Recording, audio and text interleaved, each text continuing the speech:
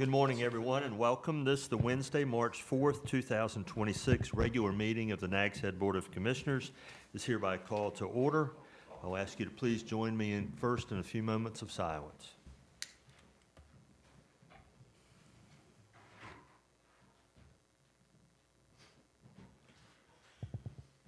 And now, if you'll please stand as you're able to join me in the Pledge of Allegiance. I pledge allegiance to the flag of the United States of America and to the republic for which it stands, one nation, under God, indivisible, with liberty and justice for all.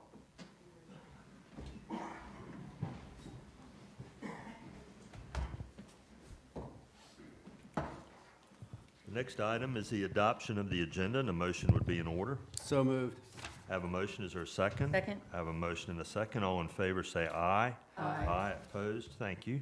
That brings us to recognitions, and we will start with Nancy.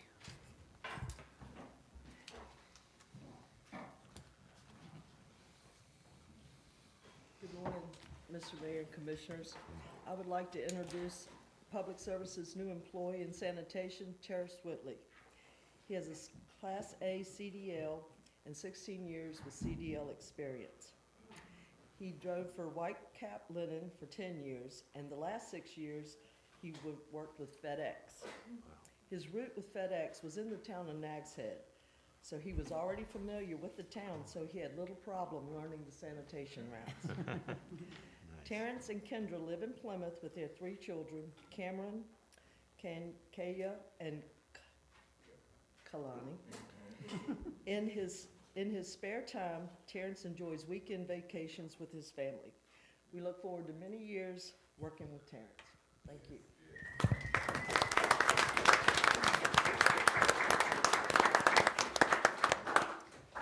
Welcome aboard. Welcome. Good luck to you.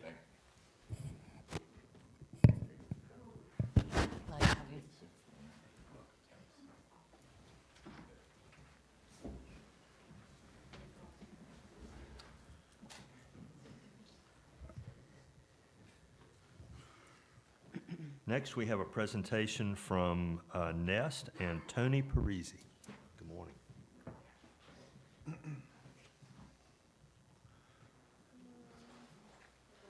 Good morning, Mr. Mayor, rest of the board. Thank you for the opportunity to talk to you about Nest, the Network for Endangered Sea Turtle, and the lighting initiative we have going. The next one, please. This is our mission. Basically, we protect and conserve sea turtles on the 50 miles of beach from Nags Head up to the Virginia line. We also do a lot of education off the beach, other things to make sure people understand more about sea turtles. And we try to have fun along the way. Next one, please. All the sea turtles that nest here on the Outer Banks are listed as threatened or endangered under the Endangered Species Act. We operate under a permit from the North Carolina Wildlife Resources Commission, which restricts what we can do, what we can't do. And currently we have well over 300 active volunteers. So we're very lucky in that regard. Next one, please. These are the things we do. We crawl patrols every morning. Once the season starts, for us it's typically about mid-May. Once a nest is found, mark it, do some other things, make sure it's protected throughout the incubation period, which is typically about 2 months. And then we do responses to strandings, whether the turtles are alive or dead. If they're alive, we take them to the Star Center at the aquarium on Roanoke Island, where they're rehabbed. If they're dead, we just document that, and that contributes to the overall science about sea turtles. Next one, please. This is a history of all the nests for the last 10, 11 years. You can see the number of nests here in Nags Head, and it varies considerably. And people ask, well, why is that? And the answer is, we really don't know. It just happens. Next one, please. Beach nourishment, which I know is going to happen this year in Nags Head, complicates our duties considerably. We do morning checks in the areas that are going to be nourished that day to make sure there are no new nests. If a nest is laid in an area that's scheduled to be nourished, we have to relocate it. So we're moving anywhere from 80 to 120, 130 eggs to other areas that aren't going to be nourished. And once an area is nourished, we have to wait until WRC clears that area and says it's okay for a nest to be there. And we assist all the towns, Nags Head included, we make sure everybody's in compliance with the Endangered Species Act. Next one. Okay, I want to talk about lighting and in preservation of dark spaces is important. It's just as important, if not more so, than what we do on the beach for nest management. It basically preserves the habitat for nesting sea turtles. Next one, please. So these are the impacts that artificial lighting has on sea turtle nesting behavior. Sea turtle mothers may reject the beach and not come out of the water. There's a higher incidence of false crawls where the turtles actually come out of the water but then decide they're not going to lay eggs. If there are lights on while a female turtle is laying eggs, she may stop doing that. She may stop, digging. She may stop covering up. It all depends on the timing of that. Lighting also will drive sea turtles to less than optimal sites. There's evidence that they may drop their eggs in the ocean and not even come ashore. When hatchlings emerge from the nest, lighting definitely disorients them, so instead of heading to the ocean, they head away from the ocean towards wherever the light is, which typically is going to be west instead of to the ocean. And the bottom line is, if you can see a light when standing on the beach, it's bad for sea turtles. And moving lights are worse than those that are stationary. Next one, please. So this is our plan, and we started this. Well, lighting has always been an issue, but we started this major initiative last year, trying to change the culture on the Outer Banks, and that includes our own volunteers. We identified Nags Head as the best place to start because the town was already interested in a Dark Skies initiative, and it was open to a partnership with us. And it's also adjacent to the public lands, the Cape Hatteras National Seashore, which obviously has very little or no lights. So we have worked the Dark Sky program for over a year, as I said. We've collected data, we've completed surveys, we've mapped problem areas, we've mapped bad lights along with nests and false crawls for the past 10 years.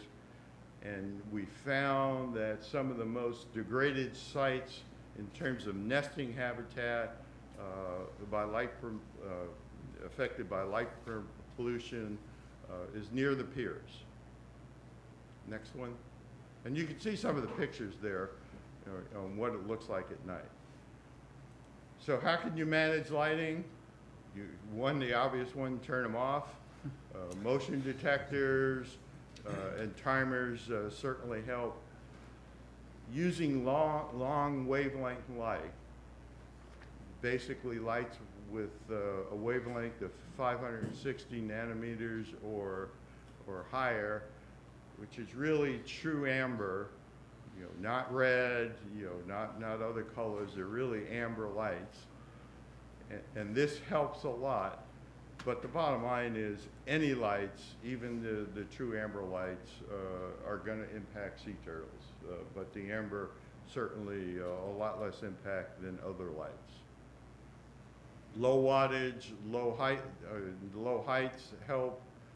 Shielded lights, so that the lights don't emit beyond the horizontal plane. You can see the lower picture, the difference in shielding.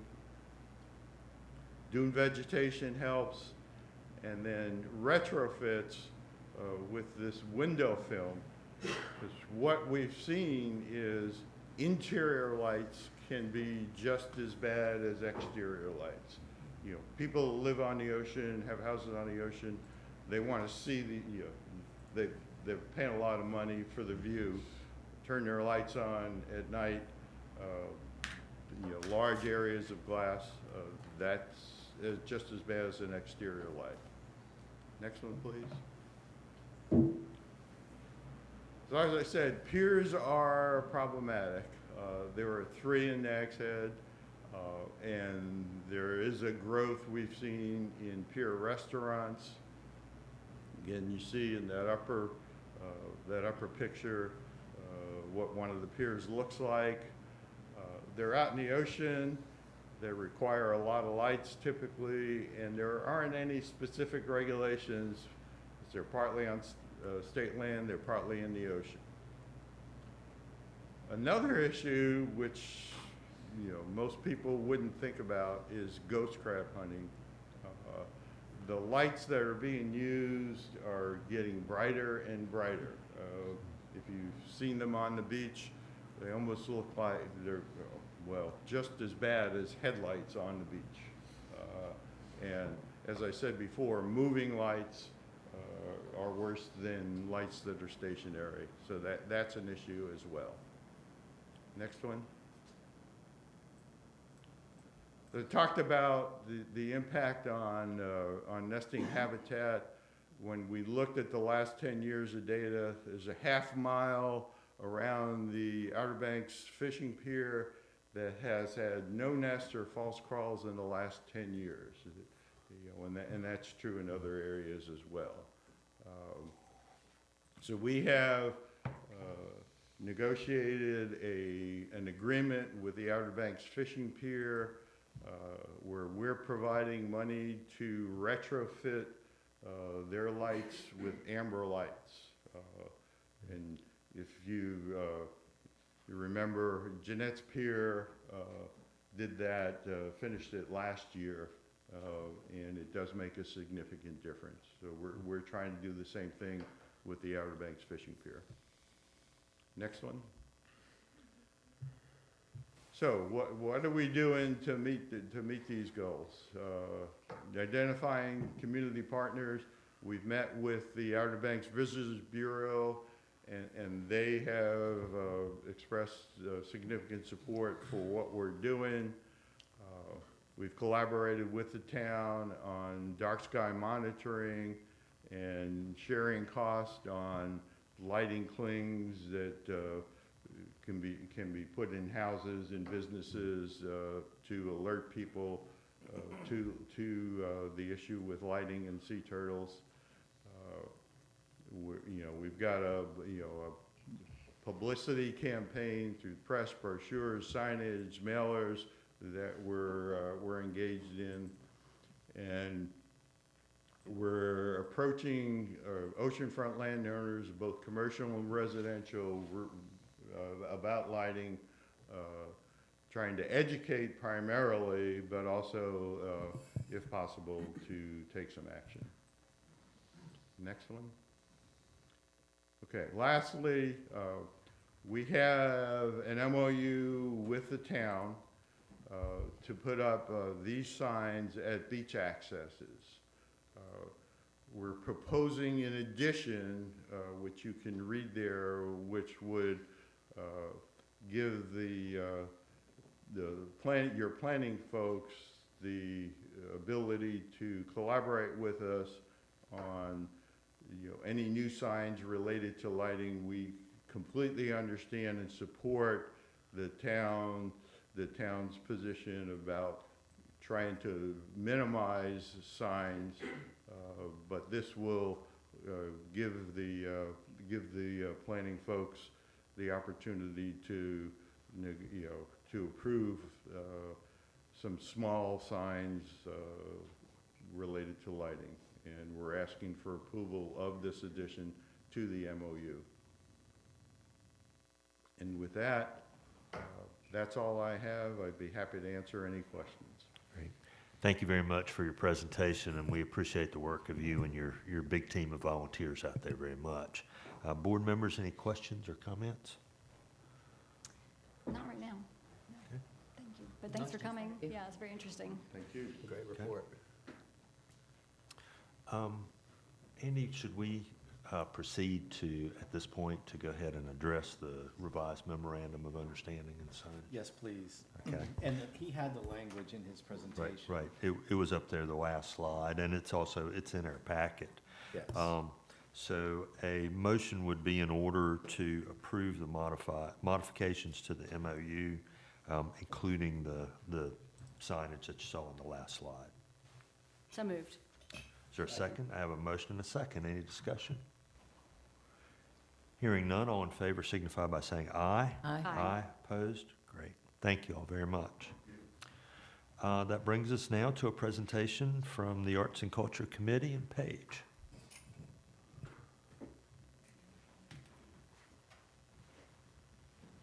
Good morning, Mayor, Commissioners.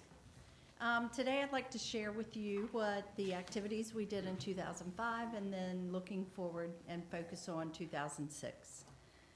2026, not 6. And there's a lot of information on these slides. I am aware you've already had it. I will probably just highlight instead of read through completely. However, if you have any questions, please feel free to ask. Just to give you a gist, for those of you who are not aware, we hold 3 markets. There is one in the summer, one in the holiday time, and then also one in the winter time. The winter time we focus mainly on food.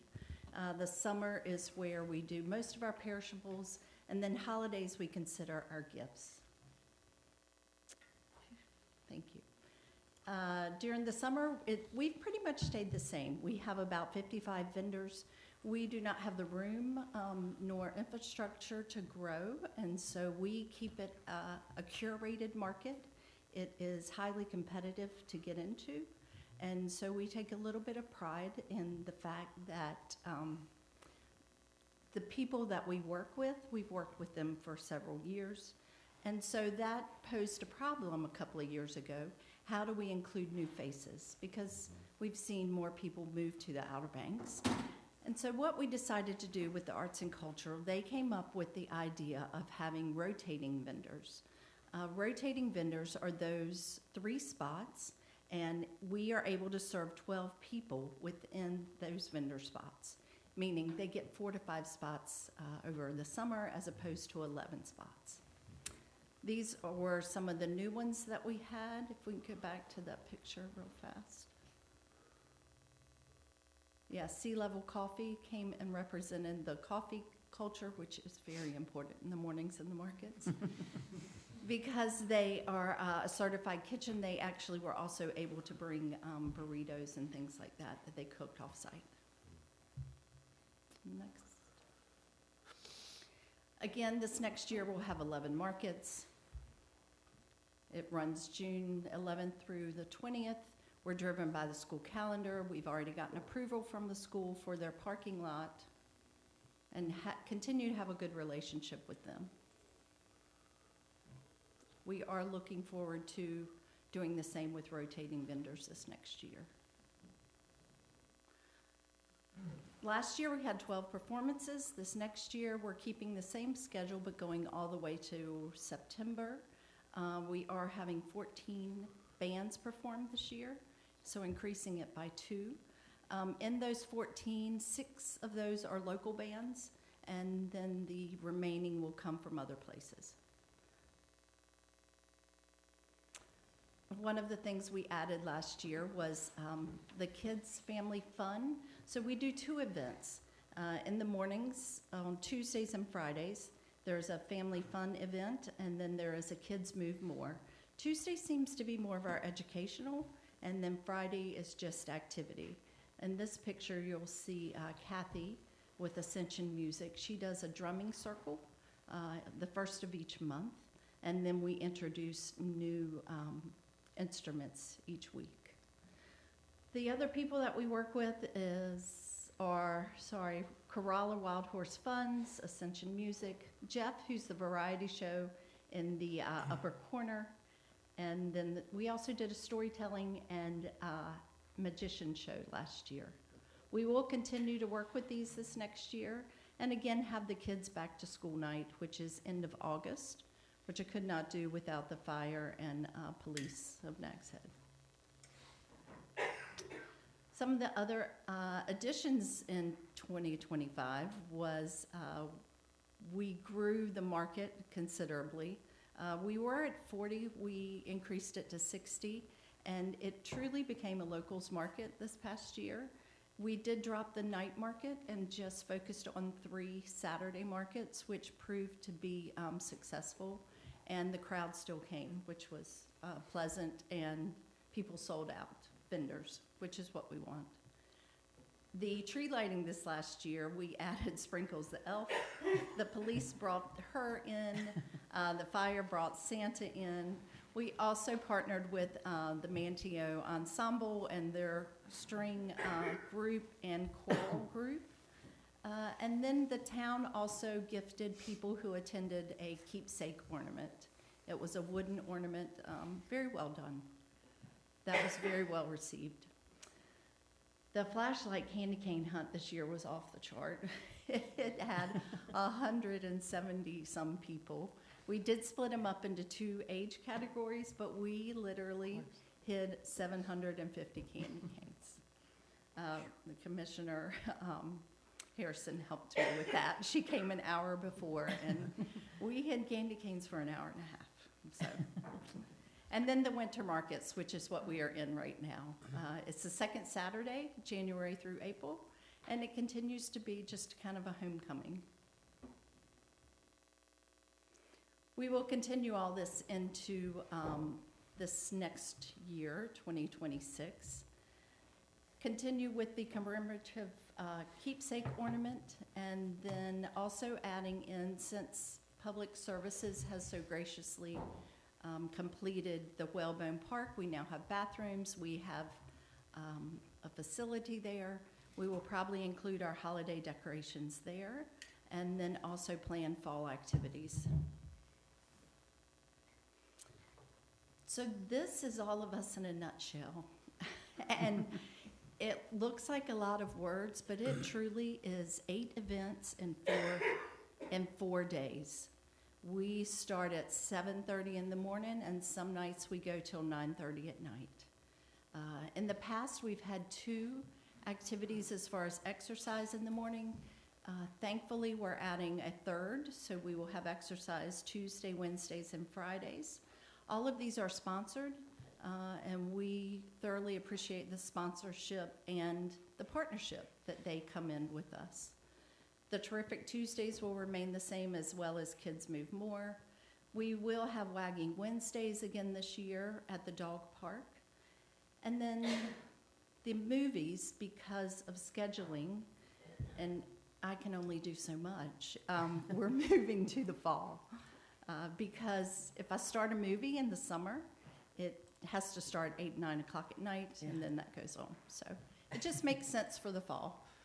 And so our fall movies will be in September, October, and possibly November when we start our holiday markets. We continue to explore the Art Mass project. This past year was Brent and Noah. This upcoming year is Red Dawn Designs and Carol Hennessy. Both of those, I picked up one yesterday, and the other one is coming in 2 weeks. So once the spring hits and Public Services puts the banners back up, We'll have 4 new ones. Also, the Nature Loom, the free art gallery, and the free little library continue to thrive. I don't know if you've seen the art gallery, but it's just so sweet. Yeah, it's a great idea. I am happy that it's at Dowdy. Thinking about another crosswalk project, looking at a couple of different streets. And then lastly is trying to figure out how we are going to add activities at Whalebone Park, but also looking back at Dowdy Park to honor Carrie Oates Smith Sanders. Andy, do you want to speak to that? Yeah, I just Not want much on spot. give the board a heads up about something. The Arts and Culture Committee's been working on a project, and if you remember back to when Dowdy Park was first designed, there was a sidewalk that was being shown around the western field, and that was never installed. We're thinking about ways to better utilize that space. It's sort of a wild field at this point. We are going to irrigate that field coming up in the next few months. And David Ryan has been working on the next round of sidewalk projects for the town. There's several going in various locations. But we went ahead and took the plans for that original sidewalk and put it out to bid as an ad alternate with this round of sidewalk projects. And depending on the bid pricing that we receive and also our ability to possibly identify funds, we would probably present that project to the board for consideration at your mid-month meeting. And if we can find the ability to do that, the idea would be we would work with the Arts and Culture Committee to incorporate something into the sidewalk, possibly mosaic work that would sort of be reflective of Carrie, and also do some other things to sort of illustrate what that sidewalk represents. So I just want to give folks a heads up on that. That's coming your way soon. Okay, thank you. Next. We always need sponsorships, but thankfully we have a good, solid group. Coastal Carolina Vacation and Sales supports our yoga. OBX Health they come to the markets and do Eat the Rainbow, and then they also sponsor a movie. Tortugas Lie does the first Fitness Fridays. This year we're adding the studio and then Beach Glow OBX. They're picking up the other wellness day on Wednesdays. We're always looking for more, but thankful for what we have. And then as far as volunteers, you know, I'm always looking for volunteers. We have a great core group, and I do not see them here this morning, but I could not do it without them. Absolutely. And then thank you to you. You heard the people when we did this survey how many years ago that I was hired, and followed through, and just wanted to say thank you to you as the board, to the members of the Arts and Cultural Committee. I see Peggy Saporito is here this morning. Thank you, Peggy. She's our chair. But they come up with the best ideas and give great support. And for that, I could not be and do my job like I do. Also without fire and our police department. They're not always a phone call away because they're usually on site. And so for that, I appreciate. And I think that is all I've got. Do you have any questions? Thank you, Paige. I do want to say we're very proud of Dowdy and all of the things that happen here. I think it's the envy of the Outer Banks community at large, and it's exciting to see all the great stuff that happens there, and appreciate the incorporation also of Whalebone Park. And so, board members, any questions, comments? No, you're doing a great job. I know that market is very hard to wrangle, and I think you handle it really well. Thank you. No questions. Thank you for all your hard work, Paige.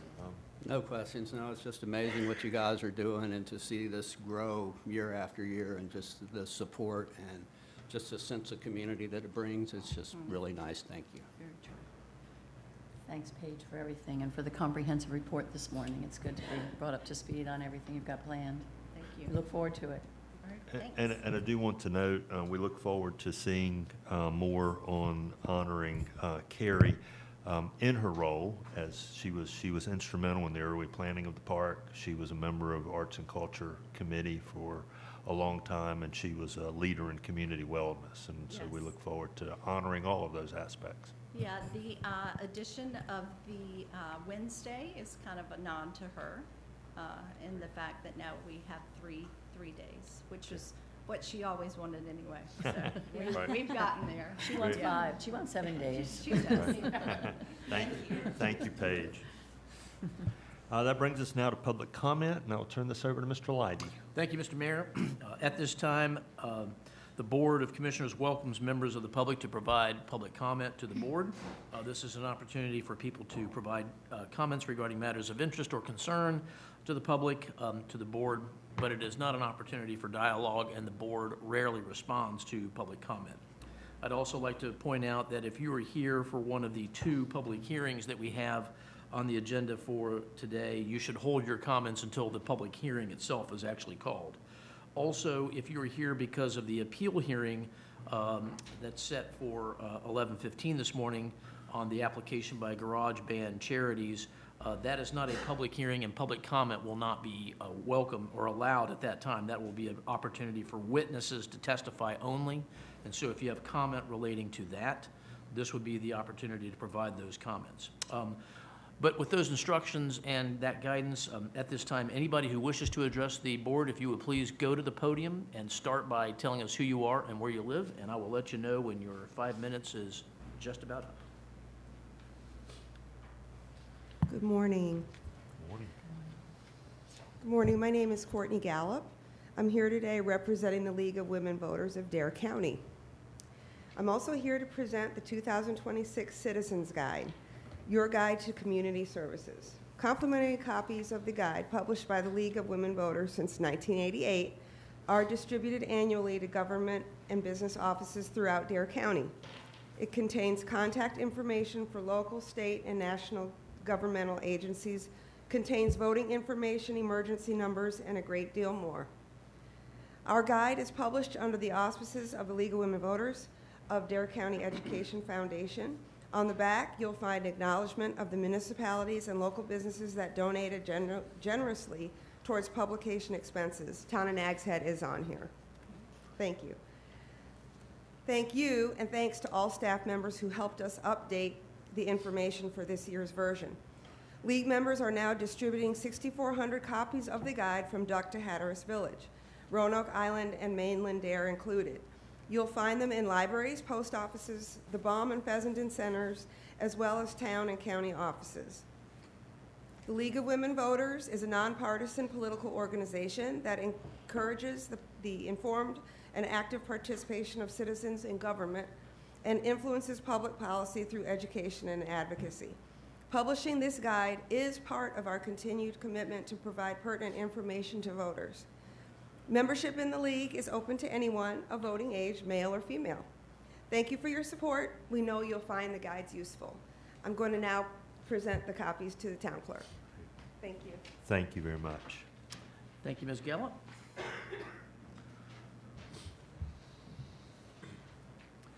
Does anybody else? Yes, sir.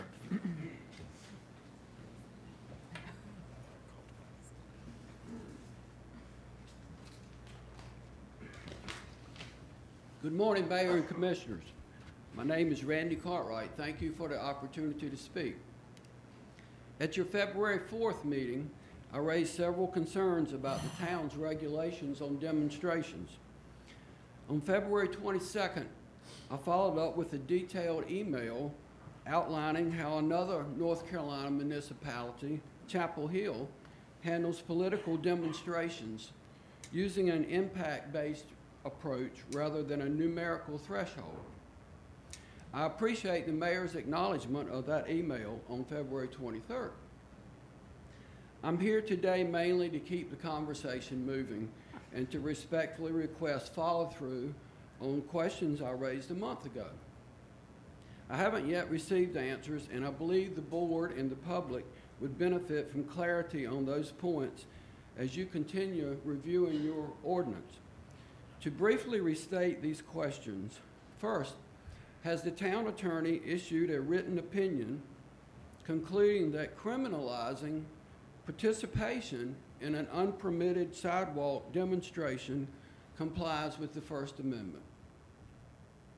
Second, does the town's ordinance contain, or does the town interpret it to contain, an exception for spontaneous demonstrations responding to breaking news or unforeseen events? Third, what specific objective criteria govern approval or denial of a demonstration permit, and what is the guaranteed timeline for that decision? It may be worth noting that no court has ever upheld a 72-hour delay for a normal political demonstration that takes place on sidewalks or right-of-ways. And fourth, how does the town reconcile our current ordinance with federal decisions that permit requirements cannot function as a prior restraint on protected political speech? I ask these questions not in an adversarial spirit, but because understanding the town's existing legal foundation is essential before anyone can discuss appropriate revisions. I want to emphasize again, and this is consistent with what I said in February, that political demonstrations are fundamentally different from festivals, races, or commercial events. Attendance at political gatherings is inherently unpredictable. People show up because they are moved by events, not because they registered or bought a ticket. A numerical threshold by itself does not reliably reflect public safety impact.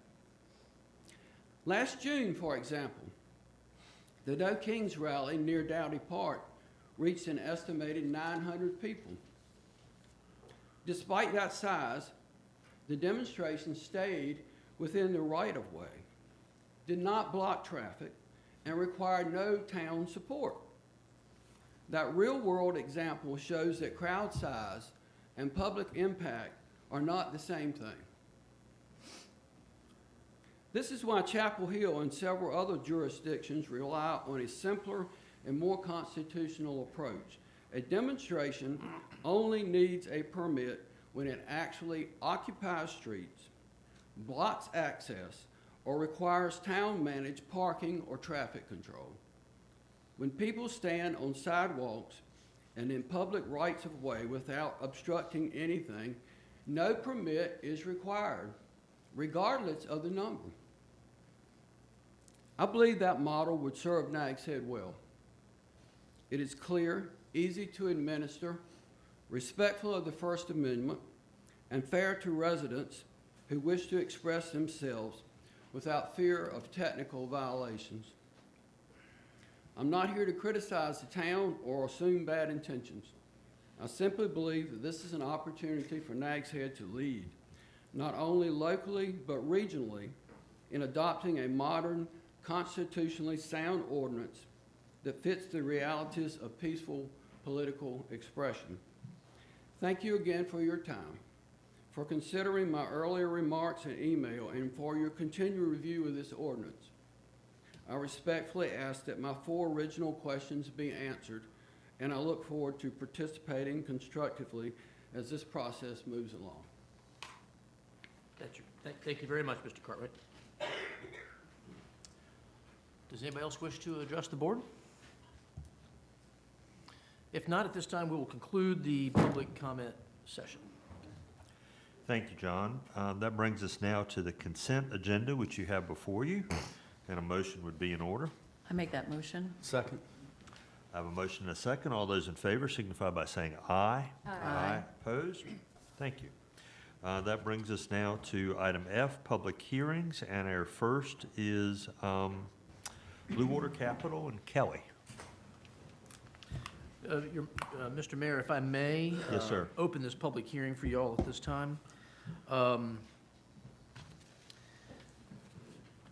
At this time, we'll open the public hearing to consider a special use permit site plan review that has been submitted by Albemarle Associates Limited on behalf of Coastal Blue Water Capital and T&W's Bait and Tackle for a group development to be located at 2230 South Croatan Highway. On this matter, the board sits as a quasi-judicial body, and therefore there are certain requirements and procedures that must be followed as part of this hearing.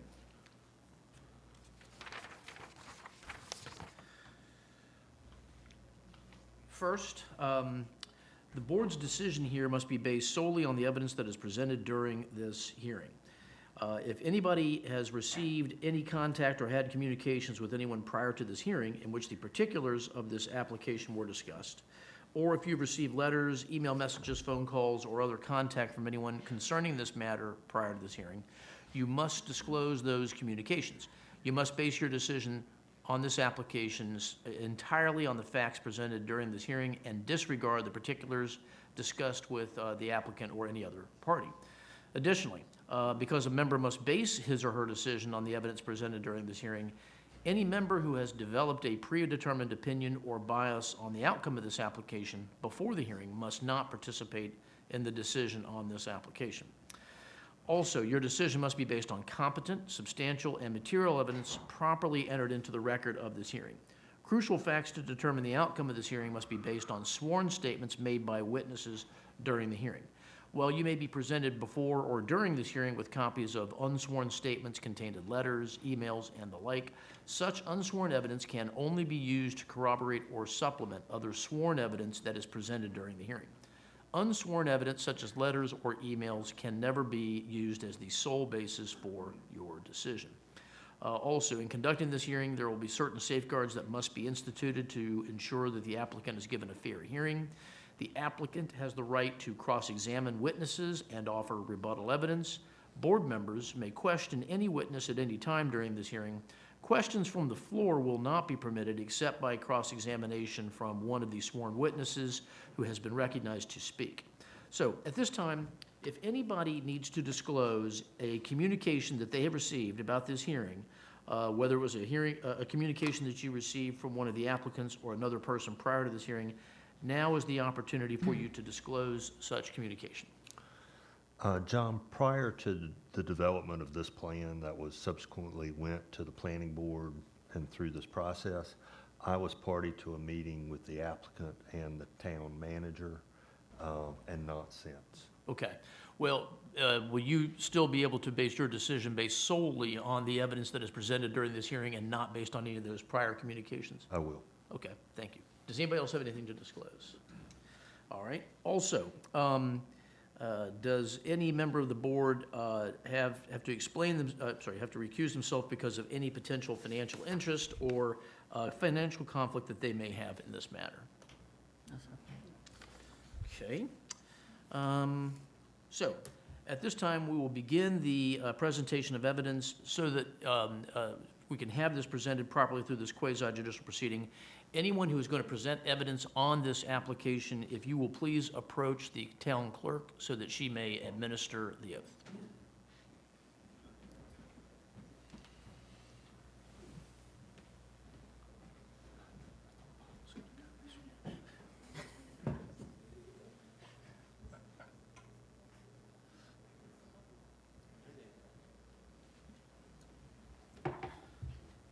All right, at this time, we'll begin the presentation of evidence with the staff's analysis presented by the Planning and Development Director, Kelly Wyatt. Thank you so much. Good morning, Mayor and Commissioners. I thought it might be best to just project the site plan up here as I go through the staff report quickly, and please feel free to stop if you have any questions along the way. As stated before you this morning is a request for a special use permit and site plan review submitted by Albemarle and Associates on behalf of Coastal Blue Water Capital and TW's Bait and Tackle for a commercial mixed-use group development to be located at 2230 South Croatan Highway. And as you can see from the site plan, This is a corner lot. It's at the corner of US 158 and Satterfield Landing. The property is zoned C2, general commercial. Currently, there's the principal use, which is TW's Bait and Tackle retail shop, and some accessory storage.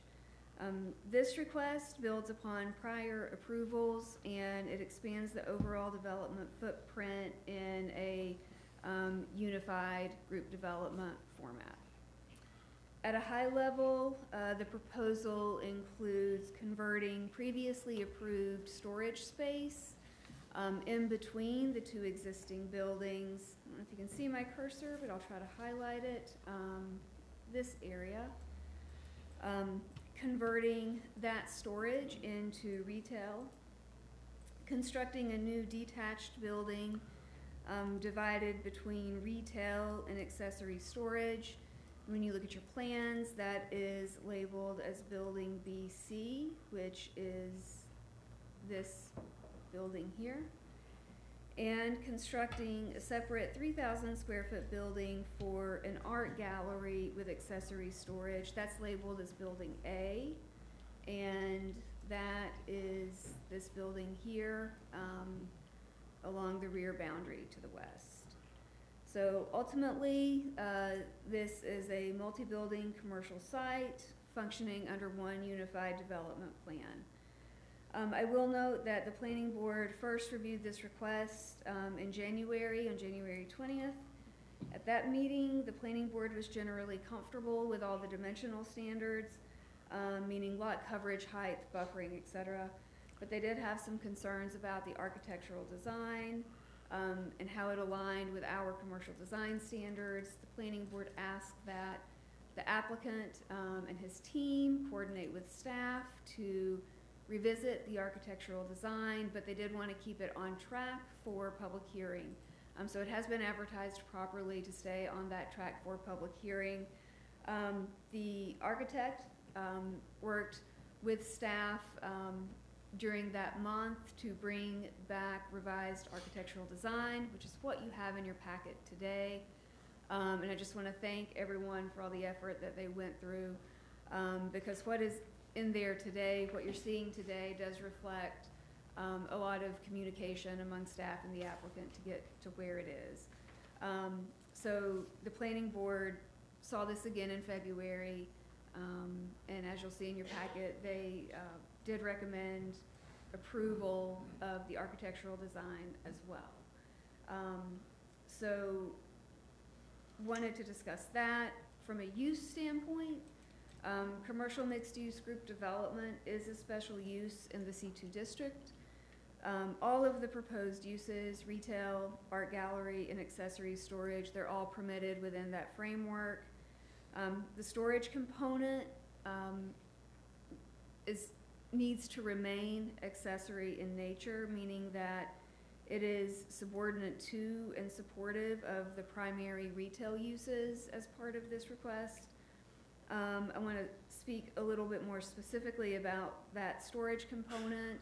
I laid it out in your staff report, but I did just want to say that under the UDO, accessory storage is defined as storage that is incidental and subordinate to the principal use.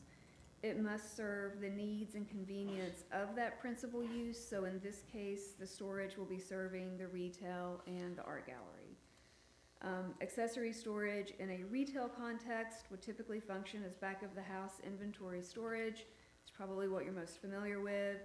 And it's going to be goods that support the on-site retail operation. It does not function as an independent warehouse or an independent distribution center. So when staff reviewed this application, we evaluated the storage area specifically through that lens. Is it subordinate in scale and purpose to the retail operation? Is it accessory to and supportive of the on-site retail and the on-site art gallery? And does it function as a group development as defined in the ordinance? Based upon communications with staff, based upon what's been represented in the application, on the renderings, and previous communications with the applicant and his design team, it does appear that the accessory storage is supportive of the principal uses and compliant with the code in that fashion. As far as dimensional standards go for this project, lot coverage, they can have 55% lot coverage. They're at 54.3. So they are compliant in that regard. It is close, and of course, we'll be looking for an as-built survey prior to any approvals to ensure that lot coverage is met. Height is a maximum of 35 feet, and they're compliant in that regard. This property is located in a X flood zone, but it does have to meet our local elevation standard of 9. All the new structures and the structure between the two existing buildings, they all have a proposed first floor elevation of 11 feet or greater, so it's compliant in that regard. And again, architecturally, it was really at the heart of what the planning board discussed, and the revised designs that you have today eliminates previously proposed gambrel roof form. It introduces much steeper roof pitches. There's a broken up roof plane, which is what we desire. It adds porch articulations. It incorporates dormers, gable brackets, even shutters. They have variable siding, horizontal lap siding on the bottom, vertical board and batten on top, and the use of residential double hung windows throughout. So that being said, staff as well as the planning board did find that the revised architectural design did meet the intent of our commercial design standards. With regard to parking, retail uses must have one space per 250 square foot of area. Art galleries require one space per 300 square feet. And accessory storage does not have, when it's compliant as accessory, there isn't a parking standard associated with that. So that in mind, the total parking requirement, after taking into consideration existing bike racks, which they have already gone through a special use approval for parking reduction for bicycle racks. They are required to have 77 parking spaces. They have 79 on site, so parking is compliant. Buffering and landscaping, there's a separate plan in your packet that shows this, but we do need to take care with the residential uses to the south. They've shown a compliant 25-foot commercial transitional protective yard in that area. That buffer yard includes 3 rows of plantings, as that is what's required. They've shown interior parking lot landscaping that meets our minimum requirements, and they have exceeded the required vegetation in terms of preservation or planting new. They've shown that, and that exceeds their requirement as well. For engineering and other staff review, stormwater management has been reviewed and approved by the town engineer. Traffic circulation was also approved by the town engineer. Wastewater improvement, you have that approval from Dare County in your packet. Fire and public services also reviewed and approved this, and would note that the buildings are now proposed to be sprinkler protected. So that is an important piece as well. The 2022 land use plan designates this property as general commercial. So we do find that it is consistent with that. Staff would say that with the revised architectural drawings, our analysis of dimensional standards, that we do find that it is in compliance with the code, and would recommend approval as it's been proposed. And as I stated earlier, the planning board reviewed this at their January and February meetings, and also found compliance. As I was running through the staff report, I realized I wasn't scrolling very much, but I will go ahead for everybody's, oops, my computer is hung up. I was trying to show you some architectural renderings, because I realized that is an important piece. There we go. Okay. So here we go. This is building A. You can see we have articulated roof here, 2 stories.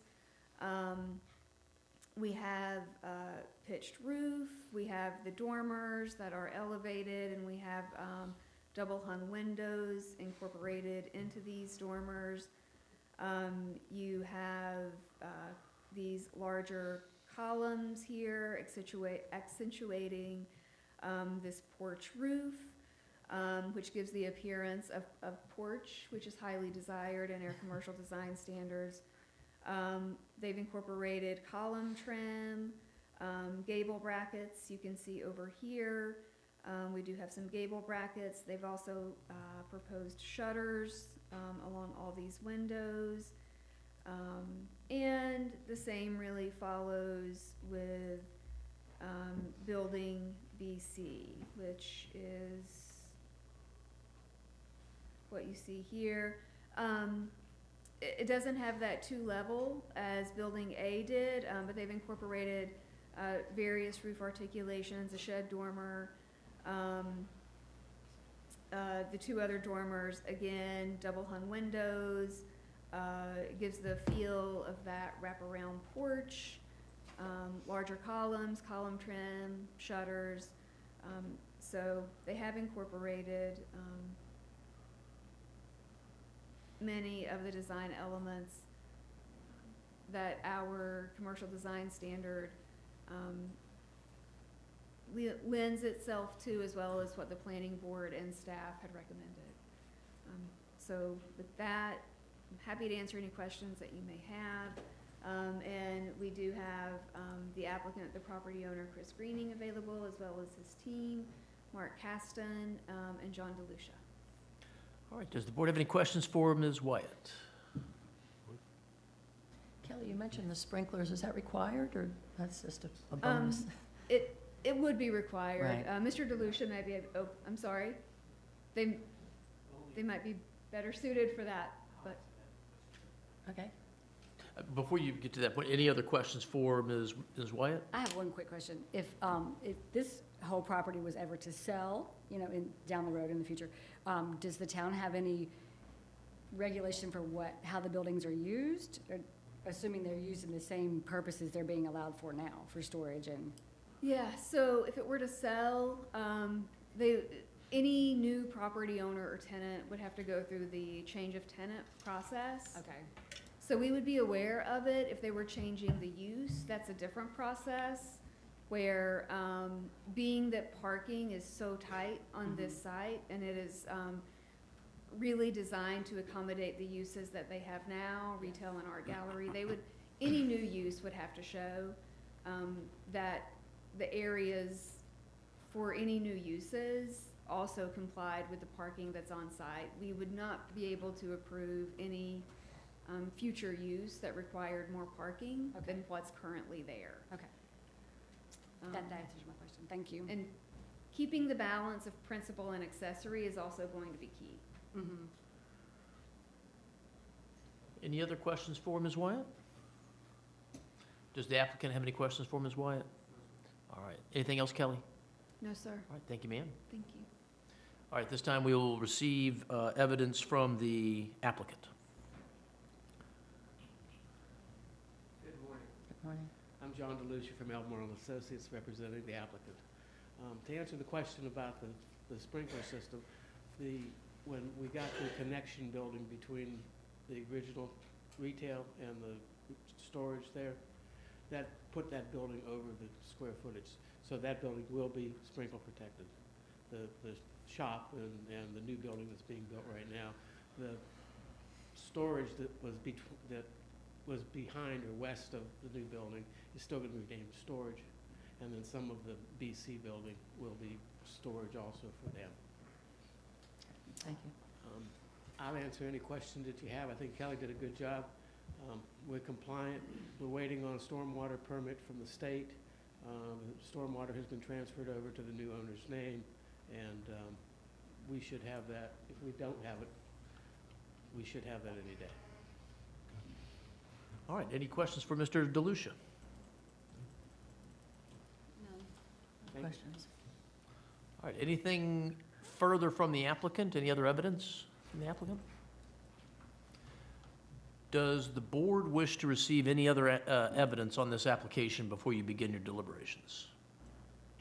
Any other questions or other information at all? All right, at this time, we will conclude the public hearing and the evidentiary presentation, and the board may begin its deliberations on the application.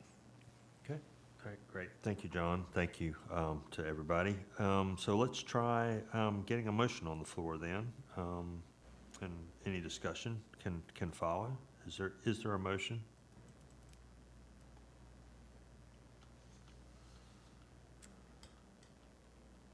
Well, I'll make a motion Okay. to approve this as presented. All right, great. Do I have a second? Second. Have a motion and a second then. Any further discussion? No. Meets all the requirements. Huh? Yeah. All right. Appreciate everybody's effort to get this to this point. Yeah.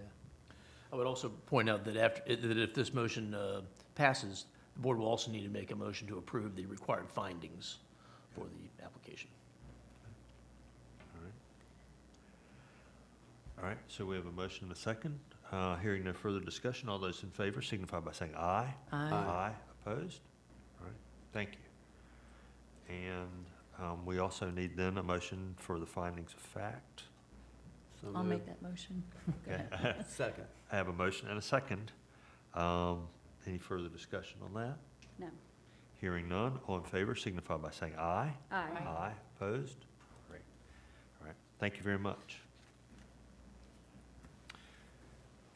Let's see, that brings us then to our next public hearing, which is an amendment to the Unified Development Ordinance. And John, I'll turn it over to you and Kelly again. All right, thank you again, Mr. Mayor. At this time, we will begin the public hearing to consider a text amendment to the Unified Development Ordinance that was submitted by Albemarle and Associates Limited on behalf of Dare County to amend the lighting ordinance for publicly owned and publicly accessible pickleball courts. On this matter, the board sits as a legislative body, and therefore sworn testimony is not needed. But we will begin this hearing by receiving the staff's analysis presented by the Planning and Development Director, Kelly Wyatt. Thank you. As noted, this is a public hearing for a proposed text amendment to the UDO related to outdoor pickleball court lighting. The request was submitted by Albemarle and Associates on behalf of Dare County in connection with the proposed publicly owned and publicly accessible pickleball courts with the Tourism Bureau. They had a site plan approved for that about a year ago. We put a little excerpt of that in your packet just as information. I would say it is important to note that text amendments are not site-specific. So if adopted, the change would apply town-wide to any publicly owned, publicly accessible pickleball court. Currently, our ordinance limits outdoor recreational courts to 15-foot candles. We use foot candles for our lighting measurement. That has historically covered tennis courts, handball courts, and by interpretation, when I started looking at this, extended that to pickleball. Those standards were intentionally written to be very conservative, focusing on limiting the glare, light trespass, and off-site lighting impacts. Even though the town hasn't formally pursued dark sky lighting certification, the ordinance already reflects many of the principles and aligns with our Dark Skies, Bright Stars initiative, which we heard a lot about during the NEST presentation earlier. So with this request, the applicant had asked for the ability to increase lighting from our 15-foot candles to 30-foot candles for recreational play, and to take that 30-foot candles up to 50-foot candles for competitive or tournament play. Those levels, those requested levels, were recommended based on guidance from the Illuminating Engineering Society, IES, which provides technical lighting recommendations for sports facilities. And I will say, I said this at the planning board, and I will say it to the Board of Commissioners, I was really surprised, and I absolutely learned something new, because when This application came in, I kind of just had that gut feeling of, ooh, this is excessive. I'm not sure that this is going to align with our lighting code. But as I started looking into it, what I realized is that Dark Sky International and Dark Sky Practices and their certification, it's really less about a foot candle measurement. It's less about the number of the foot candle and more about the fixture and the type of fixture that you're using. It's really focused on shielding your light fixture, aiming it, having the appropriate angle, having glare control, and limiting light trespass from what you're just from the area that you're trying to light specifically. So I learned that higher illumination levels can be compatible with the dark sky principles if the fixtures are appropriate and the design is as such that it meets these requirements. So that is what really led staff's recommendation on this item.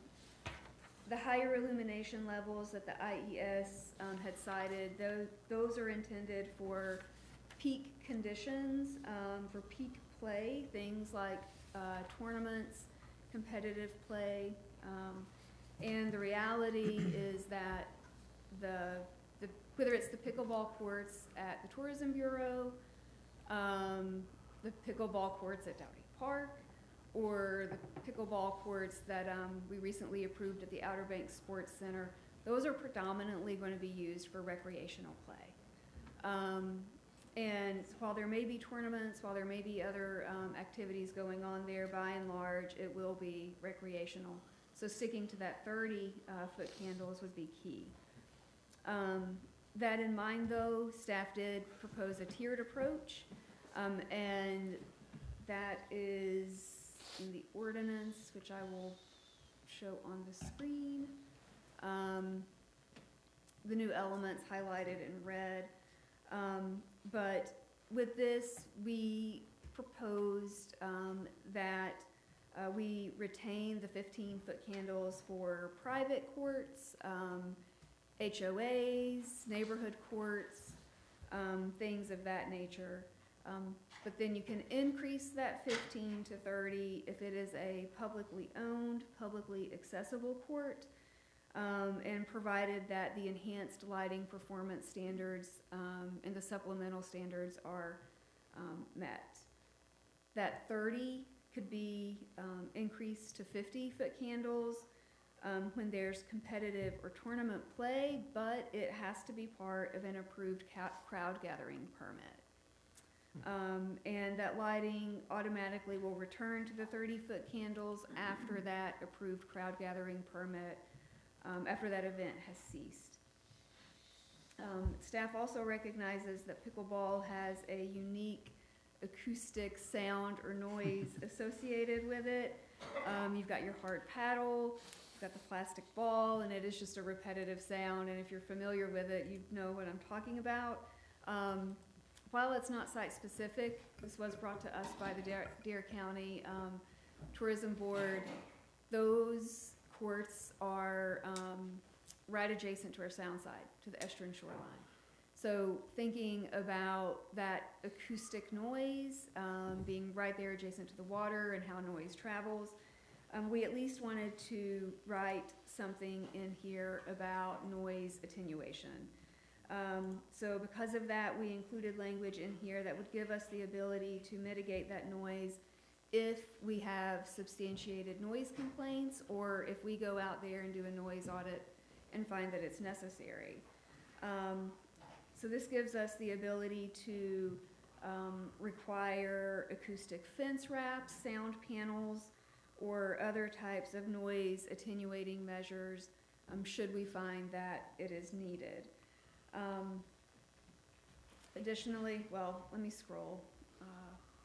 So what you have on the screen now is speaks to the foot candles. There was a proposed new section for pickleball courts talking about enhanced lighting options. I won't read through everything, but essentially the light fixtures shall be full cutoff fixtures. They shall have additional shielding, glare control measures to prevent light trespass onto adjacent properties, to the ocean beach, and to other public trust areas, which is where we'll talk about that estuarine shoreline. No light trespass shall occur on the estuarine shoreline or the ocean beach. Light fixtures shall be limited to a maximum pole height of 25 feet, with fixtures aimed so that their beams are directed and fall primarily within the playing area and away from sensitive areas. It goes back to one of the visuals that Nest had. The higher the pole, the more the lighting angle. So this lower pole hopefully allows more directed lighting.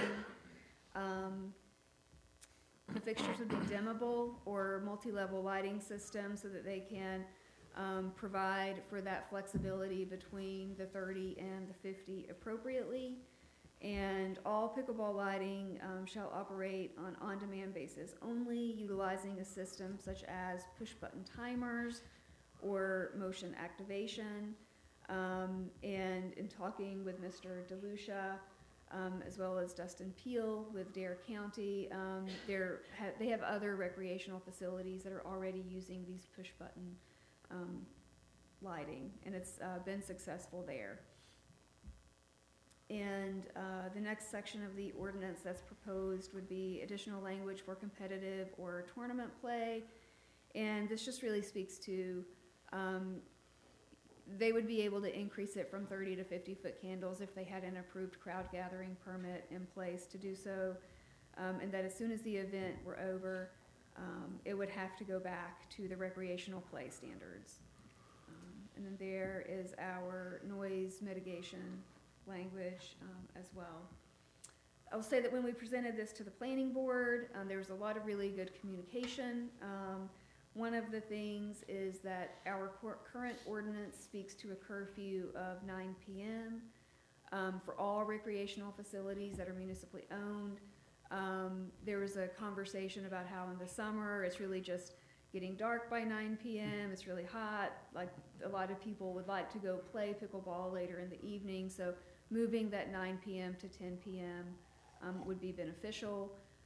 Staff and the planning board were all agreeable to that, but there was a desire to make sure that the language was clear that the fields, the soccer fields at Satterfield Landing kept that 9 p.m. curfew. They have much taller poles, much taller than 25 feet, and the lighting is much more substantial. So wanted to keep that at 9 and not just do a blanket 10 p.m. So that's what I have for you this morning in terms of the request. I'm happy to answer any questions that you may have, and John DeLucia is here representing the applicant for this and can answer any questions as well. All right, are there any questions for Ms. Wyatt? When we say extending the times to 10 p.m., is that only for pickleball or is that on other courts as well? So let me scroll up here. That would be for any publicly owned, publicly accessible court, or for any court that has gone through a commercial site plan review. So in terms of what it means today, it would be any court, it would mean the proposed courts at the Soundside event site. Those that we have at Dowdy Park are municipal and publicly accessible. And then the courts that we recently approved at the Outer Banks Sports Center, that was a site plan review, a commercial site plan review, so it would extend to them as well. Okay. But it keeps the recreational field at Satterfield Landing at the 9 p.m. Okay. I just have had people mention to me that they would like to see the facilities at Dowdy Park stay open a little tiny bit later for their kids to play basketball later into the night and that kind of thing. So it seems a little unfair to allow pickleball to be till 10 and not the basketball court until 10. So the way this is written in here, it really does speak specifically to public recreation pickleball courts. Yes. But if that's something that we want to continue the conversation on, we can make this amendment more broad, if that's the desire that. Okay. I mean, should we approve pickleball now and then down the road look at I would think. basketball or somewhere else? since That we're would only be my talking about recommendation, pickleball? so I we think don't so. change the character of the text amendment that's before you all today. Okay. So I assume there's some other type of lighting out there, if you're out there at 10 o'clock at night and all the lights cut off and you need to get back to your car, There is, so there's, and I did not go into that, I'm sorry, but the ordinance does allow for security lighting. okay. It's just a low-level, minimal security lighting for maintenance and to make sure you can get safely off the court. Lights out. All right, any other questions for Ms. Wyatt? One other question. Have you ever had noise complaints about pickleball from Dowdy Park or, well, I guess just from Dowdy Park? I haven't. Okay. I'm not aware of any. I don't know if anyone else has, but I have not. Okay. All right, That's it. I'm done. that's okay. Anything else, Kelly? That's it. All right, thank you, ma'am. Thank you. All right, any presentation from the applicant? Mr. DeLucia?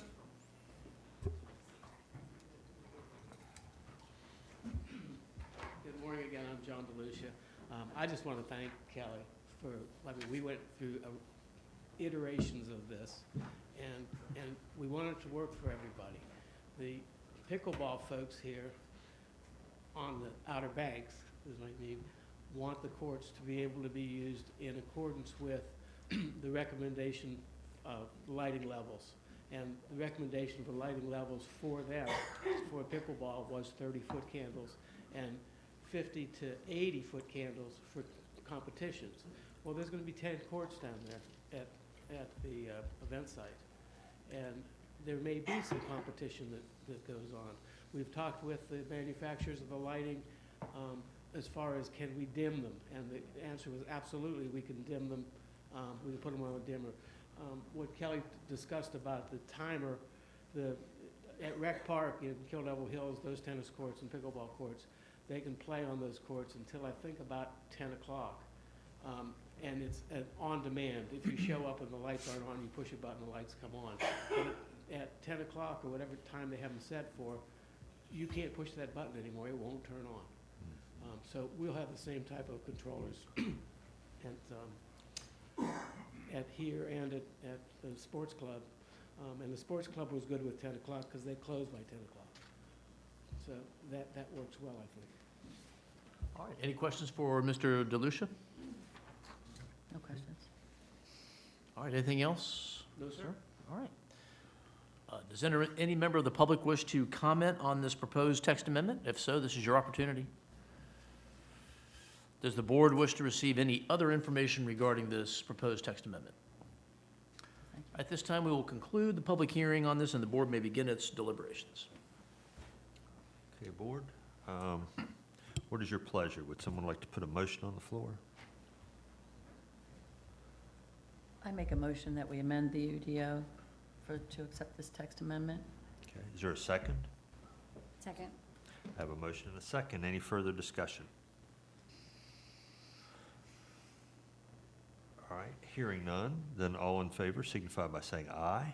Aye. Aye. Opposed? All right. John, do we need to make findings of fact? No, sir, not on this. Okay, great. Thank you very much. We do have a time-specific item for 10:30. It's 10:20. Kelly, can we squeeze in your update? Okay.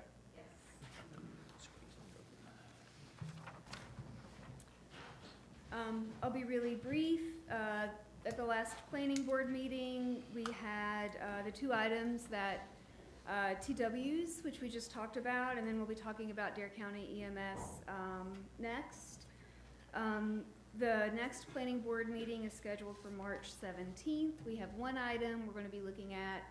It's a special use for consideration of a parking reduction of 3 parking spaces so that the Outer Banks Cancer Center can put some additional HVAC equipment out there to help with the humidity inside the building. Their humidity was too high for what they need to do there, the compounding. So there has to be some additional mitigating equipment, but it's gonna impose on a couple parking spaces. So the Septic Health Committee, they met February 24th, and our environmental planner gave an update on where we're at to date. 87 inspections have been completed. We have 7 loans issued, which is more than usual for this time of year. And 83 properties have taken advantage of the pump out credit. And then I think we have some good news on the DWI loan. We've got an email that they're composing our approval letter, so it makes me think we've been approved. But we haven't got the letter yet. As soon as we get that, we'll get the ball rolling with implementation. Very good. Sand relocation, it continues to be strong. 166 applications, 75 people taking advantage of the cost share, and we've used about 215,000 of the 400. Our Deputy Planning Director, Joe Costello, is going to update on the Estuarine Shoreline Management Plan, so won't go into that. Lastly, I think we have Art and Culture, which you received their committee update on that as well. So that's it. Very good. That's all I Thank you. Anything for Kelly? Great. All right. Thank you, Kelly. Thank you. And so I think her consultant is here for the 10:30. She's getting set up. Okay. And so, you know, one of the, could I suggest something? Yes, sir. You certainly may. Please do. I know that the next item is something that the board's heard previously. Yep. And so maybe there's time to get that in and then let her get set up. Okay. And All that right. way the applicant can be done. Okay. All right. Very good. Then let's proceed to item G2. Kelly, you're right there. So this is the site plan for the new EMS station. Yes, and Andy was spot on. I am happy to go into great detail about all of this, but you've seen it already. You saw it a little over a year ago. And the way our code reads, if you don't pull a building permit within 12 months of your site plan approval expires. And they were unable to do that, but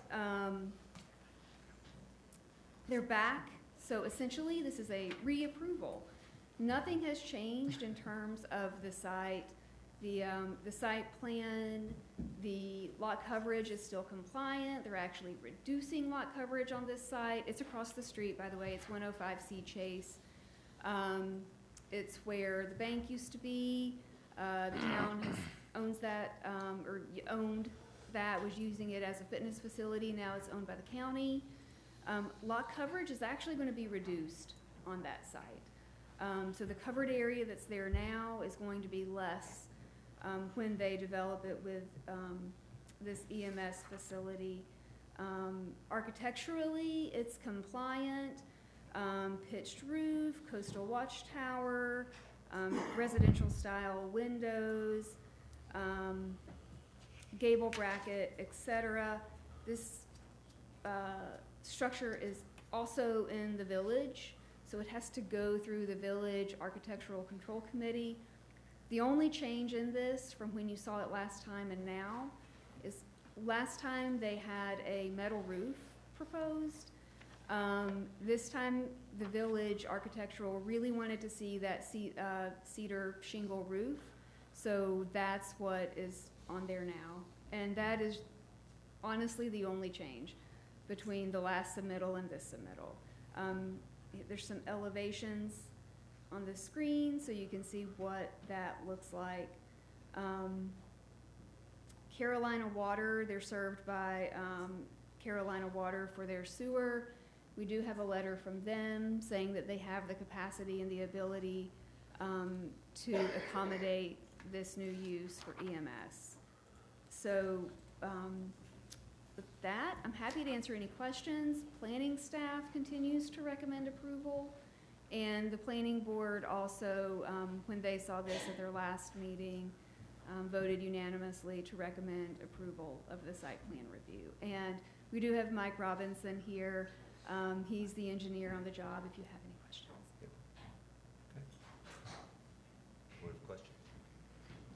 No. All right. Hearing no questions, and a motion would be in order. I'll make a motion to approve. Okay, is there a second? Second. I have a motion and a second to approve the site plan as presented. Any further discussion? No. Hearing none, all in favor signify by saying aye. Aye. Opposed? Great. All right, thank you, Kelly. Thank you. Appreciate that. And I think we're just about ready. If anybody needs a cup of coffee, Yeah, I'll take a very break. quick break.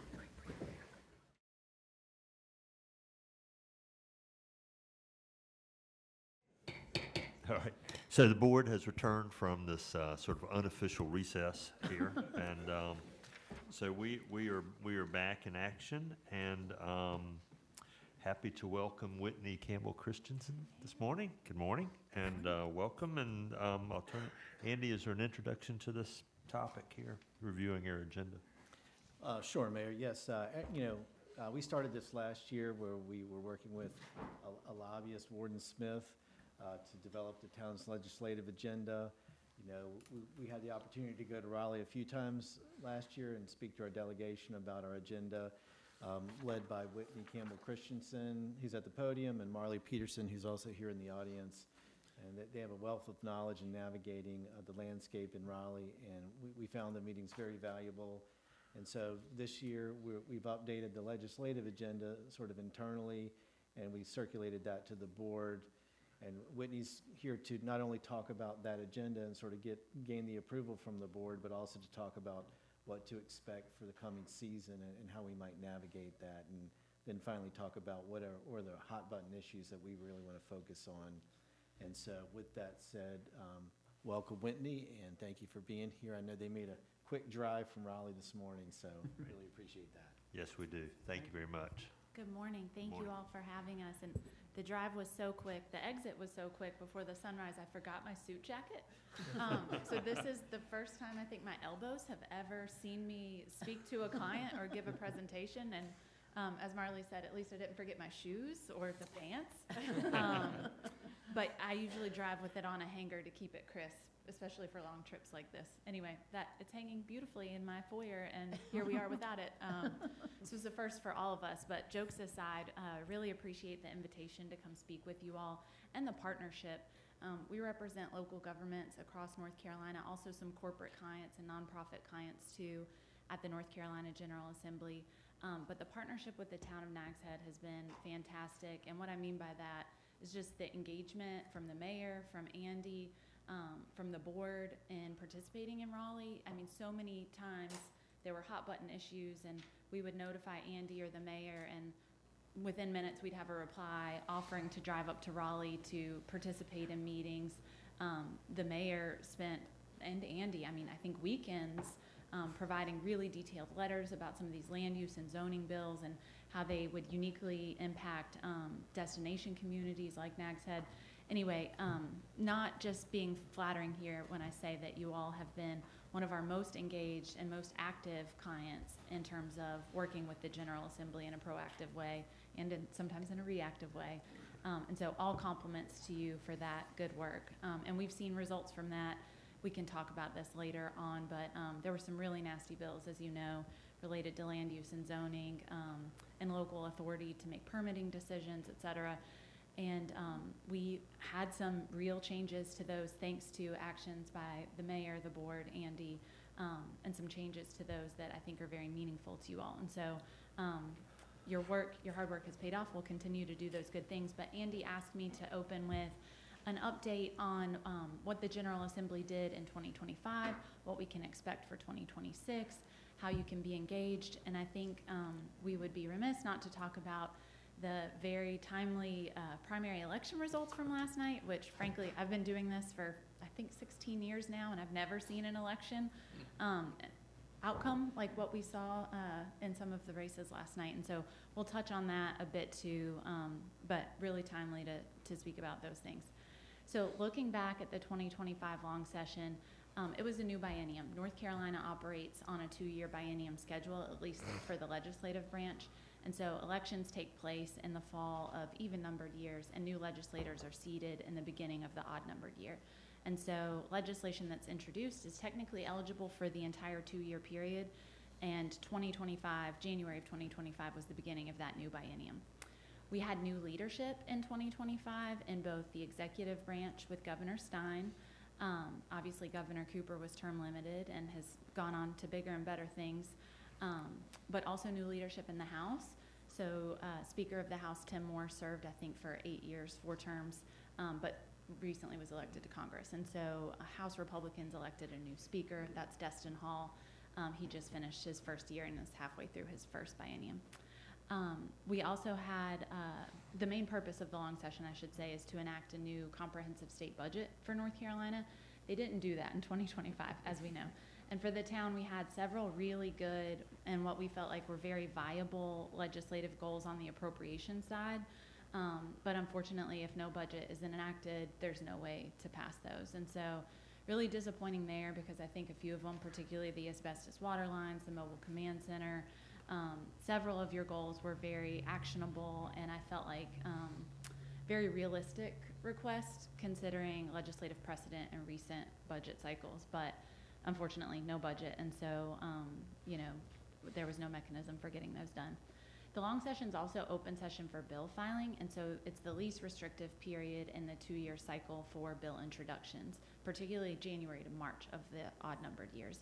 And so you'll see a large volume of bill filings, and one of our roles as your lobbyists is to read those bills each night before we go to bed, lovely light bedtime reading, and notify you immediately of anything that's life or death, like House Bill 765, which the mayor and Andy quickly pounced on. But the things that are important but less time sensitive, we just add to your bill tracking list, and you receive that each Friday.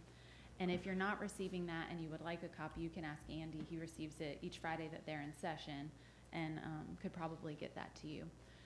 But that list is created manually, but then the software generates automatic updates based on what those bills are doing.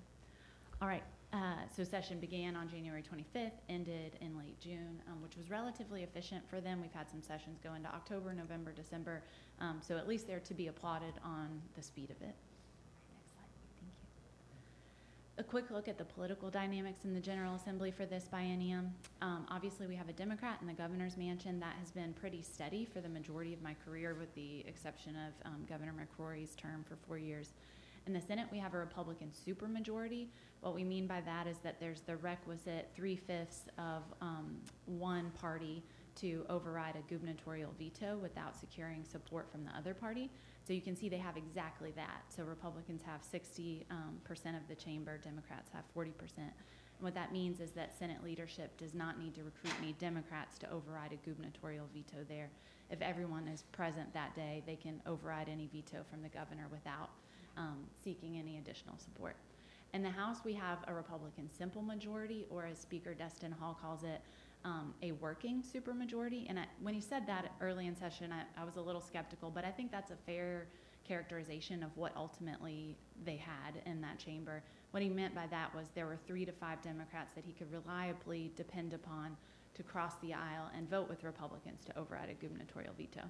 So practical effect of this is Governor Stein able to veto whatever he would like. He has been less heavy with the veto pen or the veto stamp than Governor Cooper, but there have been a number of significant vetoes there. In the House and the Senate, they can override those if they need to, but especially in the House, it's heavily dependent on attendance and who's there and who they're able to recruit. Themes from the long session, first and foremost, intra-party gridlock, intra-party tension, and what we mean by that is just a significant amount of infighting between Republican leadership in the House and Republican leadership in the Senate. Now, House Republicans all get along for the most part. Senate Republicans all get along for the most part, but between the two chambers, there was significant tension. And what a lot of that came down to was very fundamental disagreements over tax policy. Both chambers have agreed for many years now on stair-step reductions to corporate and personal income tax rates in North Carolina, and I'm sure you've seen those on your taxes. And we have a few more of those set in statute that are supposed to take place if certain state revenue thresholds are hit. And a disagreement began to emerge early last year, maybe even late 2024. No, I think it was around January of 25 when the state's economist, who's nonpartisan, brilliant, does a really great job of forecasting state revenue each year, usually within a couple tens or maybe $100 million, so really accurate projections. He gave an update in early 2025, a forecast where he said that if the state continued with the current tax cuts that are already in statute, they're already law, we only need to hit revenue triggers for them to take effect, that we could afford to continue with the 2027 tax cuts, but if we continued with the 2028 tax cut that's scheduled in law already, the state would be operating at a deficit. And I know we hear Congress operating at a deficit all the time, and you know, they print money and we owe trillions to China. North Carolina doesn't operate like that. We've never had a deficit in my career. We have a balanced budget. We usually have a really healthy surplus and save that, put a lot of that away in rainy day each year, and then use that rainy day fund for Helene and other emergencies like that, Florence, Matthew. And so the idea of a deficit is really startling to everyone in North Carolina politics. And so Senate Democrats, House Democrats, and House Republicans really quickly came together behind the idea that we need to pause that tax cut, not increase taxes, not remove it from statute altogether, but just raise the revenue threshold that needed to be hit in order for that to take effect, effectively stalling it 2 or so years depending on how much revenue the state collects. But Senate Republicans, really Berger, because we've spoken with several Senate Republicans, and I don't want to out anyone in particular, but some who may be your friends, who don't necessarily agree with Berger's position about holding the line there. But President Berger said, you know, we are not going to talk about a budget. We're not going to pass your legislation. We're not going to do anything unless you agree to allow these tax cuts to proceed. And House Republicans said, we're not going to do anything unless you agree to pause the tax cuts. And the result was they did nothing. We filed over 1,800 bills, which is pretty normal for a long session. And by the last week, or the second to last week of session, they had passed 44. We'd been in session for about 5 months at that point. So that's really low output session. Usually they pass about 300 bills. So really gridlocked, and I probably spent too long on that point. But they also did achieve a Helene relief package. There was a $500 million Helene relief package in March, and then a $700 million one in June. We worked on those, and really glad to see that they were able to get that done and set aside differences to do that. Thank you. So I got ahead of myself a little bit, but over 1,800 bills introduced, only, and I can't, my vision's really bad. Should probably get some glasses. But I think we had in the 40s by the third week of session. And then in that last week, they got up to about, I think, the mid to high 70s. I can't see it. Y'all could probably see it. 77. Okay. And then did maybe 20 or so more over the special sessions throughout the fall. And I think we have 97 session laws for the biennium as of now, which again significantly trails the 300 or 400 or so we would usually have. Thank you. They did authorize their the ability to return for special sessions throughout the fall. They did this in the adjournment resolution, so when they adjourned in June, rather than adjourning without a day to return, they adjourned to a date certain, and these were the dates certain. And so this allowed them to come back into town for limited reasons, take up conference reports, and those are bills that basically had almost made it to the finish line and were being negotiated by a few designated conferees from the House and Senate. So that's a big umbrella that gets a lot of things in. They always allow themselves to come back for constitutional amendments and to respond to litigation. But really, these sessions were pretty fruitless. There was pretty major redistricting in your district in October. Really redrew that U.S. Congressional District 1. There was Irina's Law, which made some pretty significant changes to pretrial release and bond setting in response to the Charlotte light rail stabbing.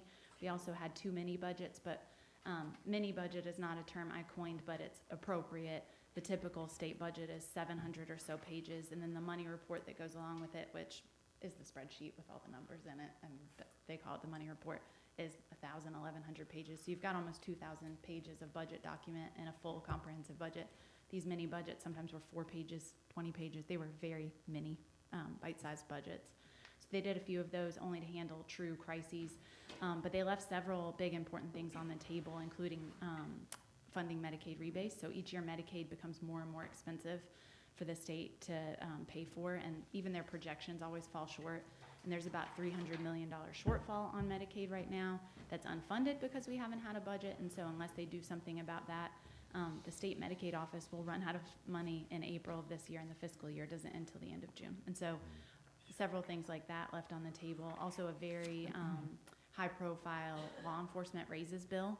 The House put together, the Senate had something very similar. They were almost identical, but they refused to pass them because they disliked each other so much. And so a lot left on the table. They were supposed to convene in November, didn't come together because they were so upset with each other. Same case in December. So really gridlocked, tense environment now. Next slide. Okay, thank you. These are the pieces of legislation that have been vetoed and are still awaiting veto override in one or both chambers. I think 3 of them relate to DEI in either local government, state government, or higher education. Most of these are awaiting veto override in the House instead of the Senate. Again, it's harder to achieve those veto overrides in the House because they don't automatically have the supermajority. But also constitutional carry, Senate Bill 50 is also awaiting veto. So each of these are what we call riding the calendar, which means they're sitting on the calendar in perpetuity, and when the day comes that the bill sponsors have the right amount of people present to achieve that 60%, they will schedule the vote for that day and take the vote. A quick look at state fiscal health and revenue because it does impact the budget. In 2025, North Carolina's GDP growth was 4th in the nation, which is really impressive. North Carolina also was ranked the #1 state for economic development by Business Facilities Magazine, which is the leading body for those those accolades. We added a significant amount of jobs and new capital investment in 2025 as well. We also had more domestic immigration than any other state in North Carolina. I don't think we were, and again I can't see it, but I don't think we were #1 by rate. Maybe we were #1 by rate, but not by population, or it was reversed. But on one of those 2 metrics, we were the #1 state for domestic immigration. But we are also in a low fire environment, and you'll hear several economists tossing that around, which basically means, and some people will call it a hiring recession, people are moving from job to job less. So looking at the state fiscal health, we did have a really healthy increase to individual income tax in 2025. It was a few $100 million, which is a decent increase. The corporate income tax increase was relatively small. I think, what was it, like? 38. Okay, 40, thank y'all for helping me read this. Which was really low. And when you consider the fact that the state budget is about $30 billion, that's pennies to lawmakers and doesn't make much of a difference. And isn't really what's driving the state's ability to increase its spending. But with that said, we do have a really low corporate income tax rate. I think we're the lowest in the nation of states that still have one. And so even big changes with corporate growth in North Carolina won't have a huge impact in terms of total dollars just because that rate is so low. And then income tax was also up. But when income tax is up but spending growth isn't up, that's always kind of an early warning sign of economic cooling. All right, so sneak peek of the 2026 short session. It will begin in late April. Very limited bill eligibility, and this isn't something that's unique to 2026. This is the rule for all short sessions. So again, conference reports, but they can bend that rule a lot. They can put just about anything they want in conference, and then suddenly it can come out in a conference report. Local bills, so that's good news for folks like us who might have something like that. And in the North Carolina Constitution, anything that impacts fewer than 14 counties is a local bill, so those are always eligible. Study committee recommendations. Some years we have a lot of study committee activity in the interim. Some years we don't. This year, I would say, is the former. We've been keeping you all updated on a really active and meaningful process in the House. They formed a House Select Committee on Property Tax Reform and have been doing deep dives on ways to evaluate property tax in North Carolina. Since December, they've had one meeting a month, and these meetings have been surprisingly robust, 3 or 4 hours long each time. They've heard from every staff expert in the General Assembly on local government revenue, local government taxation, et cetera. And so they've had some really good presentations, which I appreciate, but it is very scary for them to tackle a topic like this because we all know property tax is the #1 source of revenue for local governments, the most stable, most predictable, and so the idea that they would want to, kind of tinker with that is alarming and something to keep a close eye on. But we have been pleasantly surprised with the amount of thoughtfulness that they've put into that process. And what we've shared with Andy and Mayor Cahoon is, with this House Select Committee, that's a real body. It's bipartisan. They have been charged by the General Assembly to recommend something by April, and we think they will recommend something. The Senate didn't form a committee. The Senate created a partisan working group of 6 Republican senators, told them to go to a room somewhere and figure something out and bring it back. Last week when I was out of town, we learned that they did come up with a recommendation and that they plan to file it in April, and that recommendation is a 12-month moratorium on any revaluations, property tax revaluations. We think they might want to look at making that retroactive because Berger is really the one behind the charge, and he's very upset about the Guilford County revaluation. So I think that'll be interesting to watch and potentially constitutionally messy to have a look-back period on a revaluation that's already taken place.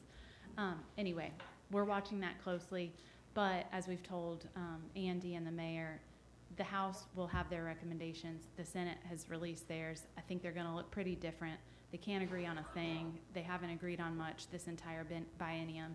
And, even if the House is able to get their proposal out and the Senate is able to get their proposal out, it's just like the law enforcement salaries bill. Unless, one chamber approves what the other chamber has sent over, it doesn't become law. So the House can approve one thing, Senate can approve something different. You don't have a law. And so they need to come together behind this idea. I don't know if they're capable of that at this point, but more on that in a minute when we talk about the election results from last night.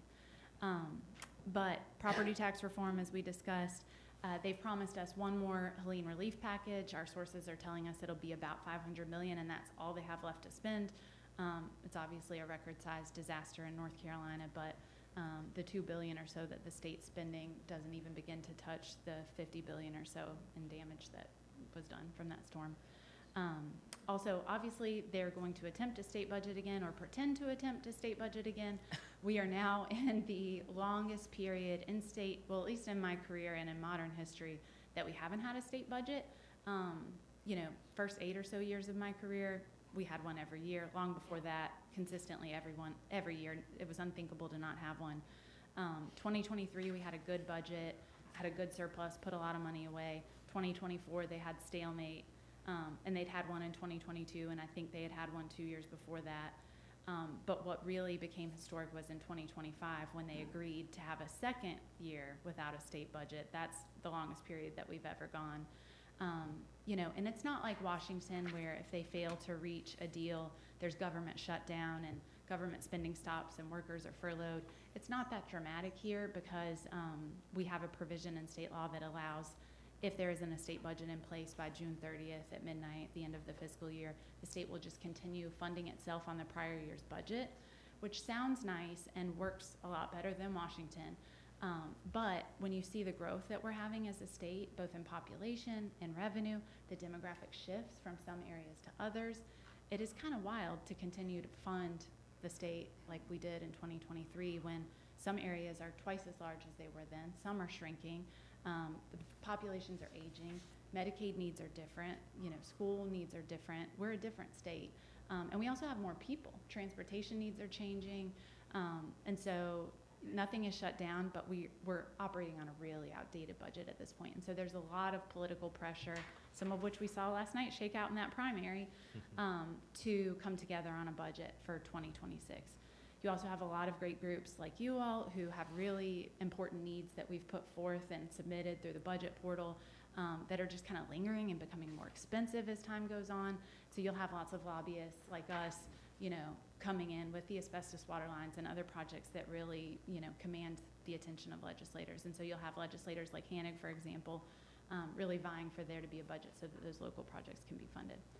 Do I think they'll get it done?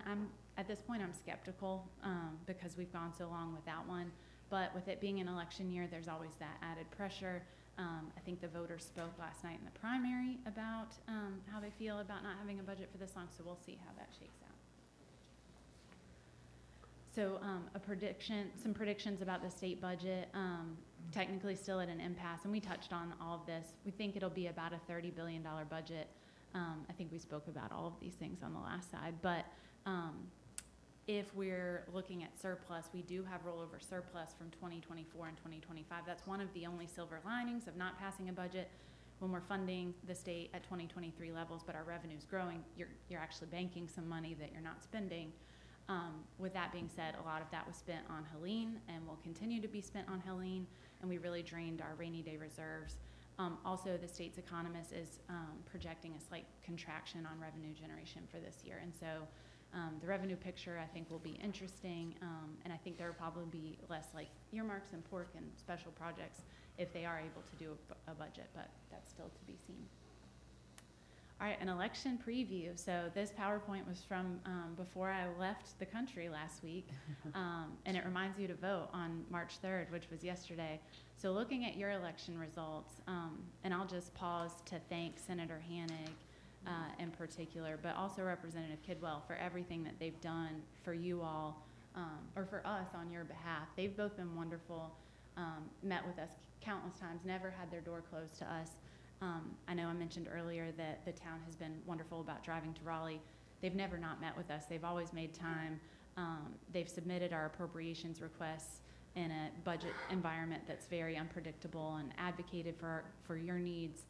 They've both been wonderful, particularly Senator Hanig. I was saying this back there when I arrived, but again, we represent local governments from all over the place, and I've never seen a legislator work as hard for his people as Senator Hanig. He's just been rock solid. I'm not getting emotional. That was just me getting hoarse from talking too much. But I would get emotional over Senator Hanig. Love that man, and he's been so good to us and to you all over the years. So he obviously decided not to run again because he was running for Congress. He got third place in that race last night, which is disappointing. He's a friend to all of us. So he, in that primary, I believe, Tillett won that race by about 5 points. And so that is a heavily Republican district, and we know what the outcome will be. It was just a matter of the primary. I hope you all have relationships there. We are eager to meet him and develop those relationships. But it will be a unique situation for the town to have freshmen in 2027 in both chambers. And I won't sugarcoat it. It's kind of a challenging situation because it's usually the second and third and fourth term incumbents who have the greatest ability to get legislation through and to get appropriations won. But I will share a positive story too. We do a lot of, I don't want to say coaching of freshmen, but it's one of the most fun parts of the job when they come in and they realize that we've been doing this for decades and they're new to the legislative building, and they ask us where the bathroom is and ask us how to file a bill and how a bill becomes law, and we get to teach them that. But for another local government we represent, they had a freshman House member in 2025, and Marley's smiling because he was just so wonderful to work with. And he would ask us every question, like, how do I take a bill jacket to the clerk's office? And we'd say, you just walk it over there, but we can show you, we can take you over there. And he was able to get two local bills done for us and submitted appropriations requests for that city. So super effective freshman, went from knowing nothing about the building to really being able to help his local government constituent in a matter of months. And so hope is not lost. I'm sure they will both be wonderful, and we're excited to work with them. But the good news is that situation doesn't emerge until 2027 and 2026 short session. You still have wonderful Senator Hanig. We have Representative Kidwell to work with too, and so it will be the same representation you had in 2025. But can't be on an election slide and not talk about what happened in Rockingham County last night. I think you all know the Senate has had stable leadership for 15 years. Phil Berger, senator from Rockingham County, has served as Senate leader, Senate President Pro Tem for 15 years, which is the longest, I think, in state history that anyone has led the Senate. Controversial figure. People have strong feelings about him. I will say, just as someone who works in the Senate every day, I feel like he runs a very tight ship, and other Senate Republicans have complained to us that they feel like they don't have a choice in how they vote, they don't have much autonomy in the decisions that they make, just because it is such a tightly controlled environment.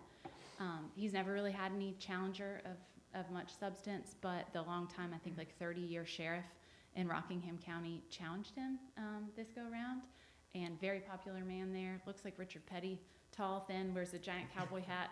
Has been walking around the General Assembly all year. Beat him by 2 votes last night. 2 votes. And if you look at the State Board of Election website, it's literally 50.00% to 50.00%, which I don't think I've even ever seen in my life, like tied down to the second decimal place. And that doesn't mean, and my husband was asking me about this last night, that doesn't mean that Sam Page will become the President Pro Tem of the Senate. But it means that if Phil Berger does not come back in 2027, Senate Republicans will have to elect a new leader. And the writing was kind of on the wall a few days ago, and some of our Senate Republican friends were starting to talk about who they might elect. And the name Todd Johnson has been floated around. He would be such a different choice. He's so casual. He wears sneakers with his suits. Who am I to talk up here without a jacket today? But very casual guy, very jovial, very lighthearted, and I think they're just craving something very different from what they've had. But don't want to put the cart ahead of the horse. What needs to happen before that is to have some finality around that race. And obviously, when there's 2 votes different, there's going to be a recount. They're still waiting on provisional ballots. They should have those in. The State Board of Elections said they should have those in by the end of today. Could be 20, they could be 50, there could be 100. It'll be interesting to see where those go, but there will be a recount. I'd be shocked if there wasn't litigation. Could be a while before we have an answer on this. Good news is we don't need an answer on it until 2027. But long story short, if we do have new leadership in the Senate for the first time in 15 years, I think a lot of this tension between the 2 chambers will alleviate. I absolutely think that the tax standoff on income tax and corporate and personal income tax will alleviate, because really there's only one person who's holding the line on that, and it's Phil Berger. And if that alleviates, I think we have bill flow again. I think we have budgets again. And I think that would be really good for the town. You know, we have really good appropriations priorities. You just need a budget to put them in there. And so if we could get those relations between the House and the Senate back where they used to be, where they can be in a room together, I think a lot of things would start moving again to our benefit. Got to wait and see what happens with the recount. And then what the Senate Republicans decide to do if they're put in a situation where they have to elect a new leader. But whether it's Todd Johnson or not, kind of everyone else in that top tier of Senate Republican leadership, I can reliably say each of them would have a better relationship with the House than Phil Berger had. So it's just something to think about. Yeah. All right, happy to take questions on any of that, or we can start talking about your legislative priorities. Completely up to you all. Mayor, Andy, whatever y'all think is best. Well, we have about 10 minutes before we have another time-specific item. And so I think the first thing would be to ask if there are any questions of you, in particular from our new board members, but anybody, any questions about this? Well, lots, but in the essence of time, we'll hold off on those. But thanks for the presentation. It's very informative. You're welcome, and you can get my contact information from Andy. Email me, text me anytime, day or night. We had clients texting us at 11 p.m. last night about the Berger results. We're at your disposal. Okay. Very good. Anybody? No questions, thank you.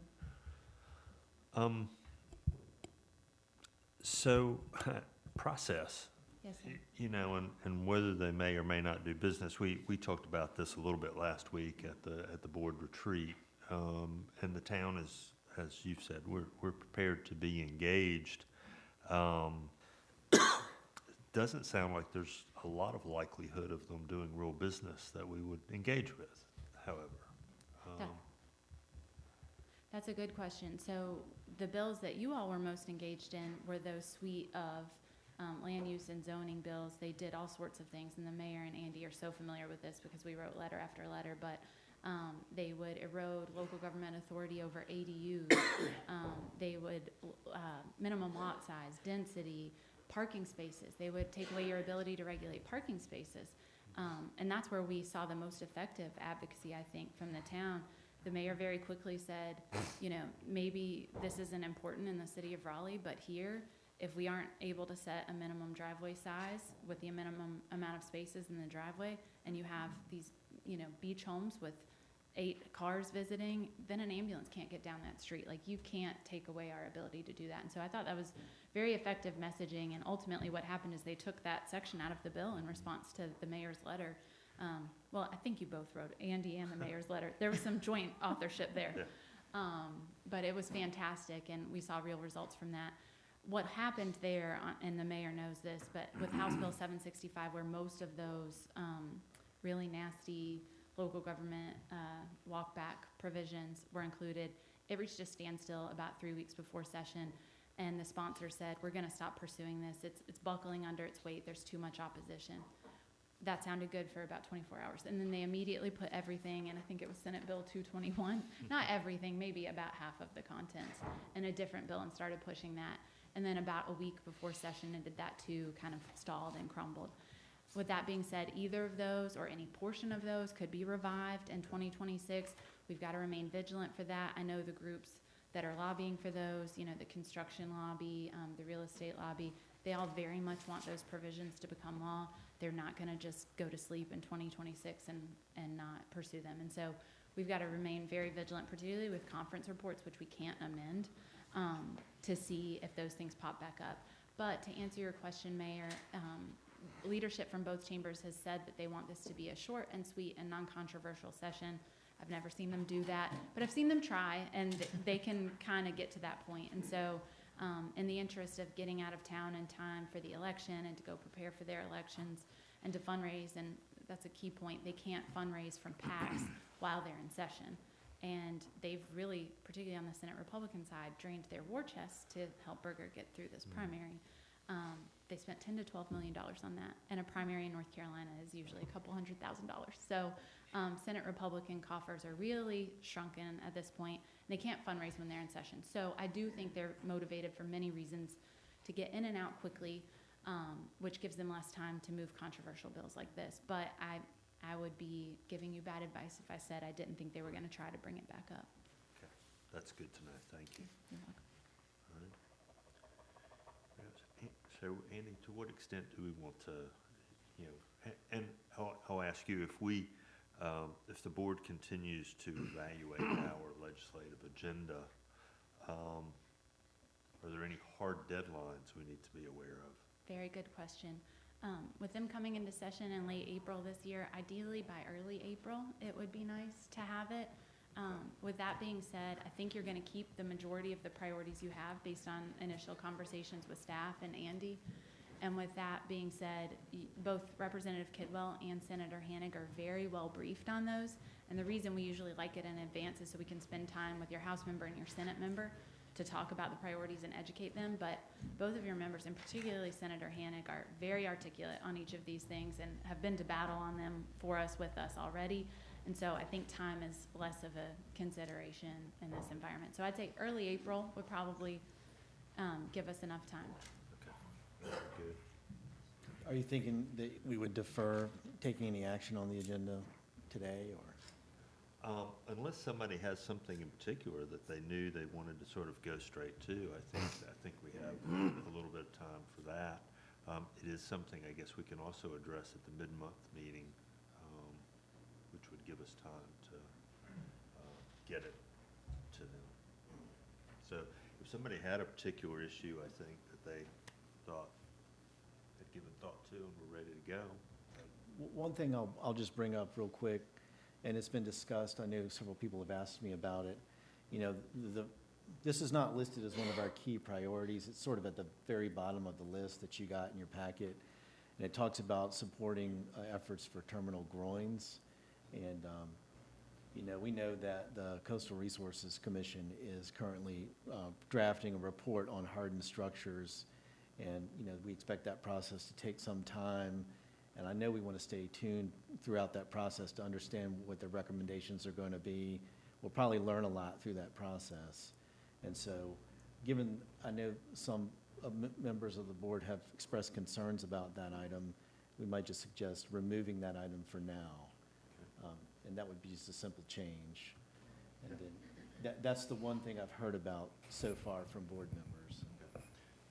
All right, and it does seem reasonable to do that, knowing that some consideration and perhaps some advice from a panel, an expert panel is forthcoming. So if somebody wanted to make that motion to withdraw that item from our legislative agenda for now, please do. I'll make that motion to remove the item about terminal groins from our legislative agenda. Okay. Second. I have a motion and a second. Any discussion? All right, very good. Hearing none, all in favor signify by saying aye. Aye. Aye. Opposed?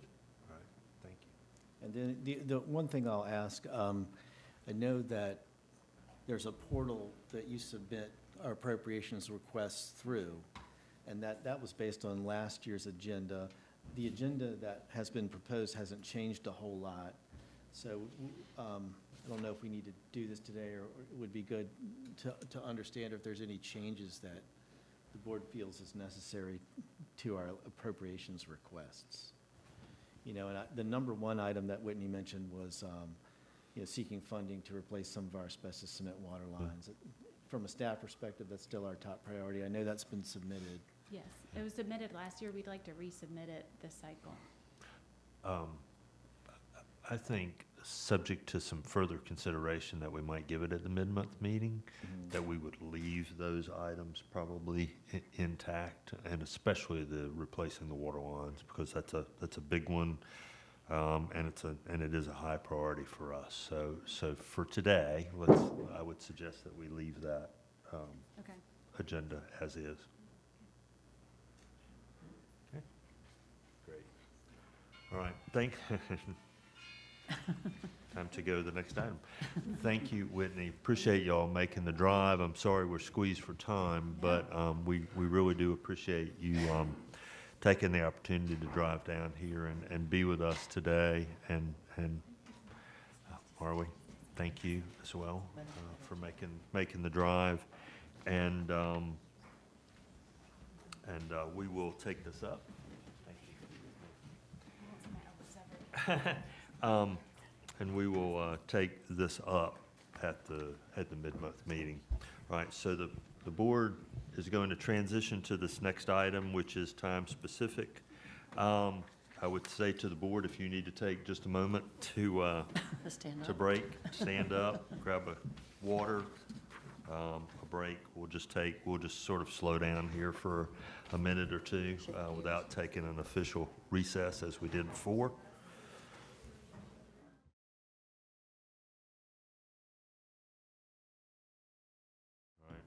Thank you all, gavel, even though we weren't in an official recess once again. And we will proceed to our next item, which is time-specific, which is consideration of an appeal by Garage Band Charities Incorporated. And I'm going to turn this over to the town attorney, John Leidy, and the manager, Andy Garman. Thank you very much, Mr. Mayor, and since this is something we have not done in a number of years, I have some instructions and some guidance I'd like to provide to the board. So if you'll all bear with me. At this time, we will open the hearing on the appeal that's been requested by Garage Band Charities, Inc. from the staff's denial of their application for a crowd gathering permit. On this appeal, the board sits as a quasi-judicial body. A quasi-judicial hearing is the process for the board to adjudicate how the general law applies to a particular situation based on an evidentiary record presented during the hearing. This appeal arises under the town's ordinance contained in Chapter 4, Article 1 in the town's Code of Ordinances. The applicant submitted an application for a permit to conduct a crowd gathering activity. That permit application was denied by the town manager pursuant to the ordinance. On this appeal, you are not bound by the decision of the town manager and must consider the matter de novo, which means the board is not bound by the prior decision or any of the findings or recitals made in that decision, and the board may freely substitute its own judgment as to whether the permit should be granted or denied. Your two key responsibilities in this hearing are, 1, to determine contested facts, and 2, apply the legal standards to the facts. You may apply only the standards that are already contained in the town's crowd gathering ordinance. You are not permitted to change or modify those standards during this hearing or as part of your decision in this case. In deciding whether or not to issue the permit, you must consider the information provided in the application and whether it complies with the requirements of the ordinance. You may also consider evidence regarding the following: any conflicts or possible conflicts with other events and performances, the burden placed by the event on public agencies, the adequacy of security, traffic control, and crowd control provisions, the health and safety conditions for the attendees, and the capacity of the area designated for the event to contain the expected number of vehicles, participants, and spectators. Additionally, you must determine from the evidence presented during this hearing whether the proposed activity will not unreasonably interfere with or detract from the promotion of public health, welfare, safety, and recreation, whether adequate public services are available for security, traffic control, and crowd control, whether or not the proposed activity is reasonably anticipated to incite violence, crime, or disorderly conduct, whether or not the proposed activity will entail extraordinary or burdensome expense or operations on the police department or other public agencies, and whether or not the activities will interfere with other scheduled events. You may decide to deny the crowd gathering permit activity for certain specific reasons as set forth in the ordinance, among which the following seem pertinent based on the materials that have been provided in the record. Even when all conditions are met for approval of a crowd gathering activity permit, the permit may be denied when, in the informed judgment of the board, the special event is likely to create the imminent possibility of disorderly conduct, likely to endanger public safety, or to result in significant property damage, or the special event is likely to violate public health or safety laws, including but not limited to trespassing, noise violations, unauthorized use of public or private property, or the special event will likely result in violations of town policy or other law. It is relevant to consider whether the applicant has failed to conduct a previously authorized crowd gathering activity in accordance with the law or the terms of a permit, or both. However, you should not deny a permit based solely on evidence that the applicant has failed to conduct a previously authorized crowd gathering activity in accordance with law or the terms of a permit, or both. If you make such a finding, you should consider the other superseding reasons for denial that I have just provided to you. In particular, you should consider in that instance whether the fact of any prior violation of ordinance requirements or other law in the past is likely to cause the event to create conflicts with other events and performances, is likely to impose an undue burden on the town's departments, including but not limited to the public safety workers, would likely cause security, traffic control, and reasonable crowd control provisions to be inadequate, the health and safety conditions for attendees, and whether the capacity of the area designated for the event is not likely to contain the expected number of vehicles, participants, and spectators. Your analysis of these factors should also include whether there are reasonable conditions that can be placed on a permit that would be reasonably likely to ensure compliance with all of the ordinance requirements and ensure that violations like those that may have been experienced in the past would probably be avoided. The permit must be issued if the required considerations of the ordinance weigh in favor of approving the application, and you also find that the following exist: that the proposed activity will not unreasonably interfere with the rights of the general public in having free access along public ways and streets, that the provisions and plans for security, traffic control, and crowd control, as well as health and sanitation, and all matters required to be included in the permit application are adequate, and that the applicant and sponsor have the reasonable capability of carrying out such plans and preparations. If the board decides that the grounds for issuance of the permits have been shown, you may place reasonable conditions on the permit to ensure that the provisions of the ordinance, as well as the safety and welfare of the general public, are protected. Any conditions that you place must be based on the criteria or requirements of the ordinance. Now, A member must not vote on the application if the outcome of the matter being considered is reasonably likely to have a direct and substantial financial impact on that member. If such a direct and substantial financial conflict exists, the member should disclose it and ask to be excused from consideration of the matter. If any of the members present have had any contact with anyone prior to this hearing in which the particulars of the application or the proposed event were discussed, or if you have received letters, email messages, phone calls, or other contact from anyone concerning this matter prior to the hearing, you must disclose those communications. You must base your decision on this application entirely on the facts presented in this hearing and disregard the particulars discussed with the applicant or other parties. Because a member must base his or her decision on the evidence presented during this hearing, any member who has developed a predetermined opinion or bias on the outcome of this application before the hearing must not participate in the decision on this application. Your decision must be based on competent, substantial, and material evidence properly entered into the record of this hearing. Crucial facts used to determine the outcome of this hearing must be based on sworn statements made by witnesses during this hearing.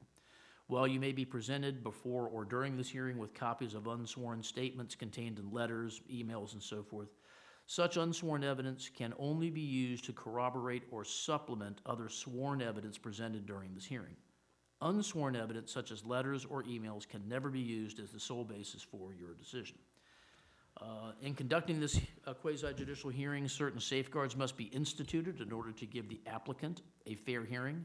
The applicant has the right to cross-examine witnesses and offer rebuttal evidence.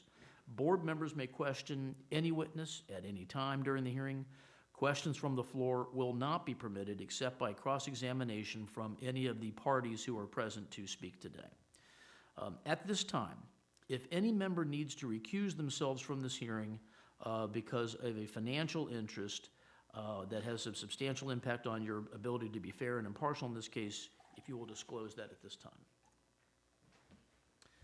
All right, also, at this time, if any member needs to disclose any communication about the subject of this application or this hearing that the member has had with one of the applicants or any other person prior to this hearing, this is the opportunity for you to disclose such ex parte communications.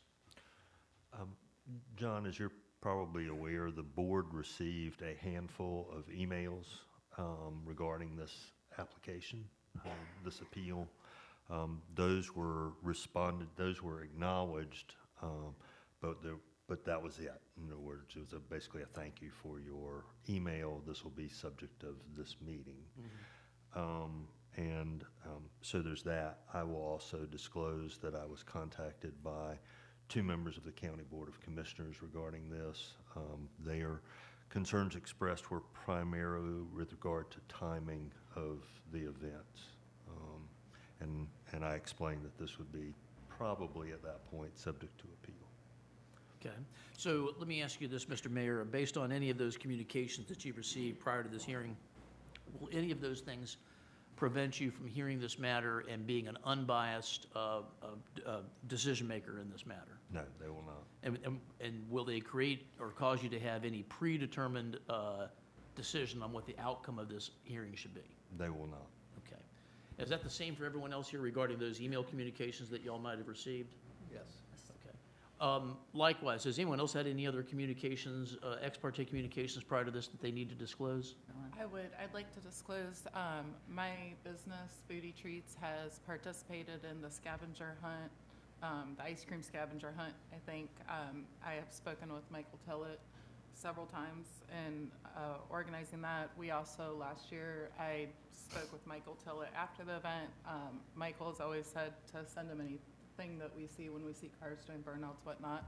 I did send Michael 2 pictures and a video, and we spoke afterwards. Okay.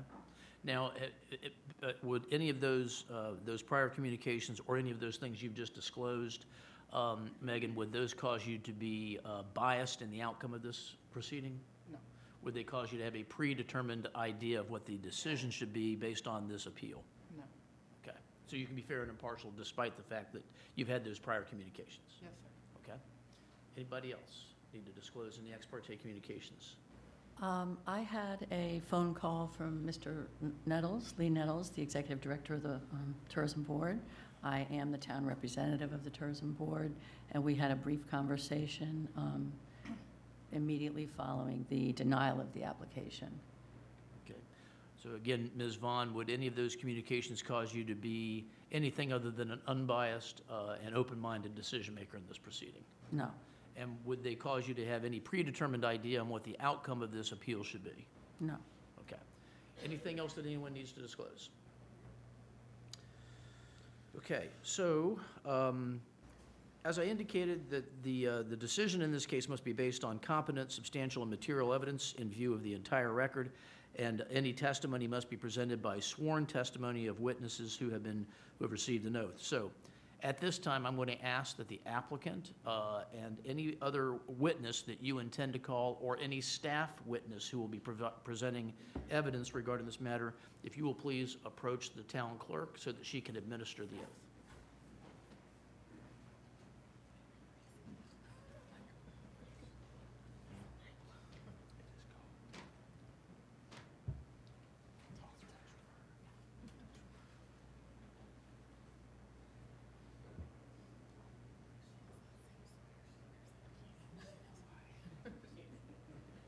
Wow. Gonna need a bigger Bible.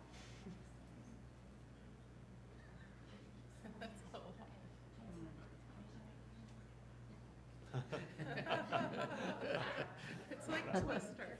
It's a Twister. Move that way a little bit. We need a picture. We need a picture.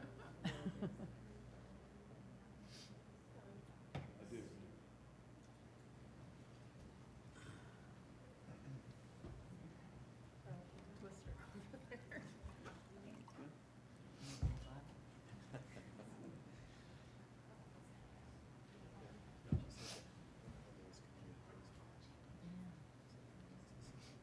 there. Okay. So at this time, we are going to begin the evidentiary presentation, beginning with the presentation of the staff's position and presentation presented by Town Manager Andy Garman. Okay, thank you, John and board and folks in the audience.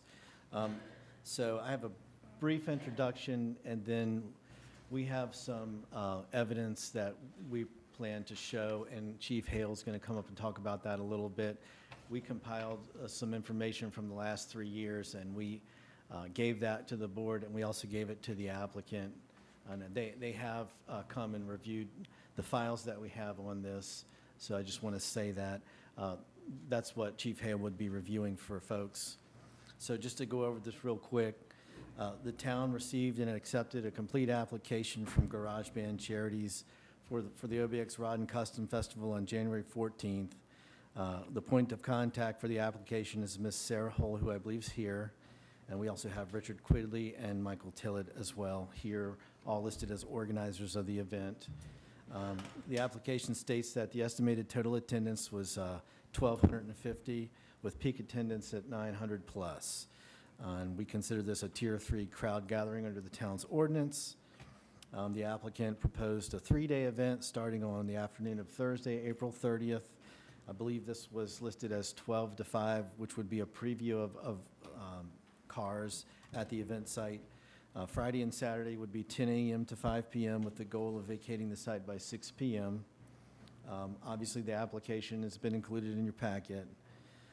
As the ordinance expresses, the town has a crowd permit review team that reviews the applications. Our office serves as the coordinator for these reviews. This consists of mainly department heads from police, fire, public services, planning, and administration. In addition to providing details on who the event will be managed at its primary location, the ordinance requests that the applicant provide a general plan which describes the impact and plans for the impact of the performance or activity on existing parking areas, streets, highways, and the burden placed on public agencies for traffic and crowd security and control. The town attorney already described some of the items in the ordinance that would either cause us to issue or deny a permit. I need to necessarily repeat those items. I do think that there's one key thing that he mentioned, which is section 4-8.5, superseding reasons for denial.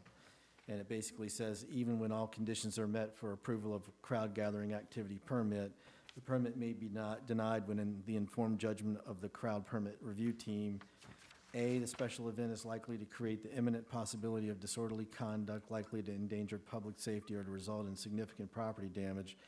B, the special event is likely to violate public health or safety laws, including but not limited to trespassing, noise violations, unauthorized use of public or private property. Or C, the special event will likely result in violations of town policy or law. So with that said, some of the history, the OBX Rod and Custom Festival, I believe, has been held in Nags Head since 2019. You know, we've been reviewing these applications every year. Obviously, the event brings in car enthusiasts from outside the area for a long weekend, maybe longer. The town has compiled a history of violations and or complaints over the years, which are related and, in our opinion, the result of the event. These include vehicle noise violations and complaints, particularly late at night, as well as speeding and careless and reckless driving, frequent burnouts on town or NCDOT streets, and unpermitted crowd gatherings at various locations throughout the town. Some cases, this has led to trespassing by event participants. We have compiled a presentation, as I mentioned, which we're going to go over. We've worked with the organizers over several years to attempt to mitigate these issues. We've had some pre- and post-after action meetings with the event organizers and the tourism board. We've also forwarded complaints directly to them when we've received them. Obviously, the event has evolved over time. You know, the locations of the off-site or the non-Outer Banks event site gatherings have changed since this has began. You know, in some cases, permits have been received for those. In some cases, they have not been received. The organizers have attempted to try to curb some of this behavior. They've communicated to the registrants in various ways on the importance of respecting the town's laws and ordinances and encouraging good behavior. The organizers have also coordinated permits, as I said, for off-site activities. Despite these good faith efforts, the issues that we see have continued to persist. So with that said, it's really given us no indication that future events will be able to successfully also curb these activities. So based on the prior history and our information that we've reviewed, we believe if the permit were granted, it would likely lead to continued violations. So this is what led to the denial of the permit. You've seen the copy of the denial letter that was included in the packet. The applicant has a copy of that. Obviously, the ordinance gives the applicant the right to appeal the decision, which they've done, which is the purpose of the hearing today. The board has the final say on this, which the attorney made you aware of. And so with that said, you know, the board may uphold the denial or it may issue the permit with or without conditions, as the attorney mentioned. And so I would at this time ask our police chief, Perry Hale, to just kind of go over some of the information that we've given to the applicant that sort of describes our experience with the event and then take it from there. Mayor, Commissioners. Like the manager said, we met as a group for each crowd permit that we do, and then afterwards, when this one came in, we met and went over some of the issues that we've had in the past dealing with noise, careless driving behavior, pop-up events that lead at different parking lots, et cetera. I do understand that these are off of the event site, and when we have met with Mr. Quigley and them in the past for some after-action meetings, they were brought to their attention, and it was kind of acknowledged that some of these things were off the event site where they might not have control over it, but they were willing to send stuff out on their social media page to do things to basically get permission and try to curb the burnouts that they could cause problems for the event in the future. A lot of the complaints that we get are due to noise. Some of these cars, they are beautiful cars. I work the event myself for the crosswalk that we have to set up there, where they have to have 4 off-duty security personnel there to set up the crosswalk. The first year of the event was 2019, I do believe, if I remember correctly, where they were not expecting that many people, and the amount of people that came. I personally that year was on the boat and had to come in because of the people crossing the road playing Frogger, so we set up a makeshift crosswalk real quick. Myself and then the former Chief Webster at the time for two of us to manage that, to get them through that day. Since then, they have been required to have mandatory crosswalks set up with message boards that are required both north and south of the event site, notifying motoring traffic on the highways that there is an event going ahead. It cannot advertise their event. It can only advertise to use caution, event ahead, slow down, pedestrians ahead, etc. Us being in the road for the crosswalk does not make it any safer. It's just that we will get hit before anybody else, hopefully trying to cross the road gets hit. Hopefully the stoplight will be coming up there soon, and we'll help out with that right there with the crosswalk a lot. The noise from these vehicles, some of them, I can say that we probably all heard it. It is a lot of noise coming during that week from the amount of cars that do come. We've had people come to our office, we've had people call, complaining about the noise even during daylight hours and even into the evenings. I believe on slide number, I got my numbers right here. There were some emails sent in where people were staying close to the 10.5 shops, and the noise consistently from them just sitting in the parking lot revving their engines while they're sitting there, hoods popped up, etc. And then when they were leaving, spinning tires, careless driving behavior, black marks on the road, to the point of where in 2024 I contacted the 10.5 shops owners to get permission letter from them for the police department to act as an acting agent of the property, so where we could enforce loitering and trespassing to have those cars moved as soon as they even just pulled up in there. We did disperse several different groups throughout the show event where they would pull in and they wouldn't even get their chairs out. They bring chairs to set up and then start having conversation with other patrons that are there. But they were polite when we did ask them to move, being that we had authority to ask them to leave the parking lot, being that we'd had numerous complaints before. They understood. They ended up going somewhere else. Some of them, I think, ended up in Kettle Hills at the Dare Center. I believe they had some issues up there, not to get into another town's issues, but I believe they were asked to not be at the Dare Center anymore as well, either from the police department up there due to the noise, etc. With that, some of the pop-up events, they were blocking the ATMs. We got several calls from the bank there and patrons that were trying to use the ATM on different occasions to remove the vehicles where they were parked and engaging in conversation with other vehicles that were there to move so people could access the ATMs. That is another reason that led to contacting the property owner to get a letter, and that letter is still in effect. And I believe I even spoke to Mr. Quidley about that. When I told him I had that, he said that would help out a lot. Excuse me. They used to have an event at Ben Franklin, so that has since ceased. But after the first year that they had up there, we had some complaints, so then they were required to hire an off-duty person up there to try to keep people from leaving that area, heading north or south on the bypass right there, from spinning tires and leaving the roadway marked up from the tire tread. The other issue with the careless driving behavior, we see that people are on the side of the roads on the beach road. The people that come to the event, I guess they like to see that, to where they have actually put out signs to even encourage burnouts. We had one that was listed on the complaint spec there, where the group was even putting water out there on the roadway to help them spin tires when they leave there, and also just a lot of the complaints back to the noise are just when they start the cars up. I don't know if they have to let them run a little bit before they leave, but they have to give them gas to maybe warm them up. I don't know exactly how they work. I know they are some impressive looking cars.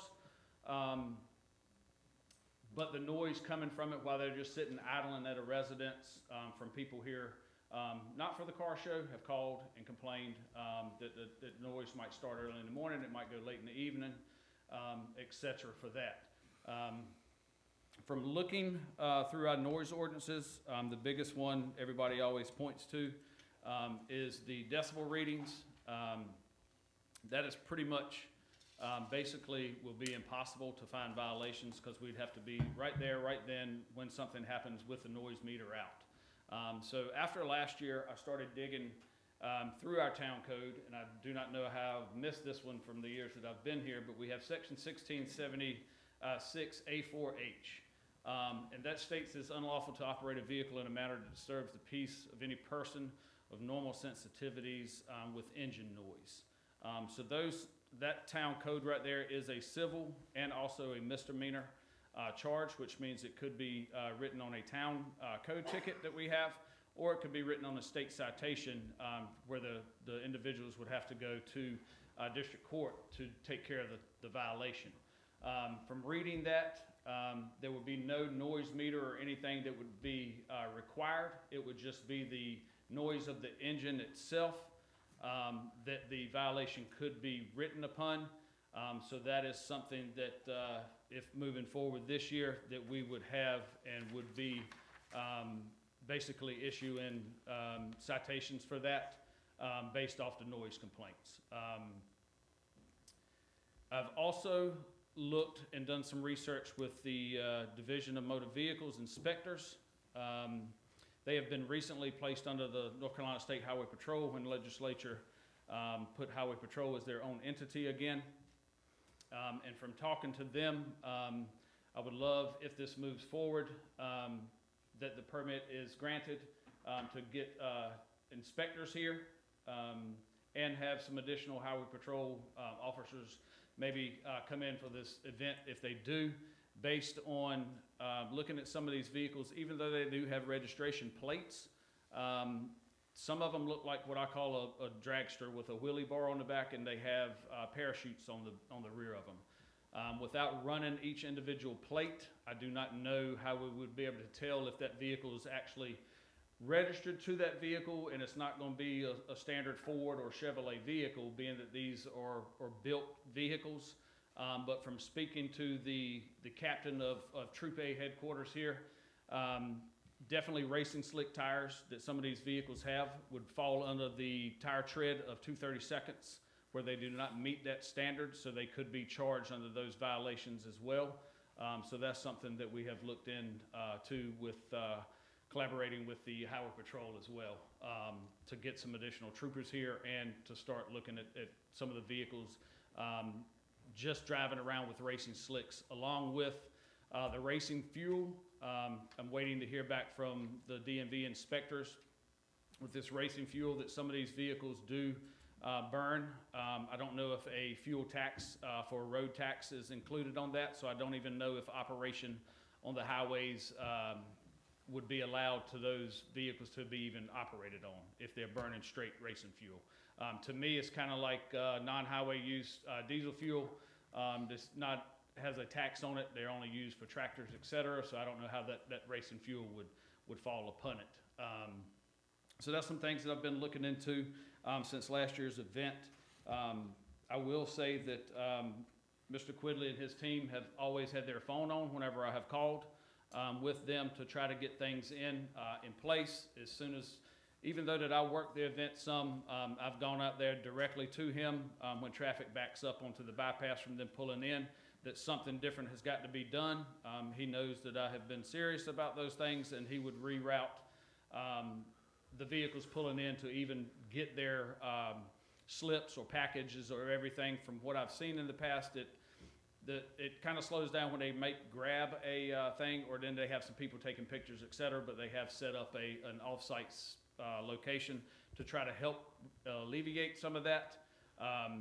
We have not had as many backups as far as the distance consumes with this new plan in place, but it used to from previous events before. The backups will come all the way down to South Seachay Drive on the bypass. So that's just some things that we have brought forward from the noise. And the roadways, if you go to the slides showing all the burnouts, I know our year of 2023, next slide, that was our heaviest year for careless and reckless citations issued, was 8. I believe we had 28 citations issued that weekend and 42 warnings dealing with the participants of the car show.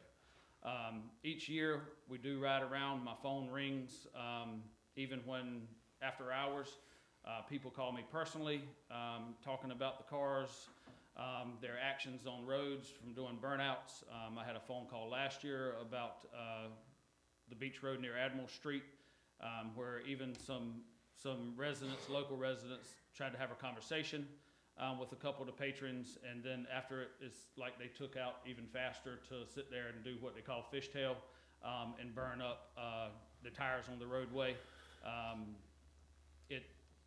My staff knows that if they see it, that they're to issue violations. Even speaking with Mr. Quidley and his team, he wanted us to have zero tolerance.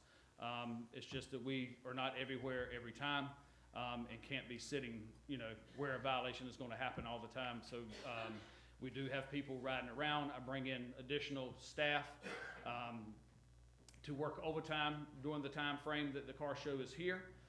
That is getting increasingly difficult. It is required that they have 4 at the crosswalk, being that I've had staff deployed overseas, paternity leave, and then we're light with some recent retirements and stuff, so staffing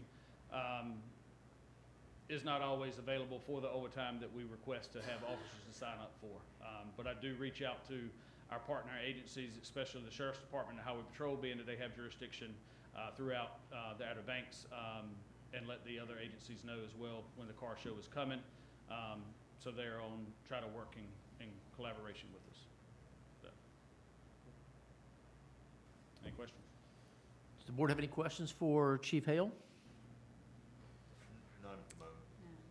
Does the applicant have any questions for Chief Hale? Yes, I do. In regards to the burnouts, Maybe you could come to the podium. Thank you.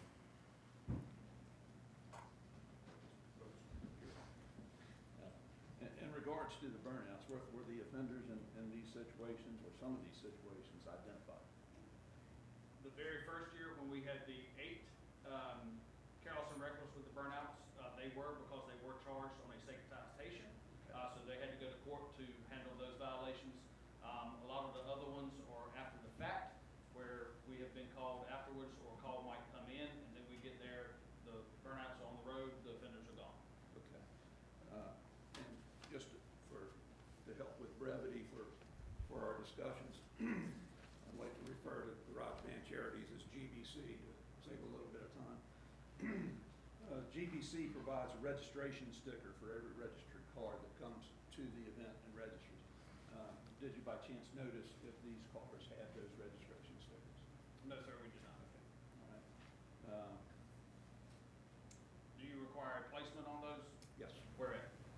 It's where the inspection sticker used to be on the car. Okay.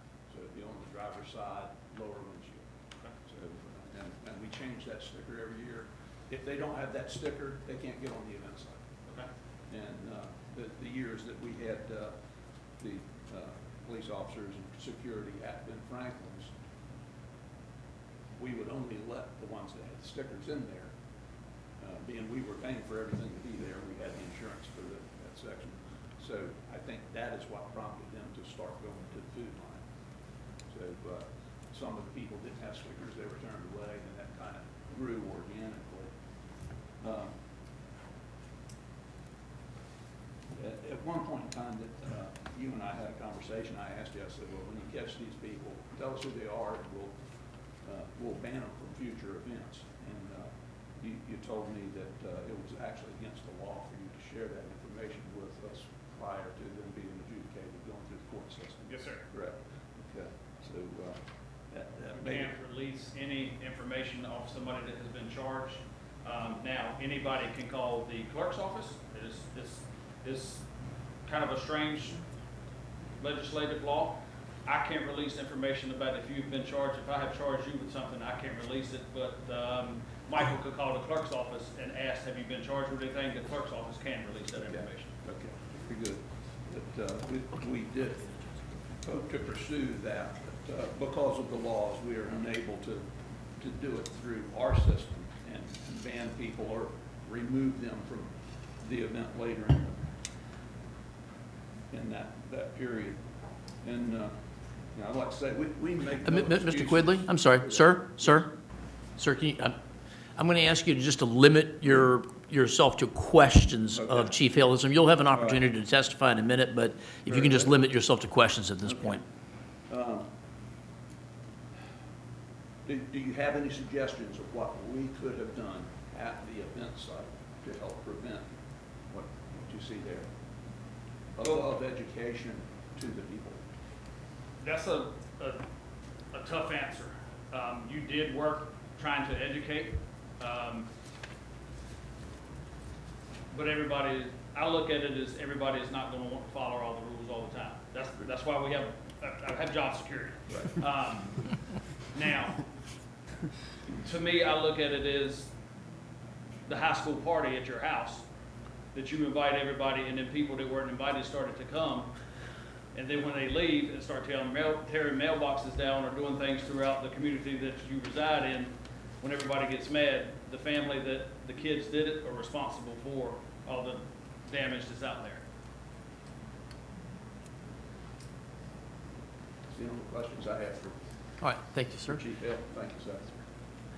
Chief Hill, if you would, are there any, based on any of that testimony, any questions from board members? I do have one question. Oh, sorry. Go ahead. It was actually back to when you had mentioned section dots, and I might muddy this, dot 16-76A4H. It was where no sound device is required. Yes. So it says no sound device required, and then I saw if there was a written complaint. Now, if there's not a written complaint, can an officer still do a citation based on his own observation without a sound device? Yes. Okay, that's my only question. Thank you. When you contact the applicants about violations or pop-ups, do you find them willing to work with you, or do you find them somewhat like I can't control what's going on off-site? Most have been willing to work with us, because I look at our job, we're not there to just create havoc on everybody. If people treat us well, we treat everybody else well. I instill that in all of my officers. And most participants, they might ask why. We give them a reason, and they say, well, somebody else, the bad apples before us, have messed it up. We agree with that, and they move on. If they don't agree with us, we will tell them one more time that they need to leave, and then my staff knows that we take action, and they are either issued a citation for trespassing or they're arrested and carried over for trespassing. We had 2 last year that wanted to argue a little bit until it was getting ready they were going to go to jail, and they decided to leave, and that was with RVs coming in and paying businesses a couple of $100 to set up their RVs in their parking lots where the town does not allow open air camping. They were set up at the Staples in the bowling alley parking lots, and our staff had them removed. And the applicants themselves are pretty easy to work with and receptive. I've always got along with Richard since this event has come by, and they do try their best to take our suggestions. Richard texts me on Christmas and New Year's and stuff, and I mean, I have no issues with Richard, Michael, or Sarah. It's just, I get tired of my phone ringing for noise complaints, even when I'm off, and yes, I'm the chief, and that's my job. But people call me, and I tell them, call our dispatcher to get it so you can get an officer there quicker than you calling me, versus me having to get staff and stuff to go by and check on things. But I have no issues with them whatsoever. They have open ears. It's just to try to put everything in place that needs to be done. I don't know if it's achievable. Yeah, thank you, Chief. John, Sir. I do have questions. but I'd like to hear everything first. Am I going to be able to call the chief back up here You later certainly and ask can. questions? Yes, sir, Okay. you may. Thank you. So no questions from you at this time? Not What at about this time. Ms. Vaughn? Yes, I have a question. You mentioned backup for registration. Is that just one day? You said down to Sea Chase? That was, So this is impeding traffic on the yes. highway? You have the pull-off lane going into the event site. The cars start pulling off in there. And then when that lane ends and it's just a road, they're stacked up on the road backing up. So then they started with the Surfside Plaza, trying to do registrations there. It has come to the bypass there, not as bad. We've told the cars that you need to pull off or do something, and then it clears up pretty quick there. We have not seen it. They tried to start doing a day before, which is more of a registration on that Thursday. They also still have some people to just show up at the event site on that Thursday. We have not seen anywhere, but they are aware that if it gets to the point where people start wanting to come out there on that Thursdays, we will have to set that crosswalk up on Thursdays as well. But the main to have the registration at a different location instead of people pulling in on the Friday to the day of, that was when all the backups were coming in, and it was going to Sea Chase, where the whole outside lane of US 158 heading southbound would be backed up. Thank you. And then regarding noise, it's kind of a philosophical, would you say that noise can be dangerous in addition to being annoying? I mean, if you can't, because people can't hear, they can't hear other traffic, they can't hear horns, other things. I mean, this is ever an issue? There's enough noise that it prevents? It could. If you're at an intersection and one of them sitting there revving their engines, could you not hear a horn? Absolutely. Working the event at the end of the day, are my ears ringing? Yes, but I'm a little bit deaf anyway. So, But you wouldn't say that's a chronic problem or a big problem. It just as far as possible. the noise being a Just safety annoyance. issue for driving on the highways, I have not seen where it has caused any, where people hadn't heard horns or us having sirens going to a different call in front of them, et cetera. But noise itself, could it prevent somebody else from hearing something? Yes. Okay, thank you. Any other questions from staff of the chief at this time? I'm not staff, from the board of the chief. I mean, are burnouts, is that just a nuisance, or is that an actual safety consideration? I mean, I'm not exactly sure what a burnout is. Like, are you just accelerating really fast, or what are you doing? All right, so a burnout, Okay. I can say I've done them before, growing up, et cetera. But with these cars, they're taking off from a stop, and with the amount of torque that these vehicles have, it is spinning their tires over, creating smoke. The black marks on the road are actual rubber that comes off the tires that is left on the road. When you see some that start to fishtail from getting in a traffic reconstruction part, when a yaw happens, that's when the back tires come over the front tires, and that's when the person has lost all absolute control of a vehicle. And they do not have it to where they can bring it back in. A lot of these, you see them are swerving or straight, so they're stopping and just taking off and just absolutely just flooring it. So you're going to have noise, you're going to have smoke, and you're going to have the possibility of getting off out of control. Most people try to say that they still have control of a vehicle when they're doing it, but if anything of the normal let loose, brakes failed, a line blew to power steering, anything that happened, it would be a disaster. Okay. All right, any other questions of the chief at this time? Mr. Garman, any other questions you want to ask the chief at this point? Not of the chief, no, thanks. Okay, thank you. So do you, any other witnesses you wish to call, Mr. Garman? None at this time, no. Okay. And did the applicant have any questions of Mr. Garman? He provided an introduction, but it wasn't really testimony. But if you have questions of him, this would be your opportunity to question him. Yes, I did. Okay.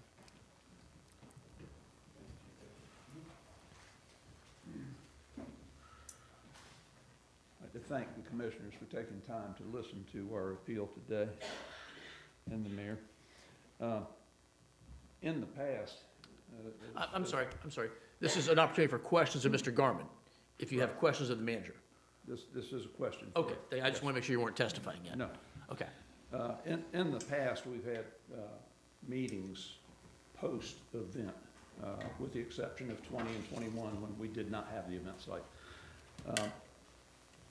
A lot of these issues were from 23.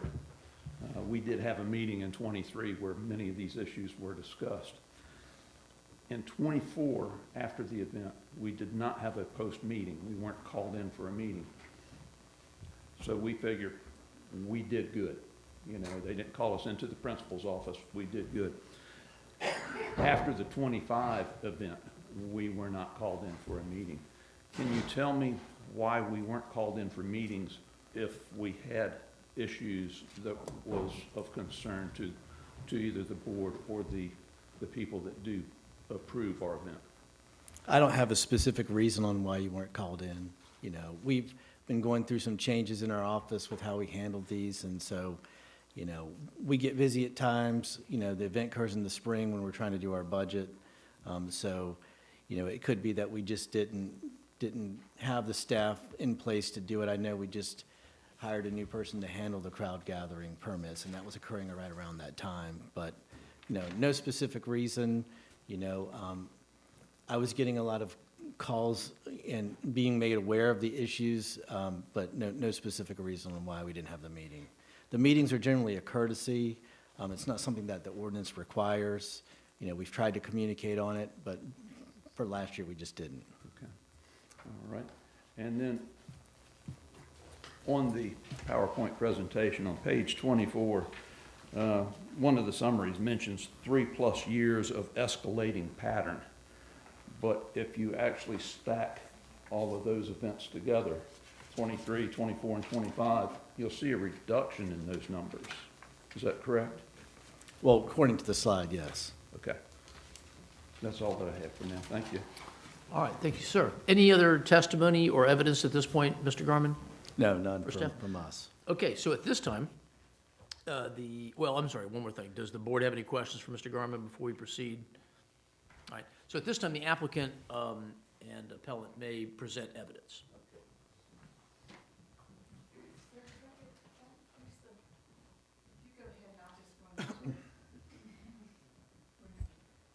Technical difficulties.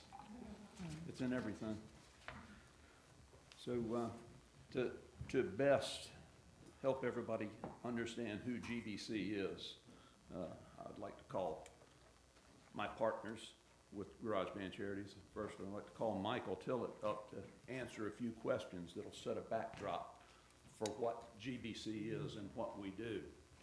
So, Michael, if you could please tell everyone your name and your responsibilities with GBC. And please be sure to speak into the microphone. My name is Michael Tillett. Can you hear me? Yes. Okay. My name is Michael Tillett. I'm one of the founding partners and promoter of the Garage Band Charities, which holds the OBX Ride and Custom Festival. Okay, and can you tell us how GBC handles the vehicular traffic at the event site, the entry, parking, traffic flow, et cetera, and how that's managed? We manage that with about 30 different volunteers and ourselves. We started having the trouble like we're talking about in 23, so we moved the registration over to Surfside Plaza, so when they came in, they could come right on in the event site, and we made them go all the way around the back of the event site to keep traffic flowing off the highway, and with all our different volunteers helping and showing them where to go, having their vest on and just different things to show them how to get off that road as quick as possible, but be safe, and that's what we do. All right, we need 2 mics up here. We got 2 mics. Very good.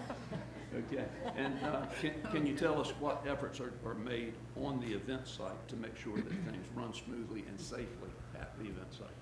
Well, we have fire extinguishers and first aid kits throughout the event site. So if anything would go on, we could help someone right off the bat. We keep everything flowing and everyone aware of where everything is, so if they need any help with anything, we can do that. We have communications with two-way radios to all of our volunteers to help all of that flow and go in a timely manner. Do you have crowd managers on site? Yes, we've got right many crowd managers on site. Everyone had to take the online course, and we've got enough crowd managers that knows how all this stuff kind of works, and that's made it work even better going forth. To your knowledge, since 2019, have we had any injuries at the event site that required? No injuries at the event site that required any first aid or ambulance or police or fire. We've been blessed. And you do a whole lot of traveling around the East Coast to help promote this show. You've been doing that for years. Yes, I actually started on the road traveling to promote this event. I started in 2013, trying to make people aware where the Outer Banks is located and to bring this event to the Outer Banks, because mainly I'm a car enthusiast. I was taught to, when you're blessed, to give back, and no better way to do that than travel. I've traveled from Jersey, Georgia, Florida, DC, cross country to Vegas, Texas, all over the country, trying to promote the Outer Banks to bring an event like this here. And we knew bringing this event here, we could help a lot of people that really needed the help, and it's done that. But it's been a dream, and it started in 13, and it's done well. Okay. I have no further questions for Michael. Anyone else? Yes, at this time, I'm sorry. Yeah, thank you, sir. If the board has any questions for Mr. Tillett? Not at this time. I don't. Good. Well, I do. Okay. When traveling around the country, going to other car shows, have you noticed how other towns handle the problem of outside events outside of the car shows? Yes, every place is different, but the places that I've been to promote this event with my car, they actually allow burnouts. They say it again? They actually allow burnouts. They let you set up. They let you set up, and they have burnout contests. And if you haven't been to one, you're missing something. And as far as crowd control and things like that on the highways, they really help get your cars in and out, just like the police do here. It's pretty close, but most of the places I go, the different things that go on is all different times. They let you do different things, and everything's different. It's hard to put it all in a blanket because everybody handles it different. When you're promoting this festival, do you make it clear to these participants that this town doesn't allow that type of thing? Yes, and they always ask why. But yes, we make sure that they know that they don't allow that here. And I would always tell everybody when I try to get them to come, we have a motto here on the Outer Banks: come on vacation, leave on probation. So if you do anything wrong, like Richard says, if you play stupid games, you get stupid prizes. So, and we try to let everyone know that if you do things illegally or harassing the public or whatever, it can ruin the event for everyone. And it's no matter what event you have, it don't matter if it's cars, boats, anything, it's always going to be a few that's going to mess it up for the rest. So that's life. That's in every step of life. So And like, in what specific ways do you share that with them? How do they specifically know that? We put it in all of our literature. We do online, on our Facebook page, on our website. We make people aware of no burnouts, no speeding, no careless and reckless driving, and be mindful of your surroundings and other people you may be infecting with your actions. This is what we put out. Yeah. This is what we put out there. Okay. Yeah. I do have one more question for you. Since it seems like everyone, I can hardly hear you. okay, since everyone obviously wants to gather outside of the event itself, off of the event site, have you ever made an attempt to offer any other gathering places that would be legal, where the property owners agree to let them gather there? That's where we have most of our events. We encourage people to go to our local restaurants that sponsor this event. And every restaurant from Nags Head, Kildover Hills, Kitty Hawk, Manteo, that sponsor this event, the business owners offers what we call cruise-in dinners or cruise-in breakfasts and things like that. So yes, we do. And once we get the word out that you couldn't go to Milepost 10, they stopped. That happened like on a Friday evening. At Saturday, we got on the mic, you can't go back there. The ones that heard it, they went where they're supposed to go. And that's what we're trying to do, is make sure people go to the spots that sponsor us. And this event is always all about giving back, bringing money to the community. And all of these different restaurants, the owners, they ask to be a part of it, and they want the cars to come to the restaurants, eat and have a good time, show the cars off. And our motto is family, fun, and fellowship, ride to eat and eat to ride. So that's what they do now. That stuff that's happened, in past years, apologize about that, but moving forward, that's why all these infractions has decreased. Give them things to do in the evening, they don't cause havoc.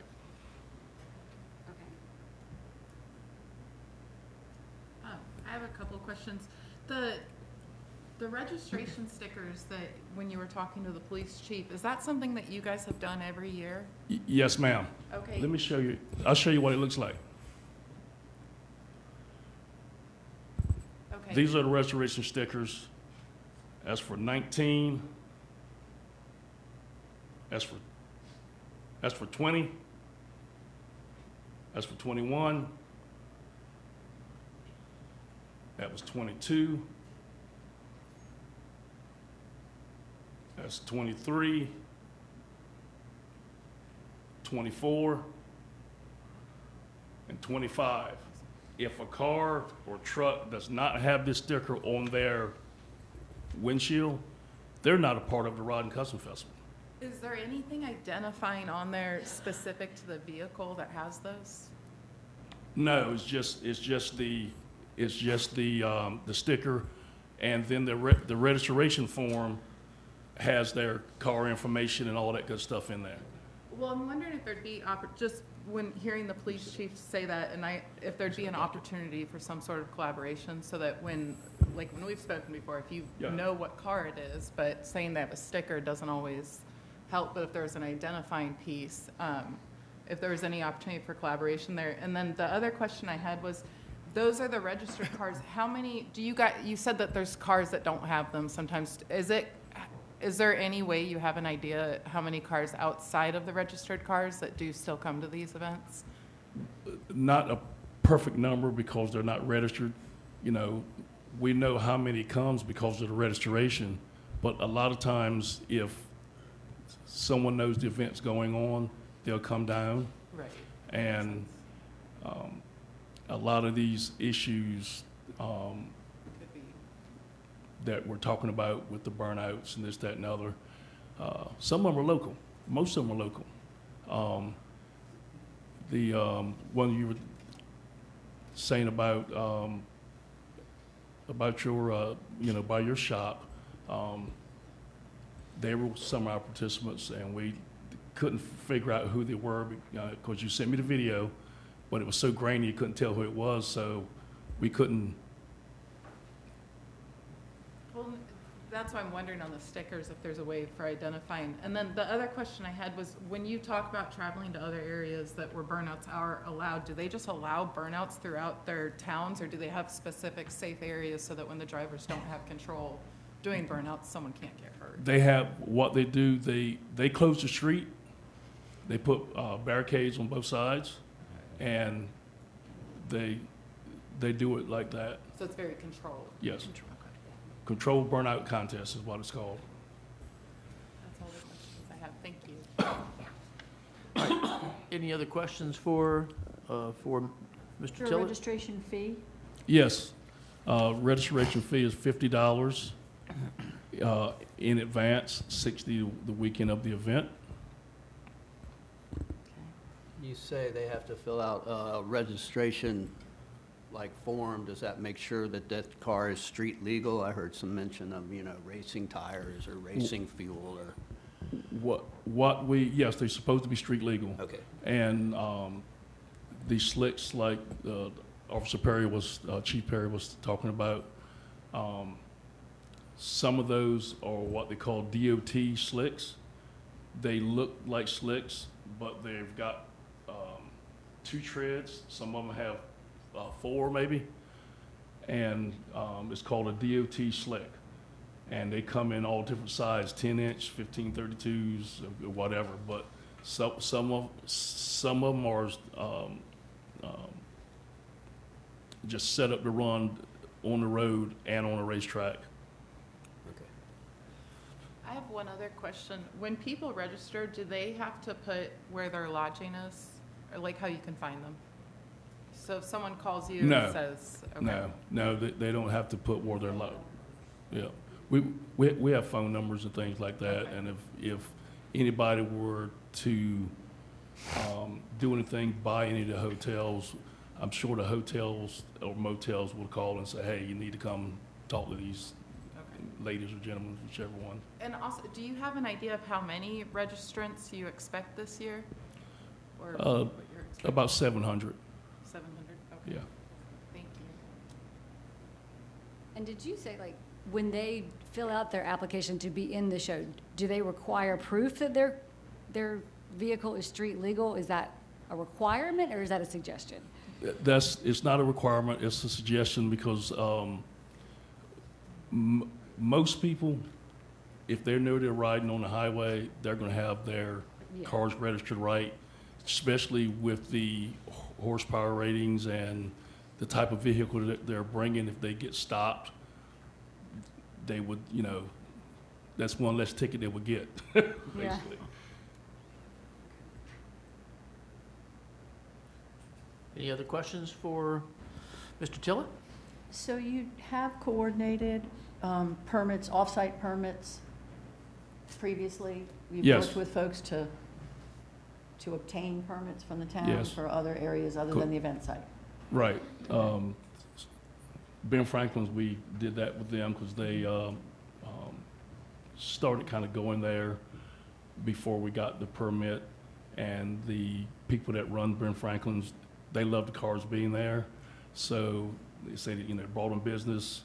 So the following year, we got a permit, had police come and all that good stuff, because they wanted to keep it there, but then it kind of outgrew, and they, you know, had to move forward. And they've all gone smoothly? You haven't had any trouble, you know, obtaining those permits, or, you know, so you're trying to work to... No, not at all. To, you know, not at all. help with the situation, other than people going to commercial places in the evening, Right. which is a private situation, but you have tried to Yes. have permitted places Exactly. for crowds to And gather that is are that- related to the show. Yes. Okay. And just like we just got a permit last year, we started doing some cruise-ins at shipwrecks and the lot beside that in Kitty Hawk, and we got a permit from Kitty Hawk to do it last year, and we got one this year because they said it was no problems, everything was fine, and even Kid Over Hills at the Belts, he was talking. Mr. Perry was saying that they had problems there. It was locals doing that. We got called, we got pictures, and we went and talked with the 3 local gentlemen that was doing it because we happened to know who they were and told them that they were going to ruin it for the rest of us. And that didn't happen anymore. Then I get a phone call from the owner of Belt, Mr. Jeff Fabricant, of the shopping center. When I got the phone call, I missed it. He says, I said, oh my God, what's going on? He calls me, he says, I want to have a meeting.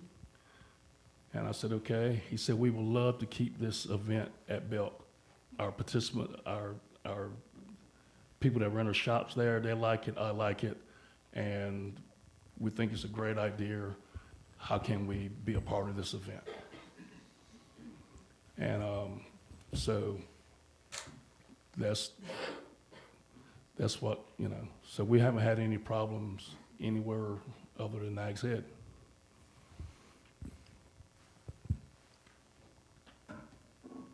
Anyone else have any questions to ask at this time? Do you want to ask any more questions before you put on any other witnesses? No other questions. Okay, thank you. All right. Anybody else? Yep. I have a question. Oh, yes, sir. I'm sorry. So, just in terms of, have you guys done this in the past where you've had people or volunteers that actually sort of tried to monitor what's going on outside the event site, throughout the town to address some of the issues that, we've had? When we had the cruise in at Ben Franklin's, we had volunteers out. In the evenings, we work our volunteers so hard during the day, so we don't get them to come out in the evening. So myself, Richard, or Sarah, we would kind of go around and check things out. And Sarah did real good for us before they really knew who she was. She would go out and check things out and either say something to me or whatever. You might need to talk to these people for this, that, or the other. And now her cover's blown, so. But yes, we do it, but we don't ask our volunteers because we ask so much of them during the day. And everybody does this for charity and so we can't ask them to do that at night. Do you think that the burnouts and some of these problems have been getting progressively better?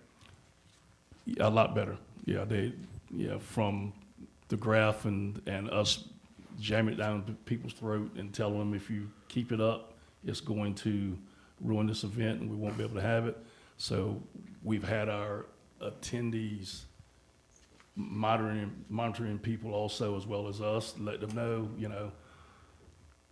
you can't do it.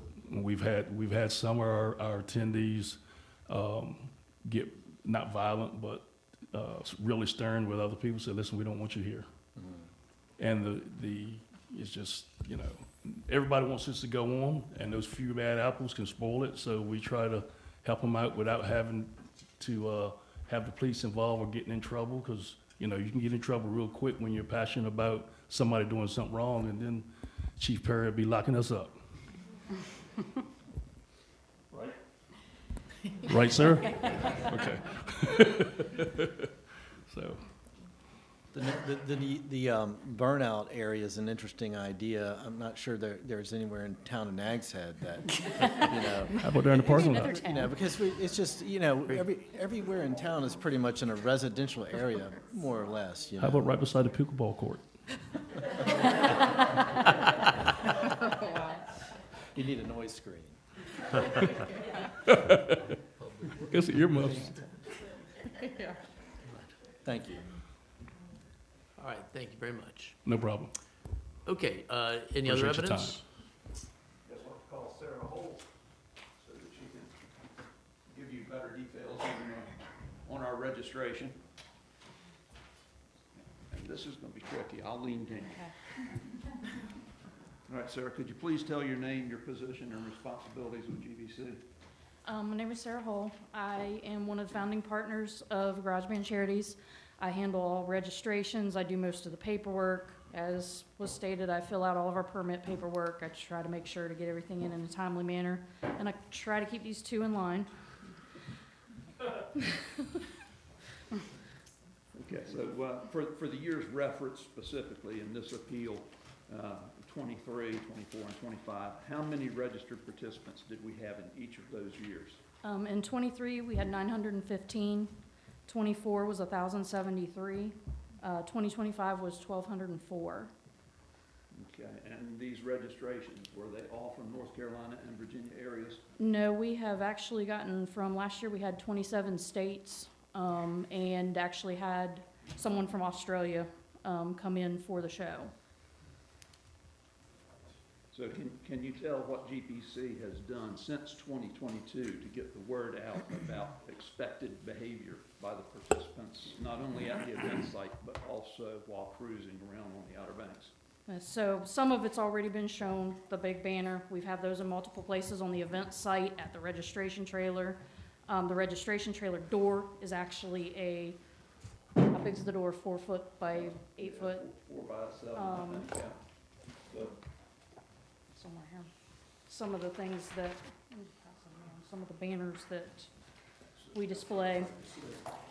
Every registration packet comes with a information guide, and we have in the information guide right here, act responsibly, drive smart, no burnouts. Remember, your actions affect the future of our event. 2026, we will be adding the respect noise, because these were already printed when that was needed to be addressed further. So our 2026 version of this will also have be respectful of noise in all areas as much as possible. But we have done that for the past, I would say, 6 years, put those cards on there asking. We also go through the event site during the event, as people are leaving, letting people know, act responsibly when you leave here, act responsible while you're out in our community. Your actions affect our event. and the registration money that GBC collects, can you tell us how that helps our community? We actually, all registration is 100% donated to the local charities that we support here in Dare County and our neighboring counties of Hyde and Currituck County. So we make sure 100% of the registration fees every year go to charity. We pay for the incidental stuff with sponsorship money. We have a grant that helps us pay for infrastructure, porta potties, tents, that type of thing. In the interest of safety, as we've already talked, GBC uses police guarded crosswalk for pedestrians to cross the bypass. Who pays for the officers? GBC pays for the officers. Okay, and how much has GBC spent on the crosswalk recently? Last year was $3,400 for the 2 days that we had to have it. And in the past 3 years, it was over $10,000 that we have paid out of charity money for our crosswalks. It is estimated to at least be probably $4,800 this year with the required time. And if we have to add on any other times that are required by Chief Hale. Okay. So there's no expense for the crosswalk to the town? Not that we're aware of, besides him. We pay for the police cars that are required, and for the crosswalk, there's no extra expense that we are aware of. Okay. All right. I know planning for events of this size have to start way in advance of the actual event date. Can you kind of give us an idea of the timeline that GBC has for planning out these events? We technically begin planning for the next year several weeks before the current year happens. So in 2025, we already had our save the date cards printed to go in everybody's packet, so they knew when next year's event would be. And then as soon as 2025 is over, within a few weeks, we had a meeting to go over things, and we started planning for 2026. So it's a full year out plus planning for the next year's event. So needless to say, we've got a lot vested in this event already. Yes. merchandise and promotional materials, insurance, and so forth? Yes, yes. So we have a dog in the fight, so to speak. Okay. Have no further questions for Sarah? All right, so does the board have any questions for Ms. Holt? When did you apply for this year's permit? For Nags Head, it was, I would say, mid-January, around the 15th, 20th. Is that right? Yeah.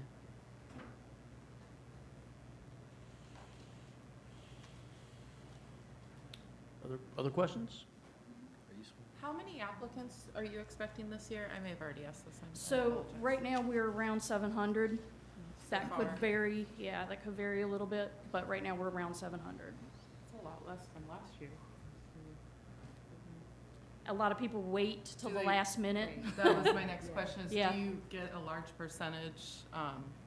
Yeah, the largest percentage is at the beginning. Registration opens January 1st.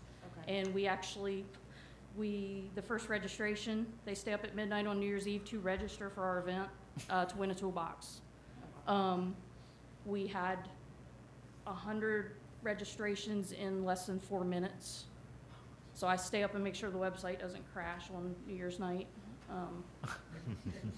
And then it just kind of flows out from there till the event becomes. Okay. But your local people will wait till the day of to come, because if it rains, they're not bringing their car out. Yeah. They're not gonna pay and then not be able to bring their car out. Just wanna make sure. So, but it's definitely been an upward trend for participation. which is Yes. good. So you don't have any reason why you expect, it's just later. You don't expect it to be smaller. No.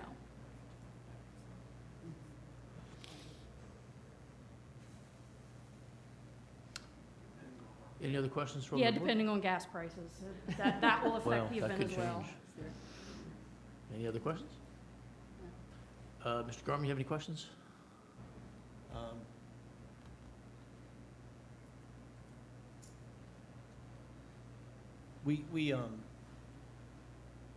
I don't believe we have a timeline. Oh, yeah, we have a timeline in the ordinance that says you can't, or that you can apply for the event permit up to a year ahead of time. Is there a reason why you don't apply sooner? Well, so this year I knew in December, I was gonna go ahead in December, and y'all were reworking the permit, and I don't know if that, I mean, I guess I could have still filled out the old form, and maybe had to have amended it. But, I mean, we could do it sooner. We've just always done it along the guidelines that were given to us. It's fine. Yeah, I mean, it's. I mean, there is something. I'm totally willing to do it earlier. There's something in I the just- ordinance that talks about not advertising the event or doing a lot of the things you're describing Right. until you have the permit. And technically, on most of our stuff, it just says the beautiful outer backdrop of the Outer Banks. We don't technically have people know it's happened in Nags Head, but we don't technically have the address on the posters, the cards. It just says when registration opens and it's gonna happen. Okay. Any other questions? Any other testimony, Ms. Holt? Several. If I could call Jamie Chisholm, please.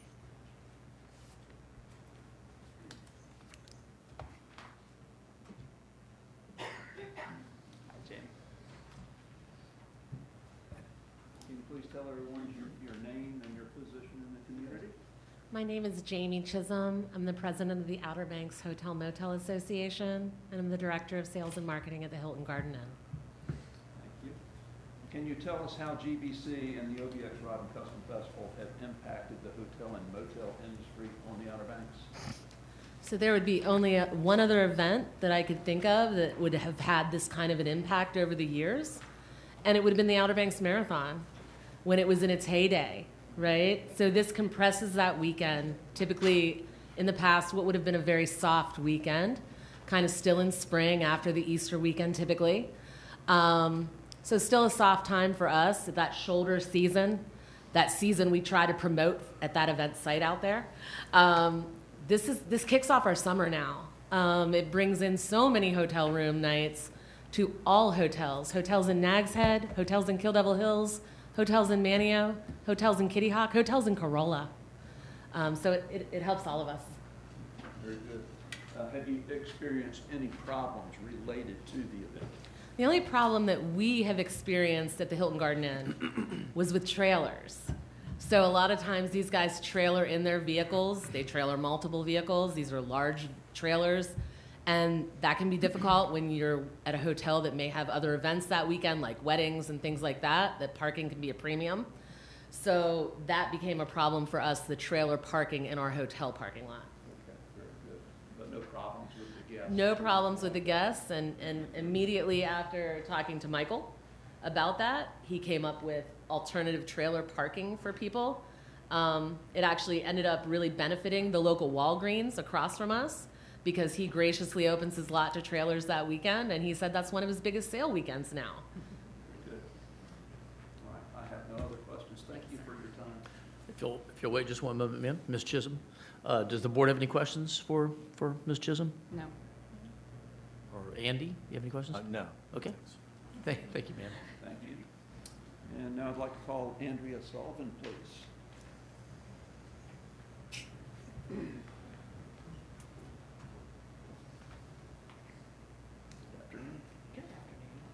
Please tell everyone your name and position in our community.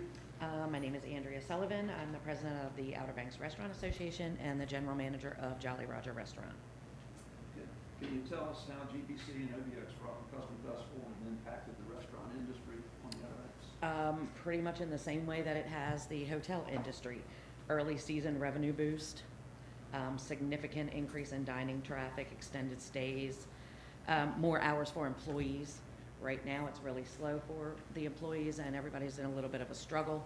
But this gives us hope that, you know, what's coming to the season is going to be better than it was last season. It's like, this is like the gateway. It's where we can get our cash flow going. We can get more people hired, keeping people working, keeping businesses thriving. This is not about anything other than, you know, giving the people that come here for tourism and vacations, all that stuff. It's giving them places to go, things to do. Has the event created any specific burdens on your business or others that you know of in the network? Not that I know of. Not that I know of. Very good. I don't have any other questions for Andrea. Thank you. Now, does the board have any questions for Ms. Sullivan? Is that your name? I do not. Andy Garman, any questions for the witness? No. All right, thank you, ma'am. Call Mark Bellog. Good afternoon, Mark Baylog, owner of Lucky 12 Tavern here in downtown Nags Head. Can you tell us how Garage Band Charities and the Rock and Custom I mean, Festival? same thing everybody else just said. I mean, in the afternoons, we have cars in our parking lot that we wouldn't have there. So, and it kind of continue, we've seen the growth the last 5 years, for sure. Have these cars congregating in your parking lot created any issues for your business? No, they usually come in and eat and just go on and leave a spot and someone else fills it in another car. Yeah. Very good. That's the only questions I have for you. Okay. Thank you, Mark. Any questions for Mr. Baylock? No. Mr. Garman? All right. Thank you. These are just getting quicker and quicker. I'd like to call Beeman Hines, please. Did you get, oh, you weren't here for the swearing? Okay, all right. Well, good. Matt, Stefan, you did not swear in either, okay? All right, he didn't get the roll call. Well, we'll skip forward to Miss Sarah Sampson.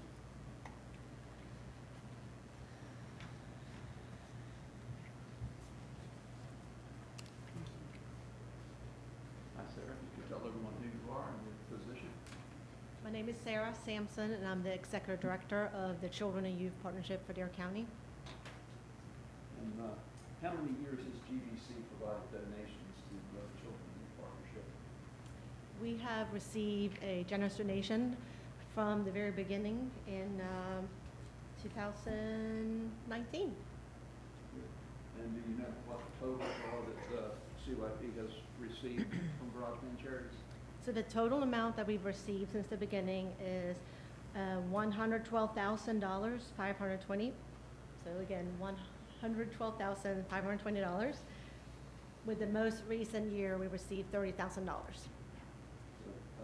needless to say, Garage Band Charities has helped your organization quite a bit.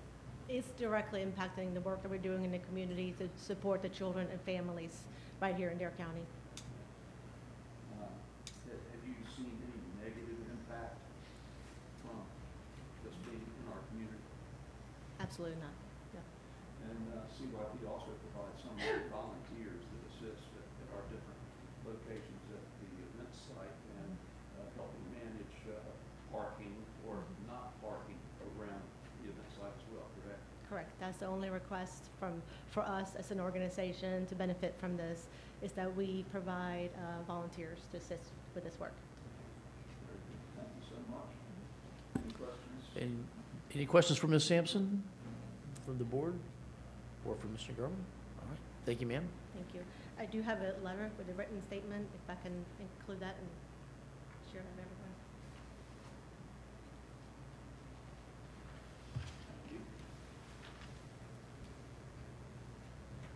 Okay. Mr. Lee Davis?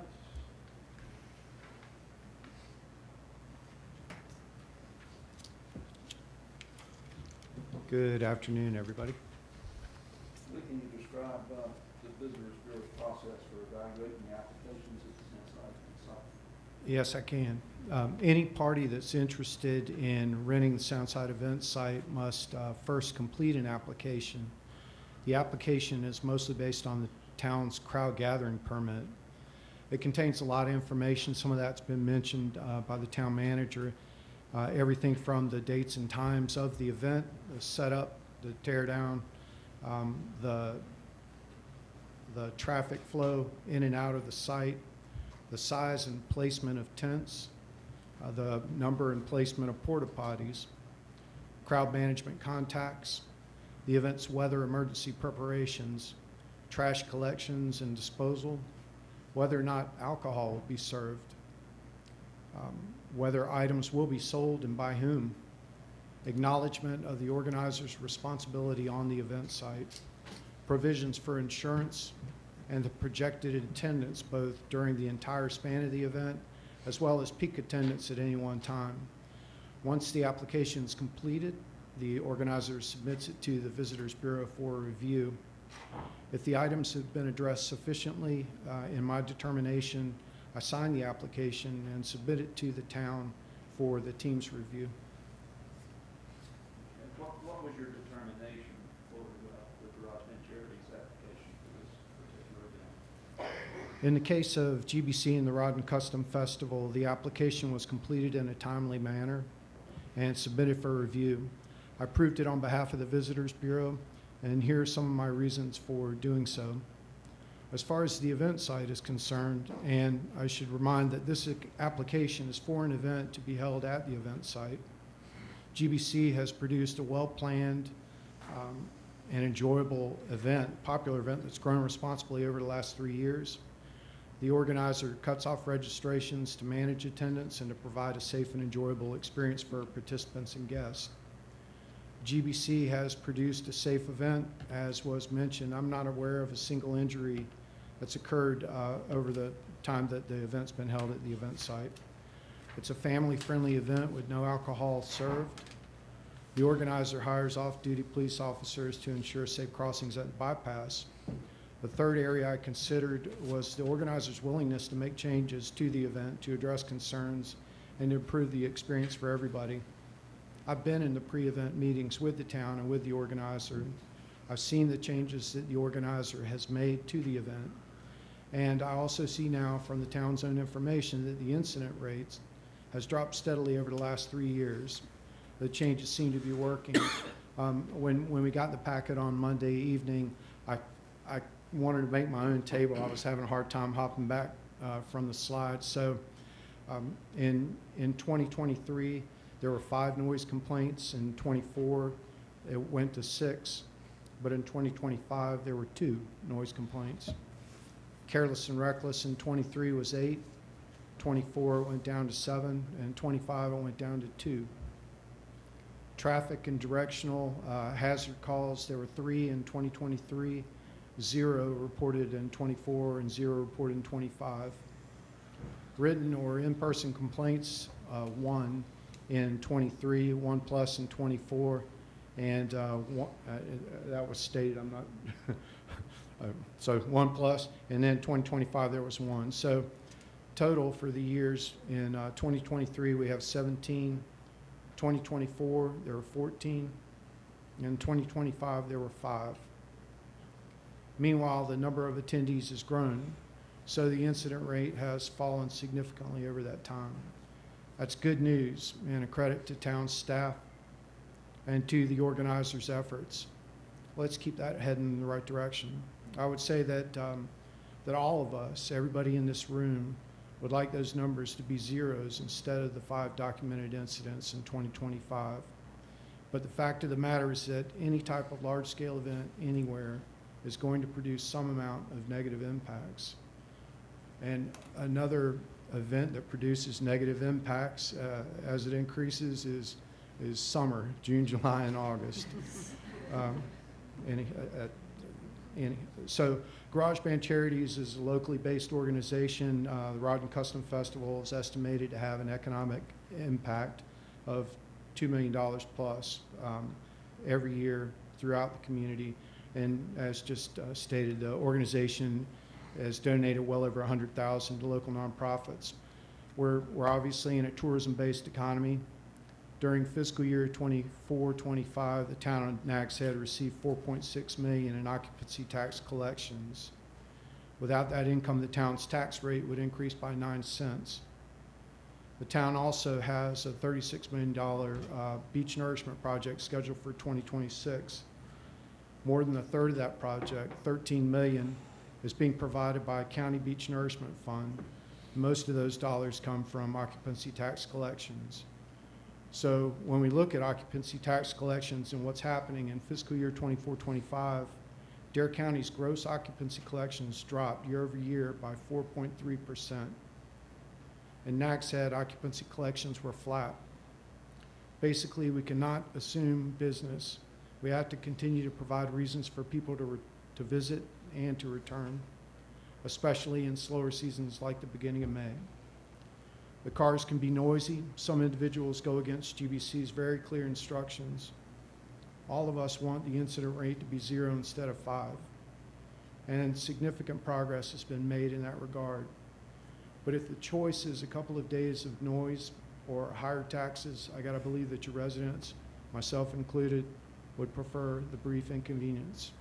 I respectfully request that the town grant this permit and we continue the good work with town staff and the organizer to improve the event. I have no further questions for the Thank you, sir. Does the board have any questions for Mr. Nettles? Or Mr. Garman, do you have any questions for Mr. Nettles? No. All right. Did they apply to you about the same time for their permit, or when was that? So it's actually kind of a shared process. Right. There's one application that's filled out, and as I mentioned, it's primarily the town's crowd gathering permit. We have staff that works with the event organizer to kind of help them get their information together and make sure that it lines up with our expectations. We want to ensure a safe experience on the site more than anybody. We want the events to be successful and minimize the negative impact. So the process is we work directly with the event organizer up front, and when and if I approve the application, I send it over to town staff and they begin their consideration. Gotcha. And I should say, the first event that we had out there was in 2012. So we have a long-standing relationship of working very closely with town admin staff and the various departments, and I appreciate that relationship and the work that they do. I think we've been extremely successful over the years hosting safe and enjoyable events. What is your capacity there? How large could this event or any other event at the event site grow? It depends on whether the event is self-contained or not. For the markets that we do in the summer, we have a mandate that we don't want to negatively impact the neighboring businesses, to knock out any of that summer business. So it has to be self-contained, and that, I don't remember the numbers off the top of my head, but it's basically the amount of parking spaces that we have between the original event site, Pamlico Jack's, and the Dairy Queen, and then the town's 3 per car requirement. But that also depends greatly on the layout of the event and how much space they're taking of the event. Otherwise, though, the site is capable of hosting, you know, upwards of 8,000 to 10,000 people, such as with the Seafood Festival. But when we get to those kind of levels, you know, obviously you have to have a shuttle system to bring people safely in and out. All right. Any other questions for Mr. Nettles? From anyone? All right. Thank you, sir. I have no further witnesses. All right. Do you have any other evidence to present? I would like to make some other commentary, if that's possible. Before you do that, let me ask the manager if he has any other evidence he wishes to produce. I don't have any other evidence. I do have a question for Perry. Okay, let's have him come back up then.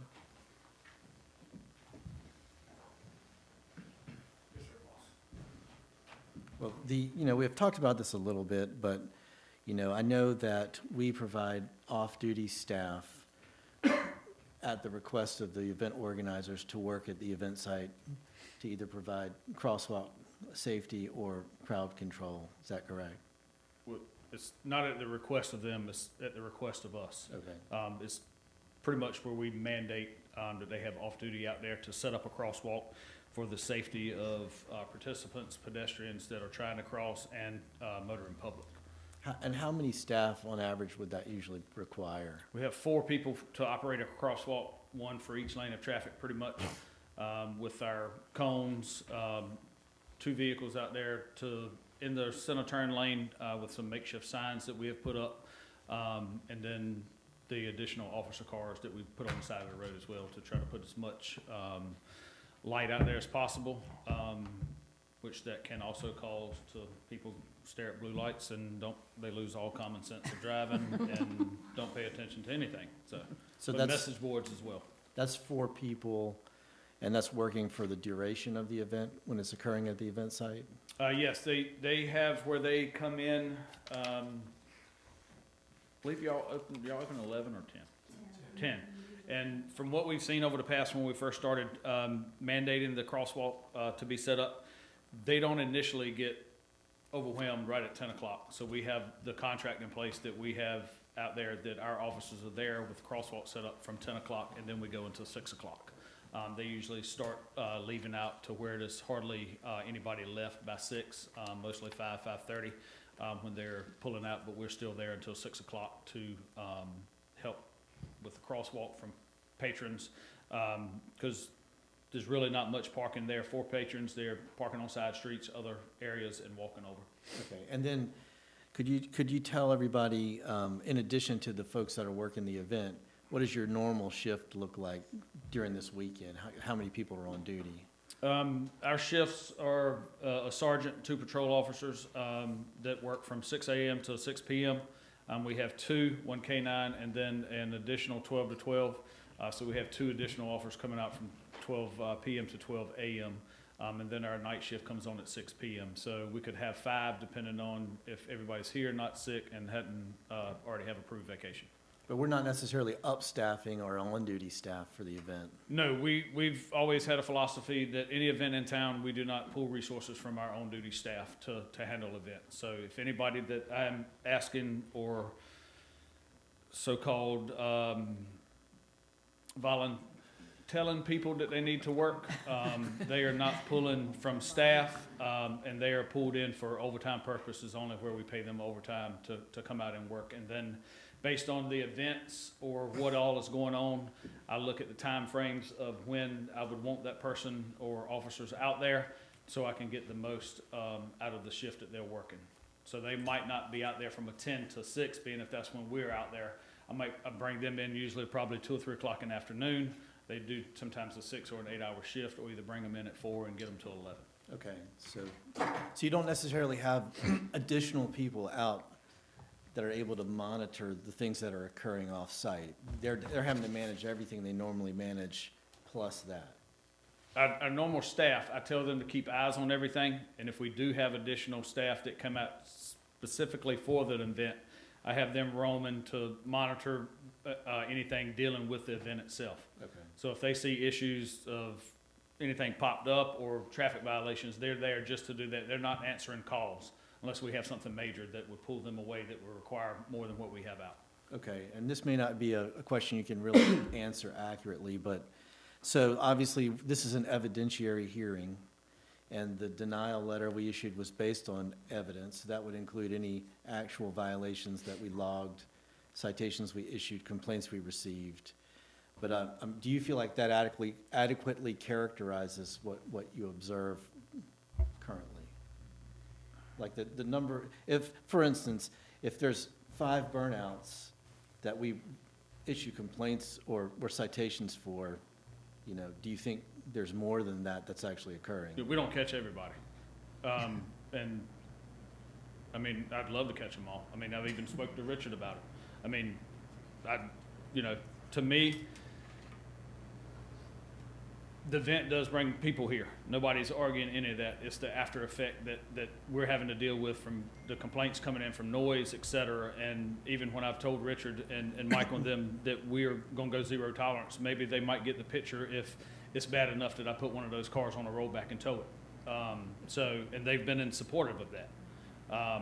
Even we reached out to Ocean City, Maryland the other day to find out what they have had, because I know this event used to be up there. They raised their towing fee, and I don't know if they have their own law enforcement division for towing, but they raised their towing fee for the car show to $1,000, just to do, to let them know that they're serious.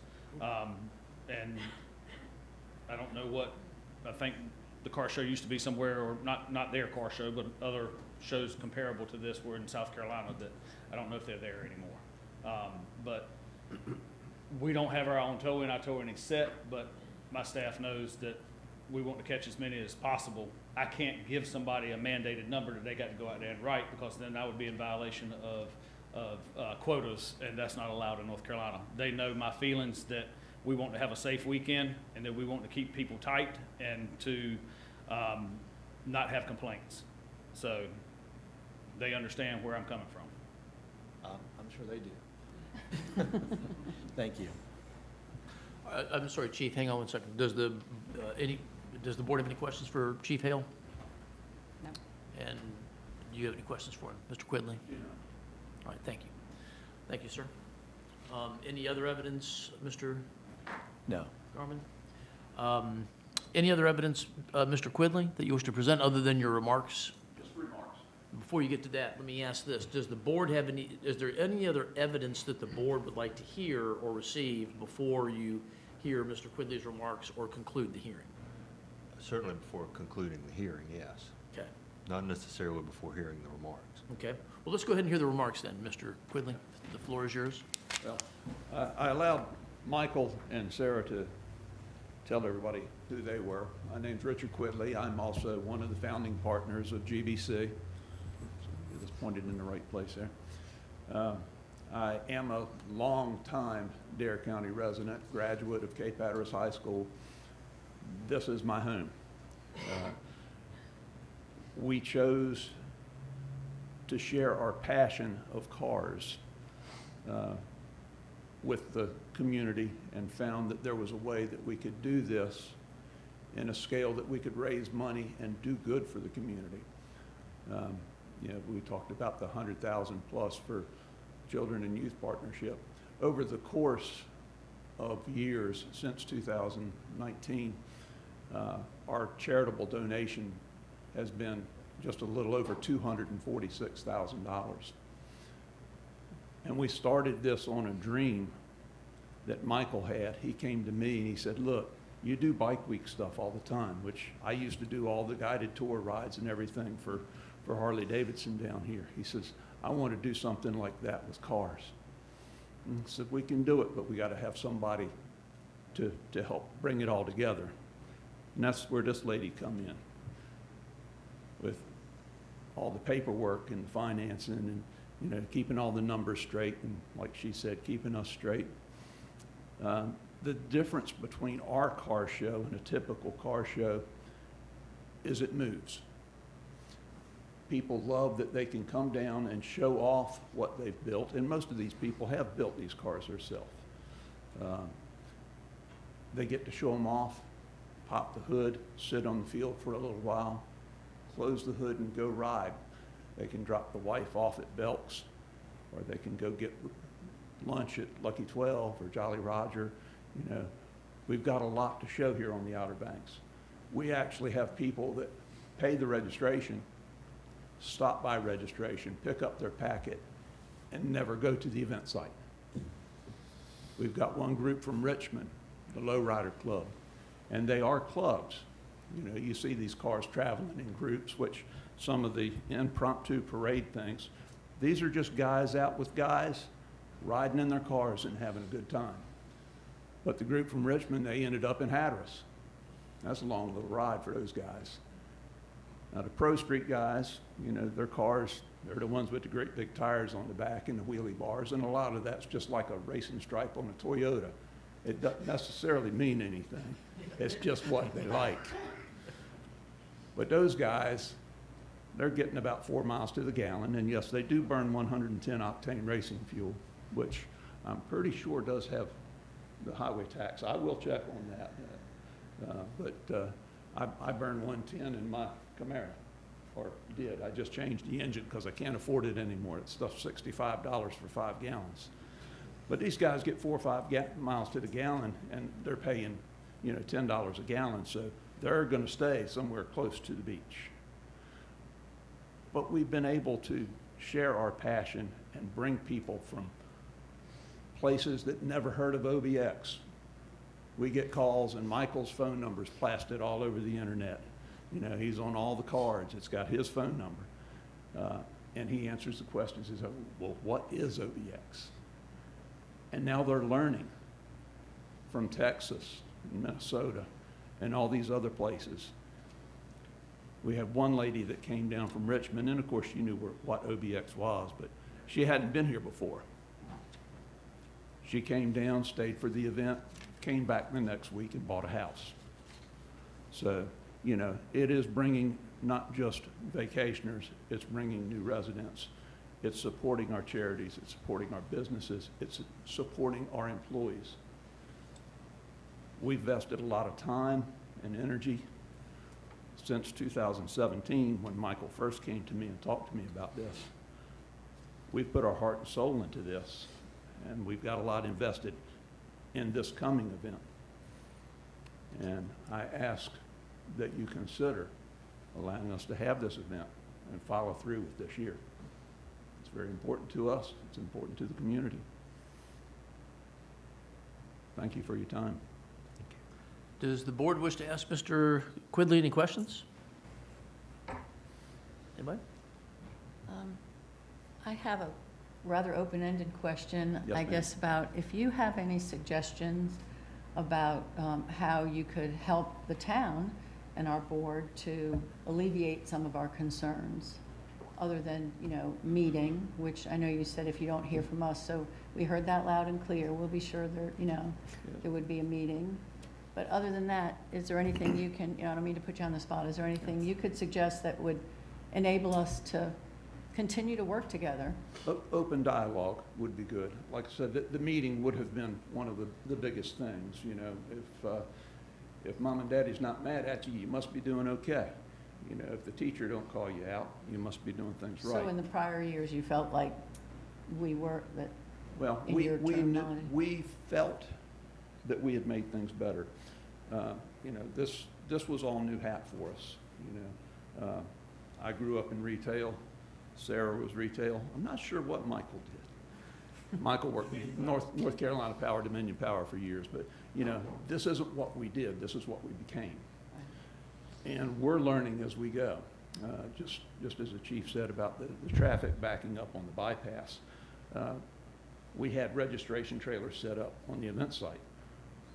Well, you have to get them registered to get them in the event site. So what happened when we opened up the gates at 9 or 10 o'clock, you had 200-300 cars showing up that had not registered because they waited to see what the weather was going to be.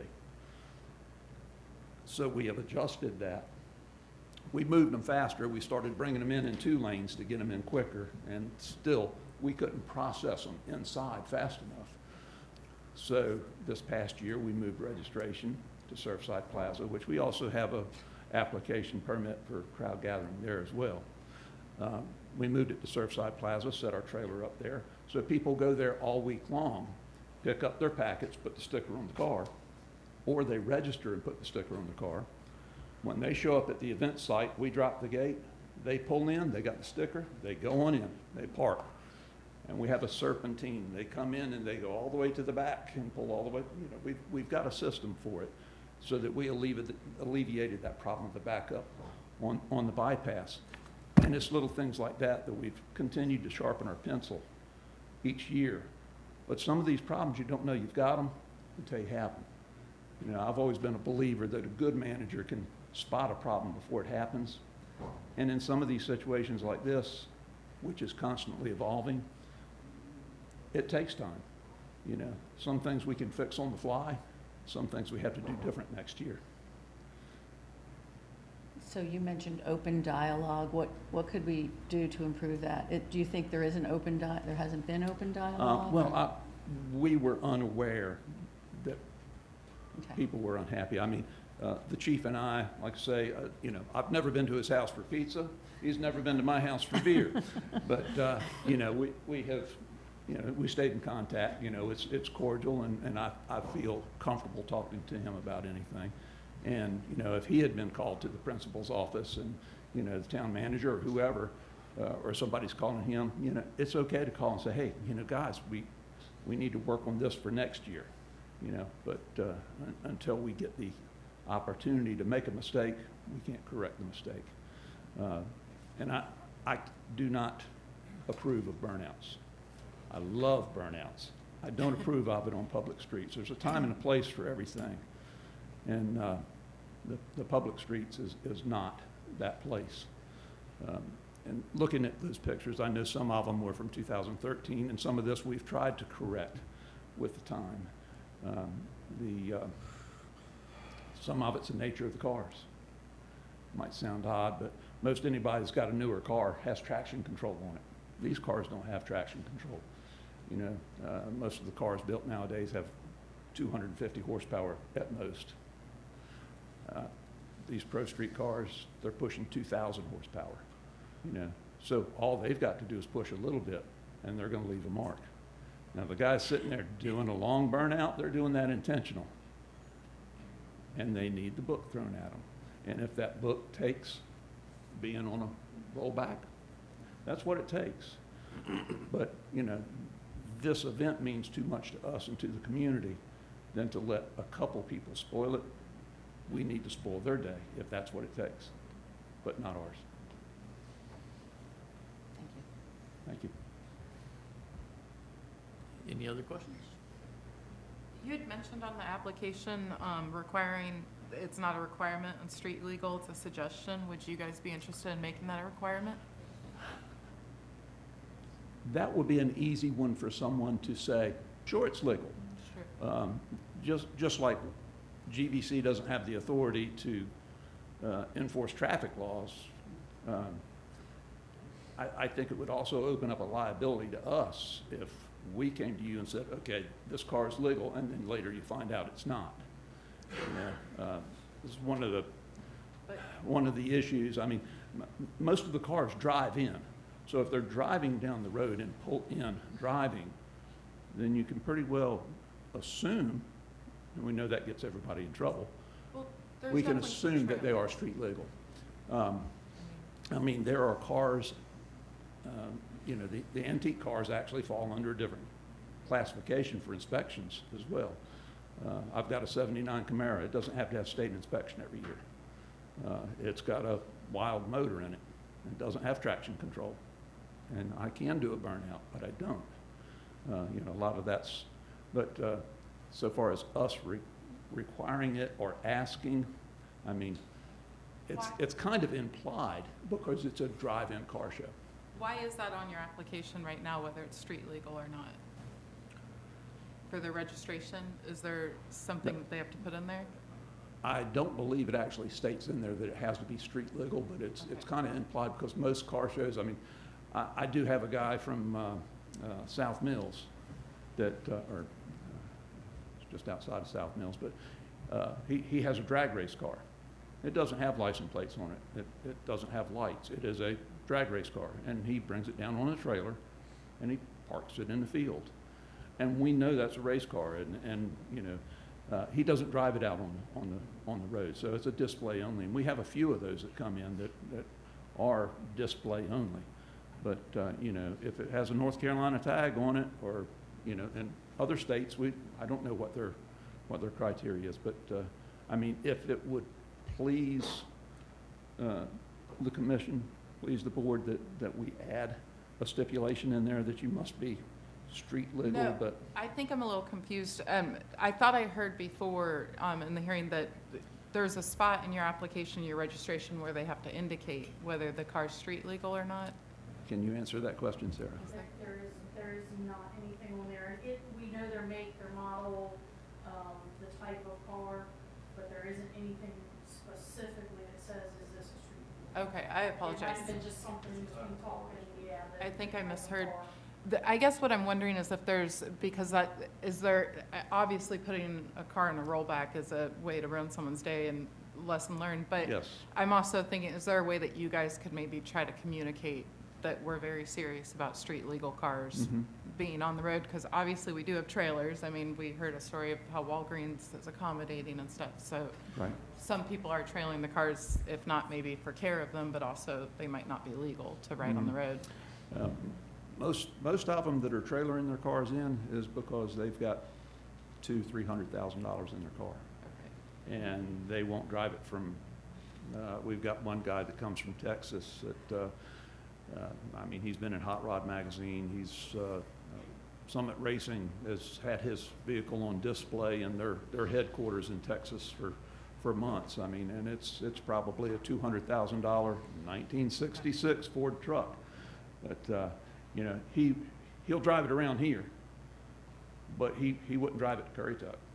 You know, so that's where a lot of these guys come with, and you'll see the trailers. A lot of these guys pay more for their trailers than we do for our cars. But if you guys would be open to communicating that, and then also, would Yes. you guys be open when Manager Garman was asking about other officers, would you guys be open to I'm not sure I'm going to word this right, to having extra officers on duty to help us so that we're not taking away from our town staff? If Chief Hale feels that is necessary, yes. Keeping in mind that any money that we're spending is charity money. But it's a safety concern, and yeah. I don't know that, and I would have to ask Chief Hale this, if there were any reports in the last 3 years of traffic accidents involving participant cars. Are you able to answer that question? I can run traffic crashes over the week time frame. Mhm. It would specifically say from one of them whether they are a participant or not, that we have a hard to do. Right. Because we wouldn't know if they would be involved with it, the participation of the car show, or is it somebody coming to be a spectator that is looking and then running into the rear end of somebody? Right. Or Right. that kind of be hard to tell. We don't, in our narratives of DMV 349 crash reports, we put facts of what happened. We wouldn't put that Richard was here for a car show and looked over to the right and didn't see somebody and then ran into the back of somebody in front of him. It's factual purposes for statistical purposes for the division of motor vehicles only. I think my concern, the reason I was asking the question about additional officers was I understand that you guys are raising money for charity, but when we're concerned about safety, and I'm seeing Mhm. those pictures of those burnouts, that clearly someone doesn't have control if the burnout's going across the road, and having additional officers we've been blessed that Mhm. there haven't been injuries, like Michael said in the beginning, and that can only go so far, and extra officers could ensure more safety and alleviate a lot of safety concerns that we have. Correct.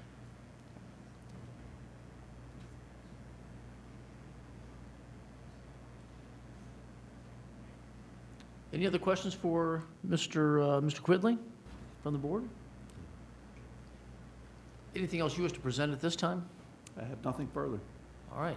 So at this time, any additional evidence that the board wishes to receive? We should go ahead and introduce that. John, I want to circle back to the beginning and our authorities to address these issues. Yes, sir. This is an applicant for a specific event at a certain site,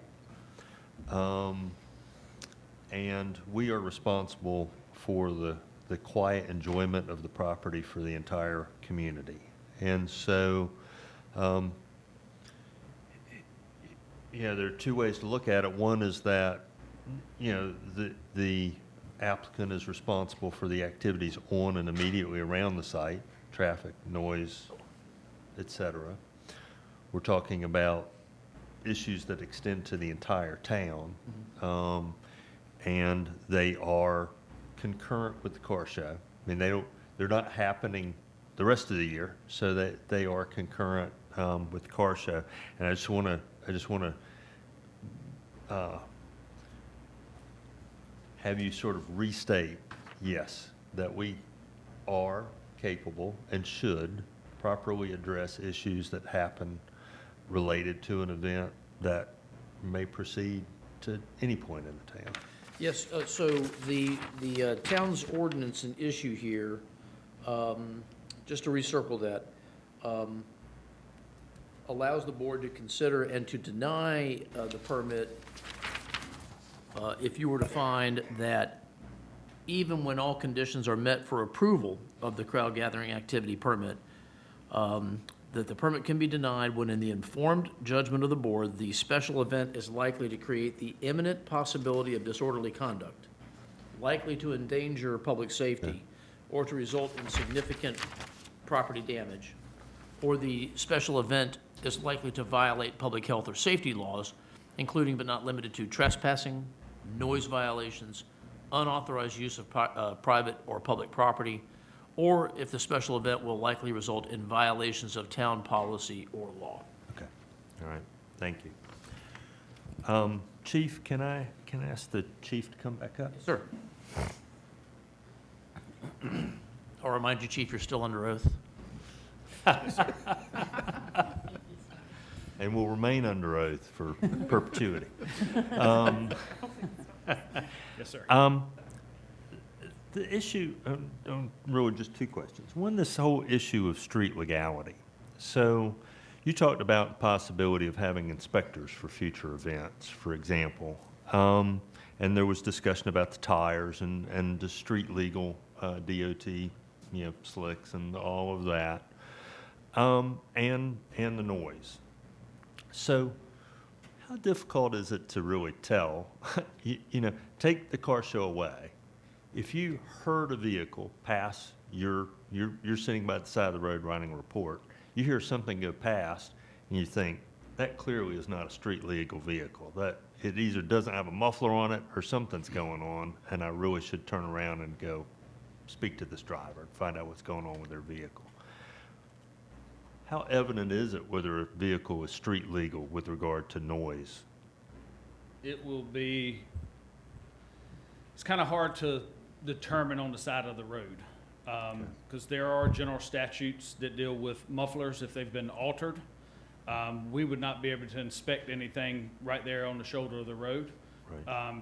Could we look under and see if the catalytic converter's been cut off or something like that? Yes, but not everybody in law enforcement is a mechanic. Right. So would it be, to stop a vehicle, all we need is reasonable suspicion. To arrest somebody, we have to have probable cause. That if I see a car that comes by that I don't think is street legal with noise wide tires, that would fall under reasonable suspicion that I might want to stop to check into it. If it's got a plate on it, I've stopped numerous cars myself that have plates on it that ain't got nothing to do with what it's attached to. Right. But to run it, if it's not a standard Chevrolet Ford or something that we can obviously see right then and there when these people are building these vehicles, it would take a little bit more to where, that's why I have reached out to try to see if a DMV inspector could be around, or have some agents here to look at some of these cars if we're having problems, if we start putting some of them on the side of the road that we think are not street legal. Could he come do an inspection on them? But without a lift, et cetera, to really do everything is kind of, I don't think it's going to fly too much. Right, right. So a car with a turbocharger higher than the top of the car is not automatically Not not automatically. street legal. Okay. Not automatically. Now, it's usually automatically creating noise that might not be within regulations or whatnot, with some of the breathers on them and everything else Sure. that is going through when they're idling, et cetera. Right. So we had the instances that were cited on the slides.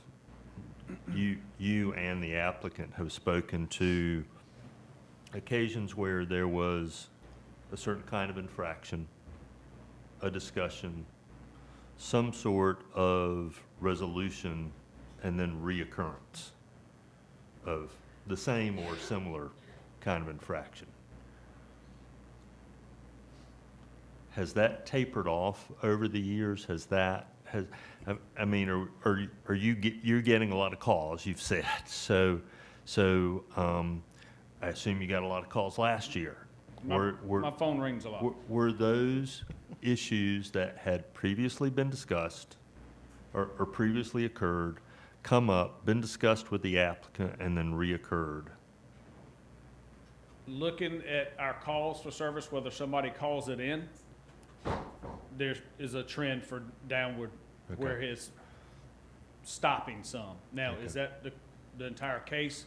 I can't 100% tell you that we're having less calls of that. That's the people calling in has been a decrease. Okay. Now, are people just not calling in anymore because it's been happening? I don't know that. Okay.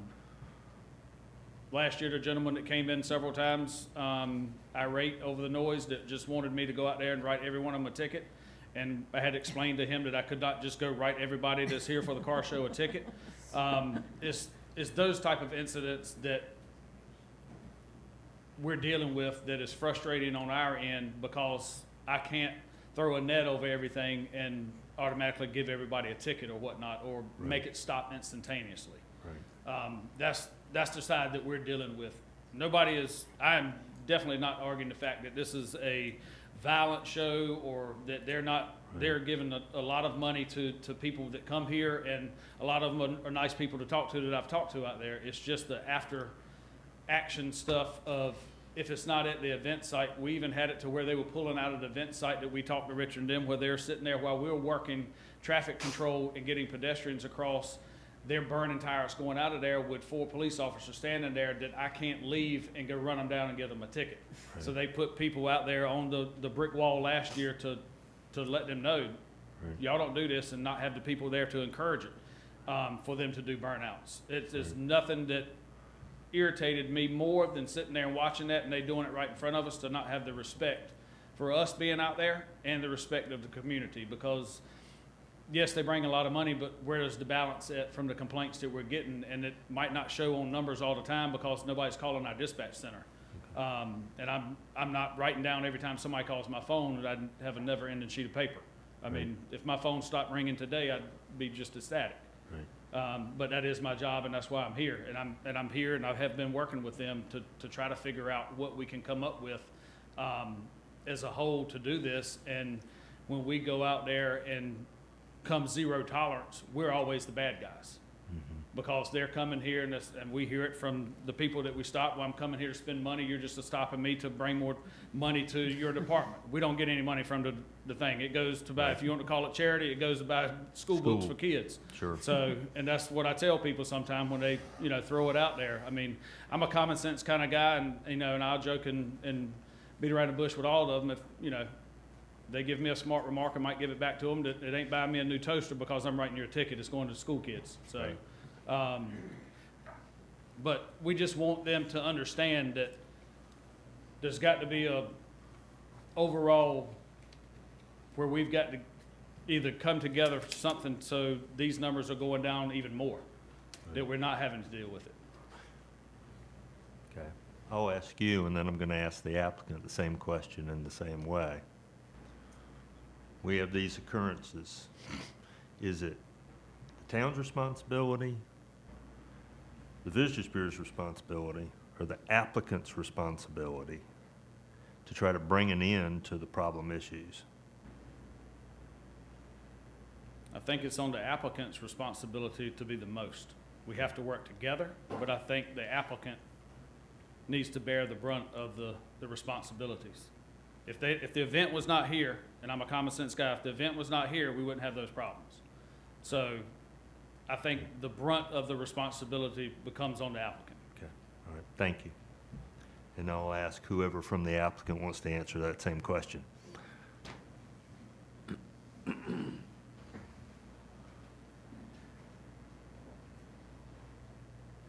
Ultimately, we have the best conduit to get the message out to the offenders.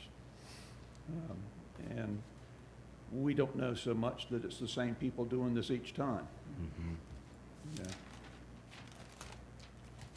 With 100% enforcement,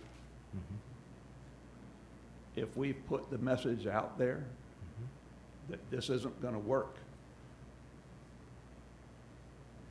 and in some way partner that message with the police department, whether it be a PR campaign with videos with the police car in the background or something that they see we're working hand in hand, that might work.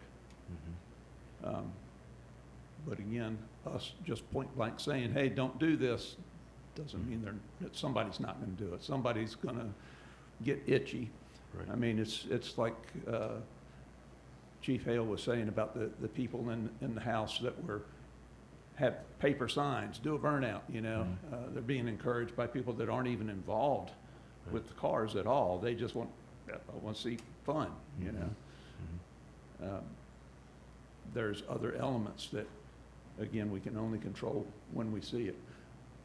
The burnouts leaving the event site, we found it was that situation where there were people sitting on the wall and around the sidewalk at the exit of the event site. So we have created a no spectator zone in that area. So there can't be anybody sitting there, you know, when the guy's idling, waiting to get out, and they're sitting there telling, you know, do a burnout, do a burnout. Another one of those things that we have tried to snuff it and figure out cause and effect. We can turn up the heat a little bit more on our end. The Pro Street guys, and all the, you know, I talked about the lowrider guys. You got different clubs from different places, and when I say club, it's not like a motorcycle club. These guys, they just get together, cruise, go out to dinner or something. But the Pro Street guys, you know, they have their own little network. And they've worked real well with us. We tell the guys at the top what's going on, and they put the word out. Hey, y'all can't do that. Don't go here. Don't do this. You know, so we've had good results working with them. It's probably some of the other smaller guys, independent guys. I know one of the problems when we had an issue at Ben Franklin's, when we went up there and ran everybody off, we had a whole group of cars from Currituck. They weren't with the car shed. They just came because there were cars here and they wanted to see the cars, and they were doing burnouts. I could tell you, looking at the pictures, one of those burnouts was not a high performance car. You see it, they back it off and it gets the car at an angle. It started at an angle and then went straight down the road, one tire. That's not typical of the high performance cars that we're seeing out here, you know. But I think we can use our conduit, our social media platform, and the one-on-one, you know.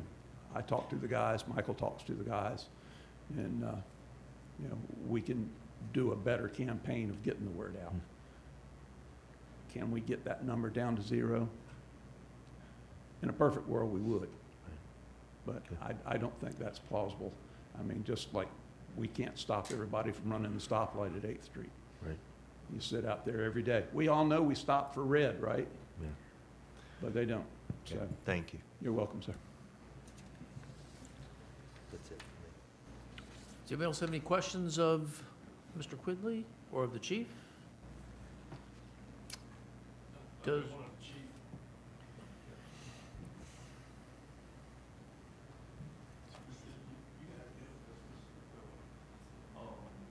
actually, if you can get closer to the microphone, just make sure Okay. you can be heard. What I wanted to ask when you were talking about us trying to calm this thing down, would you be willing to do some type of video with your police car with us and one of our cars and saying, hey, if you want this thing to continue, you've got to do this, this, and this?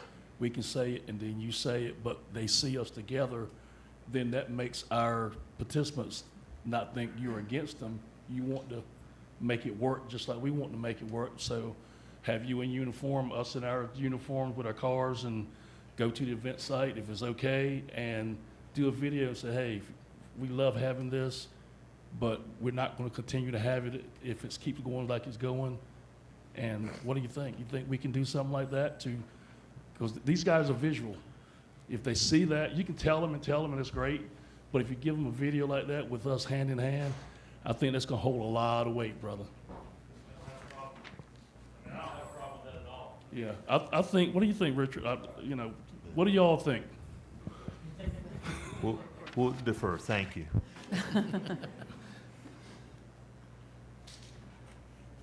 All right, does the board wish to receive any other evidence before we conclude this hearing?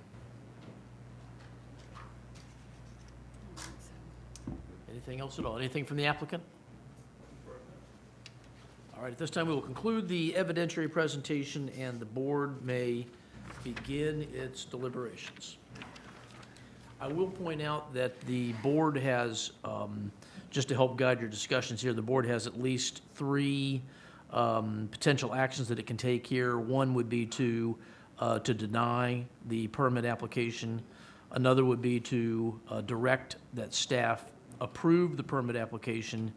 And then third, the board could direct that staff approve the permit application with conditions. Thank you. I don't know if the board has a starting place. I want to ask the manager, having heard that, giving some thought to it, is there any recommendation from staff at this point?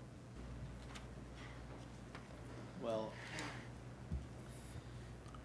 obviously, we've talked about this, you know, I mean, in large part, you know, constructively, we thought we would hear some suggestions on how to make this a better event.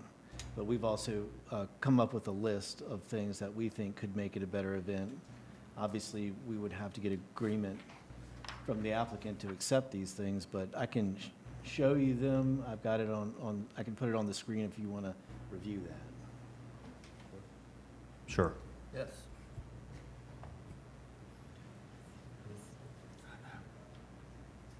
Got a little better for a while. Now it's got cold again. So one of the things that, you know, we know is that inherently a lot of the vehicles are probably in violation of the noise ordinance. You know, but we get most of our complaints late at night. And I know the applicant has tried to self-impose a curfew, which is very difficult to enforce.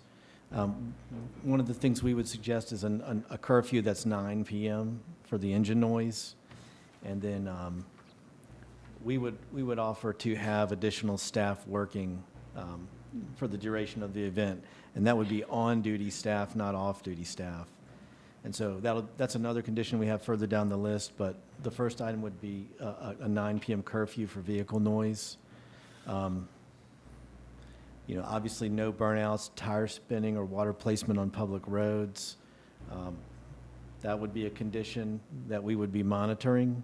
And then what we would ask is that if we come across somebody who violates this, we would communicate that to them. And then they would agree to not allow them to register for future events. And if the event's still going on, then they would remove them from participation from that point forward. And so, you know, we're hoping that this is an additional tool that gives them some leverage over people that are here. And we already talked about vehicles being street legal. We put that in there as a condition, and that any vehicle that's not legal to operate on public streets shall be transported to the site via trailer. And Perry talked about possibly having some other folks here to help us monitor that, that could provide us with some guidance. So that's something that we would likely take on outside of any condition on the applicant. You know, we talk about unauthorized off-site activity. This would be any crowd permit gatherings that occur in the town, more than 100 people, that the organizer would agree to let people know that they're not allowed to do that, to organize an activity without permits. They would monitor that through social media, and then agree to reach out to people who are planning things and let them know of the requirements.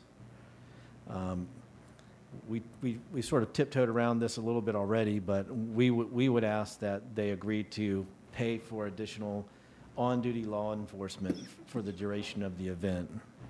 And we've come up with a number not to exceed $4,000, and we would bill them for the actual time based on a $75 per hour rate. But you know, initially talked to Chief Hale about having 2 staff on in addition to the normal shift for about 6 hours each day the event's occurring, and we were thinking 5 p.m. to 11 p.m. would be the time, because that's when people are leaving the event site. And so that's a suggested condition. And then the last condition would be that, you know, if we find that the applicant didn't comply with the obligations established by the permit shall be revoked, or the revocation shall be considered as part of any future crowd gathering permit. And when we say the obligations established by the permit, it's not saying that there can be no burnouts or there can be no speeding tickets or anything like that. It's basically saying that they've agreed to do everything that we're asking them to do with these conditions. So monitor the social media, communicate to the registrants, you know, remove people from the event if we find they violated a town ordinance, those types of things. It's not creating a sort of a zero tolerance, even though that's what we would like. We also agree it's probably unrealistic to come up with something like that, and that's something that they would question us about as well. Do you mean that nothing can occur, we're going to lose our permit? And that's not really what it's saying. They're trying to be a little bit more practical than that. So anyway, that's our list. One thing that I just made a note of, you know, I think if it would be possible, and I don't know if they've already done this for this year, but adding a number to the sticker might be helpful. And in order for us to sort of check back in with them, you know, and sort of reference their list of registrations.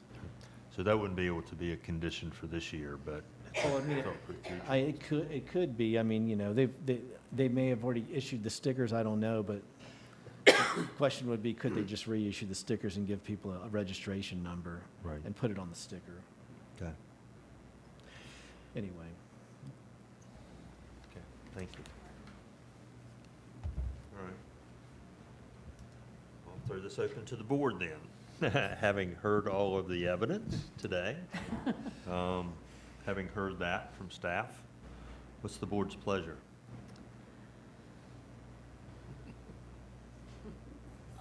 I'll start off. Okay. I would want to start off by saying we certainly don't want to eliminate this event if there's any way at all to work together and avoid that. We recognize all the good things it brings. It's our responsibility to be really tuned into the safety issues and other issues, other visitors, and on. We could all talk all day, right? But I do want to say we're not interested in, you know, we're not interested in shutting this event down. I want to thank our staff for all the work they did, putting all of this together. It's important information, and I'm really impressed that we basically came to an agreement with both folks answering the question the same way, that it's kind of on the applicant to help us get to a place where we can all enjoy this event for a long time, you know, and continue. I would like to add, I guess it goes without saying, that we definitely want to mandate an after-action meeting, I think, at least one, wrap up. That seems like a simple thing. And I think the only way we're going to be able to monitor a lot of what's going on all around town is going to be with extra staff. Because we have our usual officers on duty, and they're doing what they do. So when we bring thousands of people to town, whether they're registered or not, or they're local or they're not, it's impacting things all over our town. You do hear about it. You hear about it from folks. So whether or not they're calling in and filing complaints, I'm not sure, but you do hear about it. And you hear both ways. You also hear people say, bring them on. But so let's just, I think Chief Hale said, we have to balance it. Guess it's my turn. Personally, I'm not a big fan of the noise, but it's not about what I like. So that's irrelevant. But I'm really impressed at you guys first coming here today, and how hard you've worked on this, and how hard you worked on past events to make the numbers go down. I mean, it's obvious from what we've seen, the numbers are going down, and that's because of stuff that you've done, and you're willing to do more, and you're willing to take on extra things to make sure that this happens, and I commend you for that. That's really great. I agree with Commissioner Vaughn that, there probably does need to be some additional enforcement. Unfortunately, that comes out of charitable funds, but it does kind of go towards public safety and to help the chief out to monitor all this stuff and to make sure the event runs really well and is well run and goes smooth and there's less problems. And thank you all. I appreciate it. I echo what Commissioner Sanders and Commissioner Vaughn have said. One thing that struck me was when Mayor Cahoon asked the police chief and the applicant who should be responsible, the applicant or the town. And, first thing is probably a lot of people in this room are going, well, the drivers that are doing the bad things should. But in this situation, we can't just go straight to the drivers right now with the way it's been doing. The applicant can only do so much. I commend you guys that you guys are willing to work with us, and the town can only do so much. But the other thing I've heard that struck me is a few bad apples, and that really where it goes to the point that there's only so much you can do. There's only so much the town can do, and those bad apples are going to keep doing what they're going to do. And that's really where it circles back to the police, and just having more enforcement is really the best way to figure out how we can get to those bad apples, because those bad drivers aren't going to step up and say we're the problem. We've got to find them, and we've got to make sure, and that's how we do it with extra police. I've heard people say it's locals or it's visitors. It's bad drivers. And so we really need to rely on the police that are educated, trained, and can handle this. And by having extra, I really think that can help us with the problems that we can't quite put our fingers on because we're not the bad drivers in this room. And that's really, the other thing I'll circle to is I've heard zero tolerance and zero incidents. And I really am of the firm belief that we can have zero tolerance, and I don't think we'll ever have zero incidents, but with zero tolerance, with more police presence, we can have zero tolerance. It won't result in zero incidents, but it'll definitely result in less. So that's my thoughts. Yeah. Ditto. No, I'm just kidding. No, I obviously want your event to go on in our town, and I really appreciate that you're willing to work with us and maybe have some conditions about how we work together.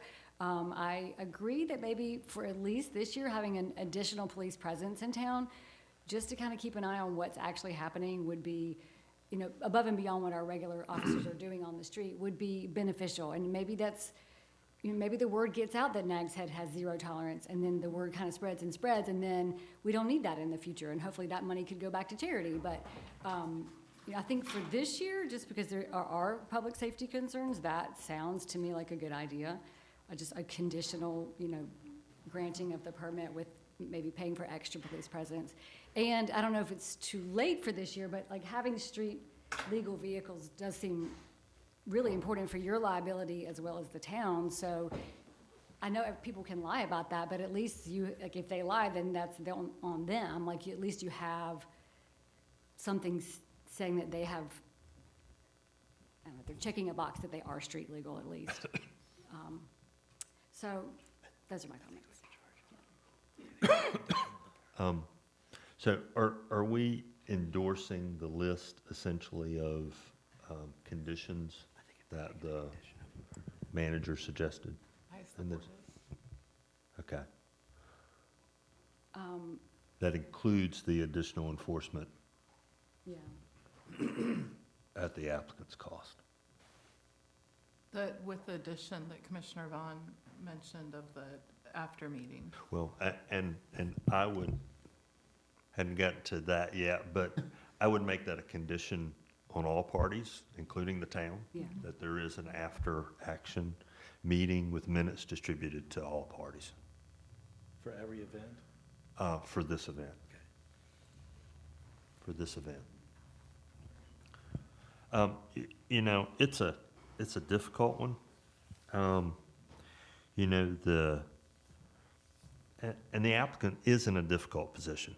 It's, the analogy for me is, Nags Head doesn't permit factories because most factories generate smoke, noise, pollution, truck traffic. We don't permit them and then go argue with them when they violate the provisions and they're generating smoke, sewage, and traffic. But you're here, and we don't have a restriction on your kind of event. We don't want one, but we're in the position of having to deal with all of the things that happen off-site because of what we've allowed to be on-site. And I think we're reasonably dealing with that. I appreciate y'all's tremendous effort in this regard. I appreciate all of the benefits. I appreciate the hotel stays, the business in our restaurants. I appreciate what y'all do for charity. I will say I think it is in part this quiet enjoyment of their property in Nags Head that has a lot to do with the generation of sales tax in the town of Nags Head, as much or more than a single event. And so we want to guard the thing that people come here for. And y'all chose this in part because it's Nags Head, and you want to bring people to Nags Head. You don't want to spoil Nags Head, while you're at it, obviously. So, I endorse that. What's been offered, which are those conditions, the condition of an additional meeting, and the granting of the permit with those conditions. So John, are we at the point where we can make a motion? If you've said your piece, you certainly are. Okay. And again, I would recommend that, based on this discussion, that the motion be to direct staff to approve the permit requested by the applicant with specified conditions, with those conditions that you're listing here. All right. Very good. Someone make that motion? I'll make a motion that we direct staff to approve the permit, given the conditions. And the after meeting. And the after meeting. Okay. Is there a second? I'll second. Okay. Very good. I have a motion and a second. Any further discussion? Hearing none, all in favor say aye. Aye. Opposed? Thank you. Board will be in recess for about 10 minutes.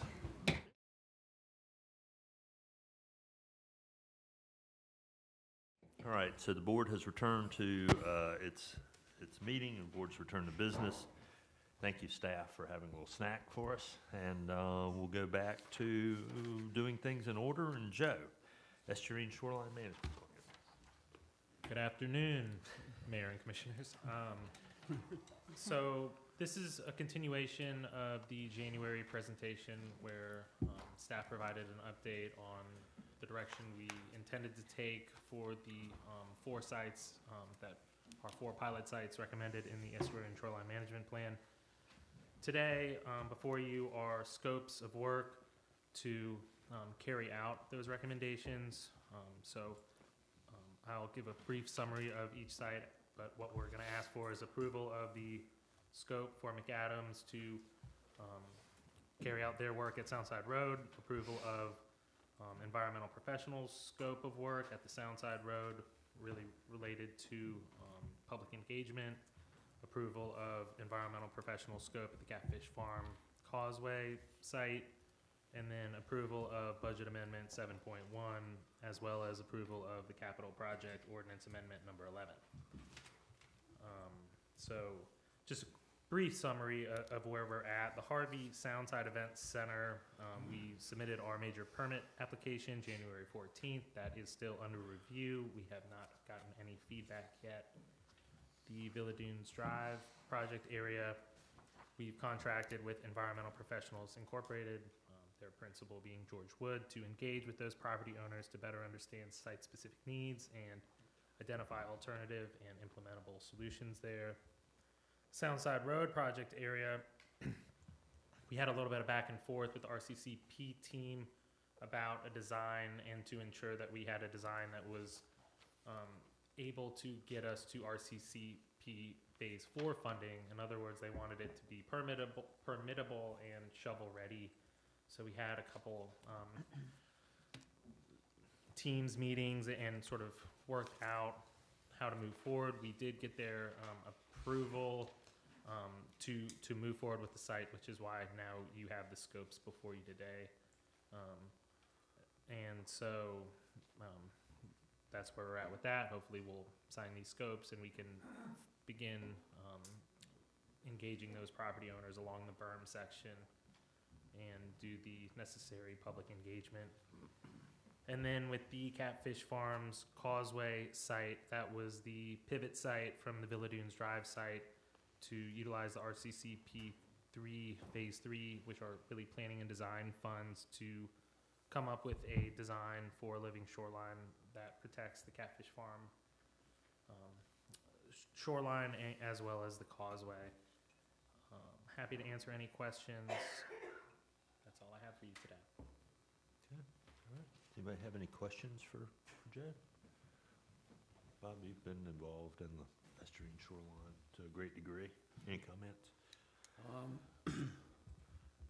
Just really happy to see it all finally coming together. I know you've been working really hard, and it's taken a lot of effort, and you've had a little bit of pushback, but, you know, I'm glad you guys persisted and have, you know, gotten it all together. And, yeah, I'm really excited about this project, so thank you.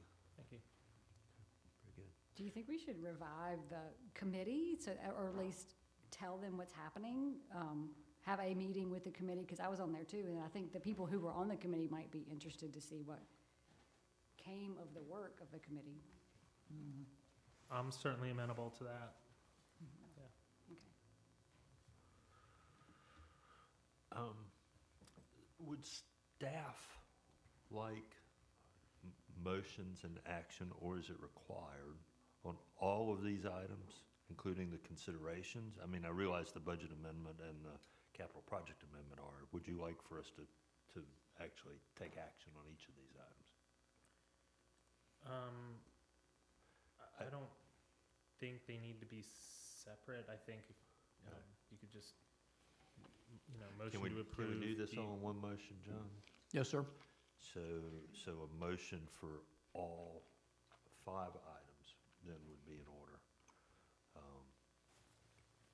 The McAdams scope, the scope for environmental professionals for the sound side, and then for Causeway, and the Catfish Farm, and then for our budget amendment and our capital project amendment. Somebody can do that in one motion, if you're willing. Can we say, I would like to make a motion to accept staff's recommendations on all 5 of these? Or can I be that general, or do I need to be more specific? You also need to approve the budget amendment and the capital project amendment. And approve Okay. the budget amendment and the capital project amendment. All right, do I have a second to that? Second. I have a motion and a second. Any further discussion? Outside of the motion to reconvene the committee, at least for an update on the progress of their work. All right, but that's not part of the motion. All right, hearing no discussion, all those in favor signify by saying aye. Aye. Aye, opposed? Great, thank you. Thank you. Thank you, Joe. All right, that brings us to actions necessary to approve the beach nourishment project. Notice to proceed.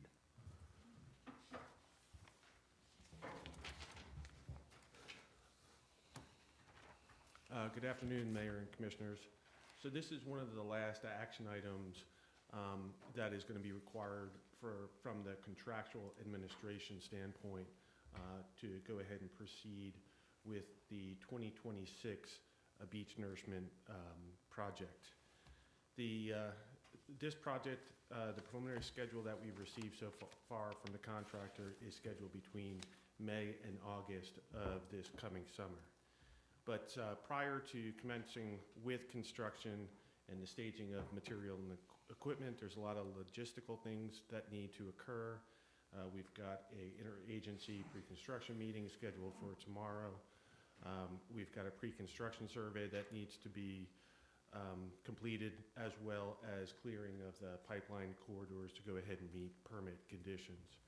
So as the contractor proceeds with this in-depth planning, as we get closer towards construction, we'd like to come back to the board in April to go ahead and give you some more in-depth detail about the project that we can also use to go ahead and publish out to the public. But today, we just would like to ask for board consideration to authorize the town manager to issue the notice to proceed to Weeks Marine for the 2026 beach nourishment project. All right, very good. Thank you, David. Any questions first for David before someone makes a motion? All right, then a motion would be in order. I'll make a motion to approve the notice to proceed. Okay. All right, thank you. Is there a second? Second. I have a motion and a second. Any further discussion? Hearing none, all in favor signify by saying aye. Aye. Aye, opposed? All All right, right, thank you. thank you. Thank you, David.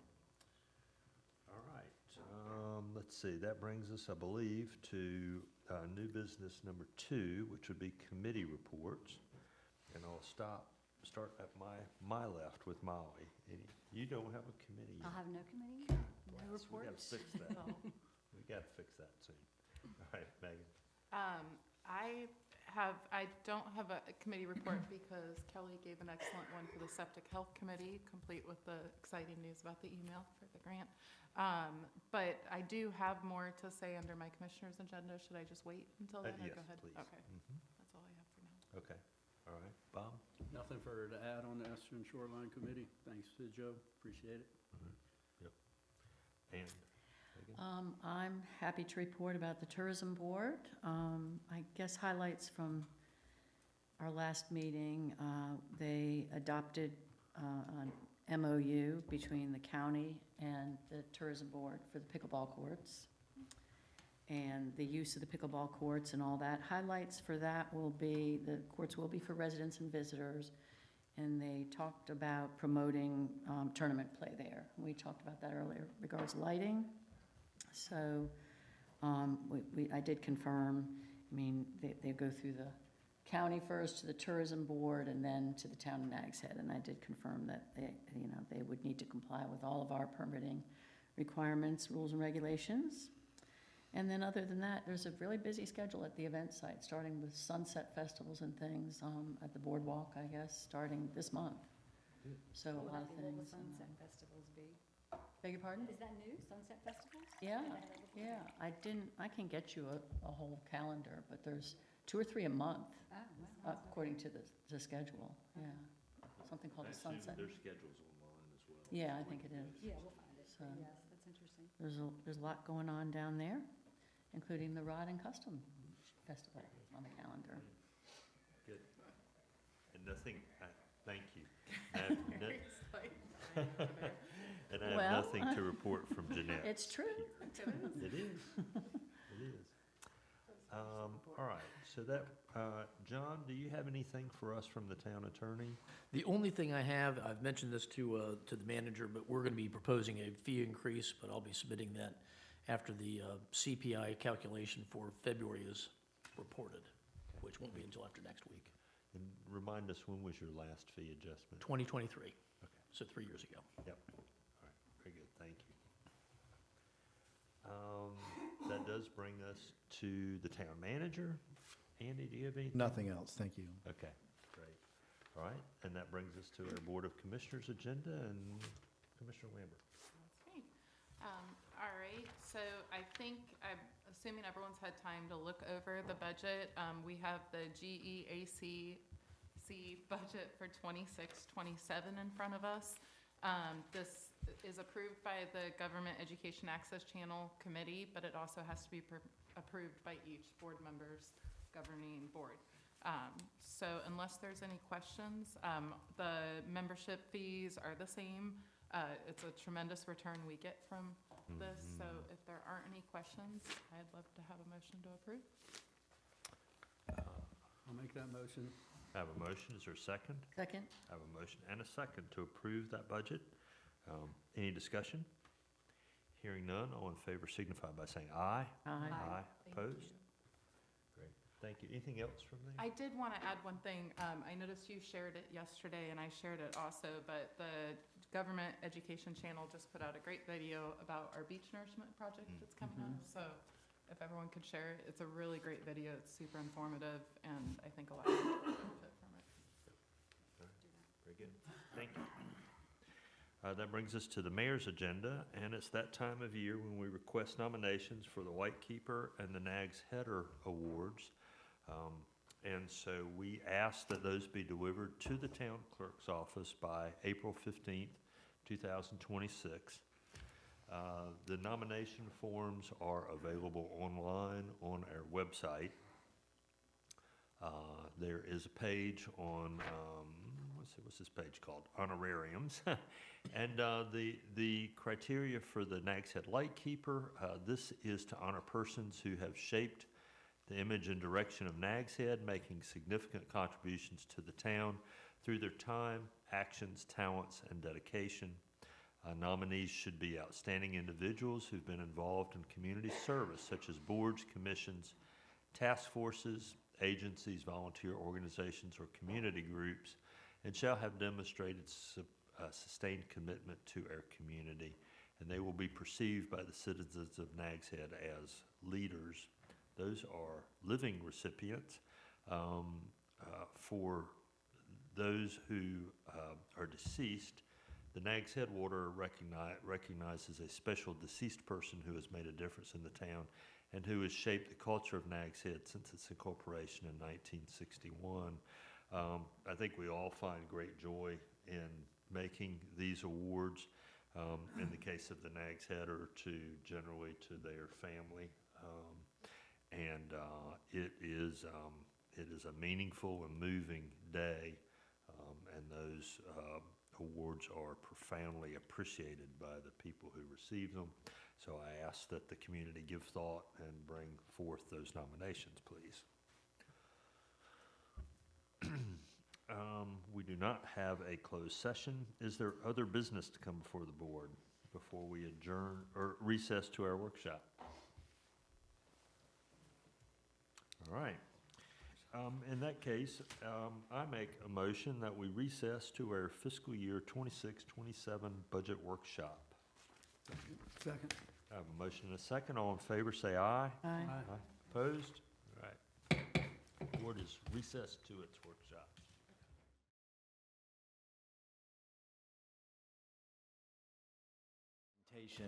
Which gives you a little bit of an overview of what we did last year and then what we're expecting to see this year. Oh, yeah. It talks a lot about sort of revenue forecasting and then big big picture items and large projects and initiatives that we're expecting to come forward. But really not a lot of discussion or needing input. Certainly provide any input that you feel you want to, but certainly not expected. Just more of an informative discussion. And then we'll come back at the April meeting and have another workshop, which will present the CIP to you.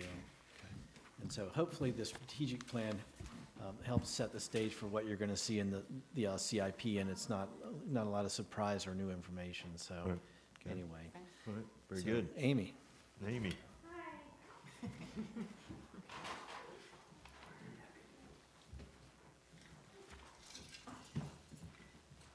Okay, I can try to go quickly, so feel free to stop me if you have any questions.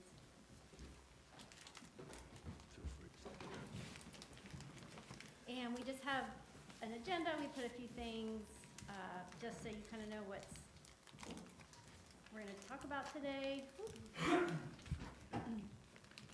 And I just wanted to put the calendar up first of all, so we kind of know what's coming up. We have another workshop. The budget's going to be presented in May. We have a workshop after that, and then we'll have to adopt it either June 3rd or June 17th. So that's kind of the next budget items that we have. And I know Andy wanted me to talk about kind of where we are now, like what happened last year. We did a reval last year. Properties increased about 60%. We did not adopt a revenue neutral rate, and the board actually adopted a higher rate than the manager's recommended rate, and that is because of all the towns, we had the lowest tax increase of all the recommended budgets. Ours was like 1.13%, and I think the highest was close to 5%.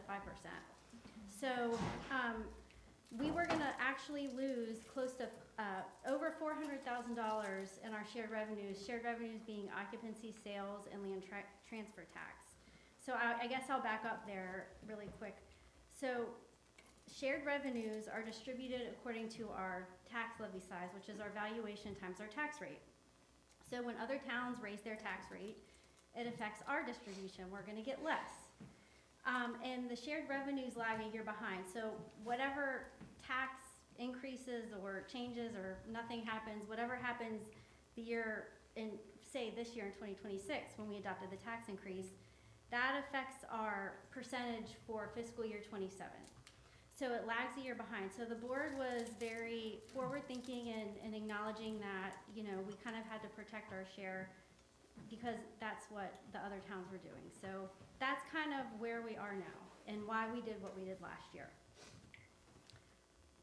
which this side pretty much talks about that. And I guess what we had put, when we did the recommended budget, what we had put in the planned budget for the shared revenues was 10.6 million, and I'll talk about how we're tracking that after this.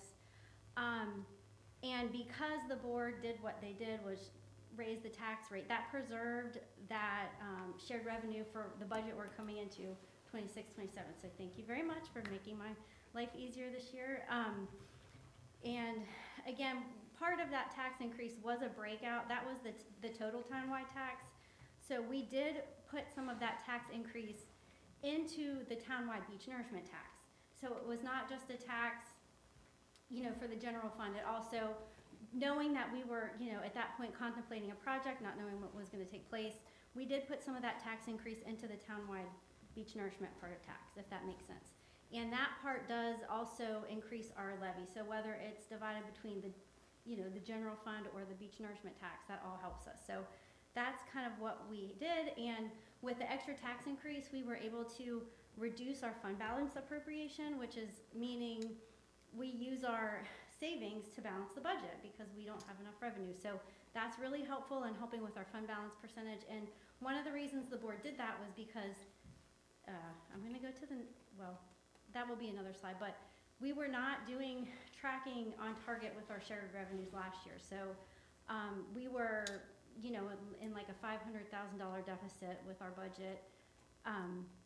So when we use less of our savings, that helps our fund balance. So that was one of the measures we did. So that's kind of where we are now and what happened last year.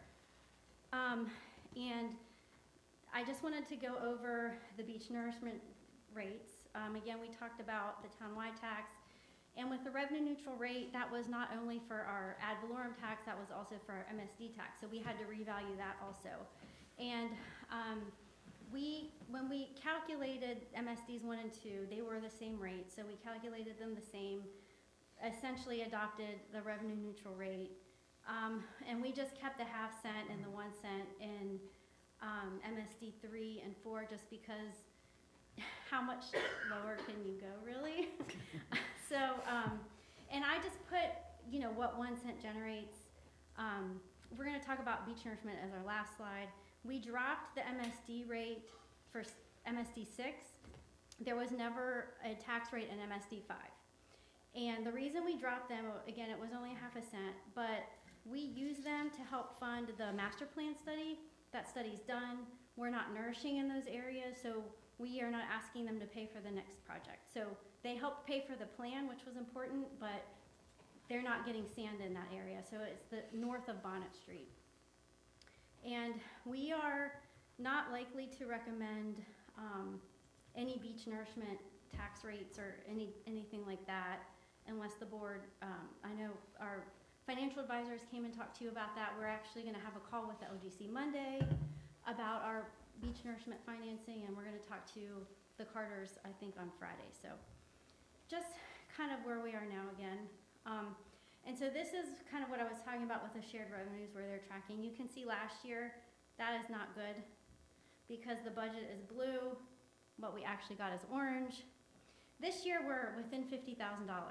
So we're tracking really well. And I kind of broke that down further. So occupancy is down 2% from last year.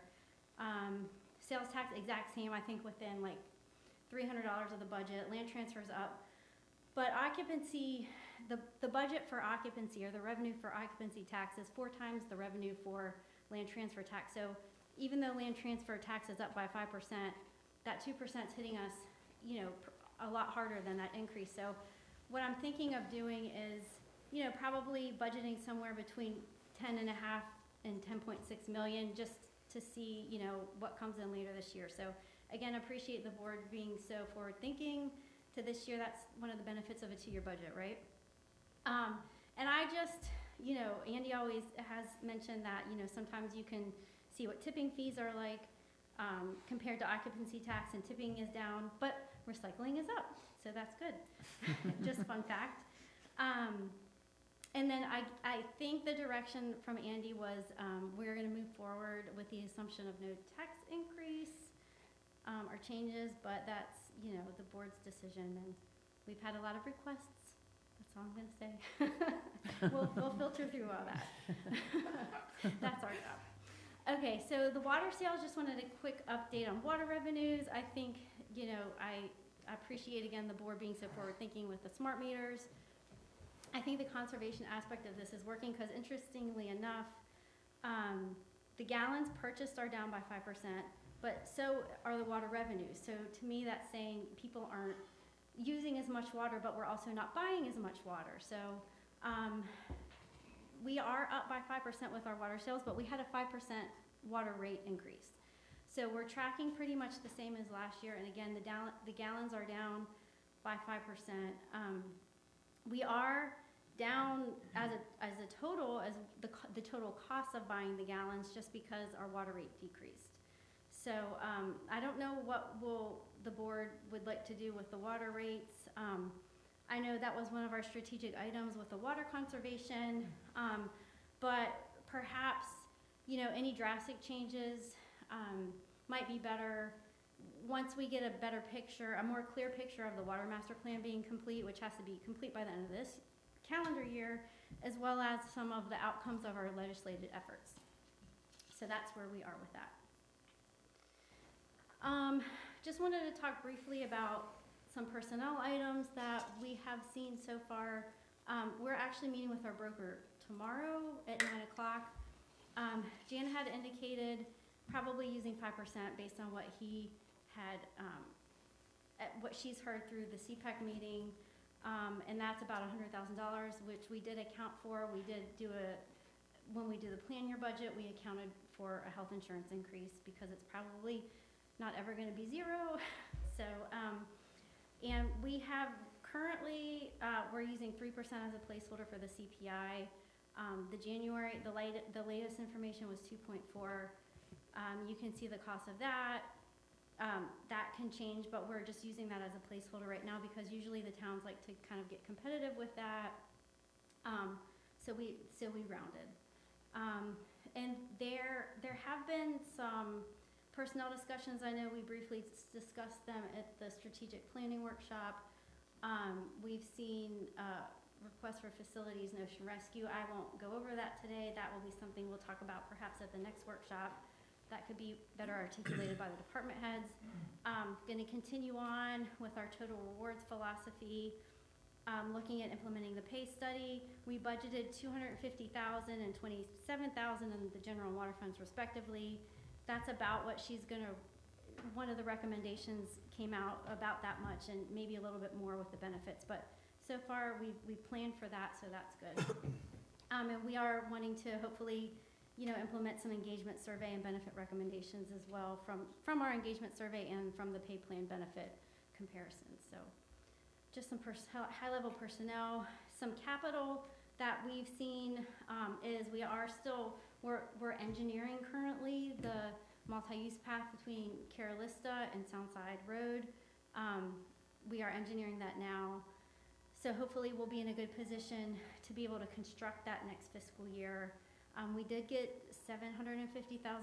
Thank you, Visitors Bureau. They gave us a grant for that. So if the cost is about $1.9 million, which is what David has calculated, we'll probably need to finance that. I can't see paying $1 million plus for that. So that'll likely have to be financed if that gets approved. Just wanted to, maybe for some of the new board members, maybe they don't have understand the debt payment for the public service complex and the smart meters. So the 1.2 and the 437, that's 1.2 in the general fund and 437,000 in the water fund. So we did increase the tax rate and the water rates to help pay for those when we took on that debt, but that is something we will continue to be paying for over the next close to 20 years. Some of the street resurfacing projects, I won't name all those streets. It's about $600,000. We will use a mix of POW bill money, 100 and some thousand perhaps to offset that. Along with that, we're doing closed loop water distribution. This was on Ray's wish list. Since we don't really have the water master plan ready yet, we're kind of taking care of some low-hanging fruit that our staff has identified.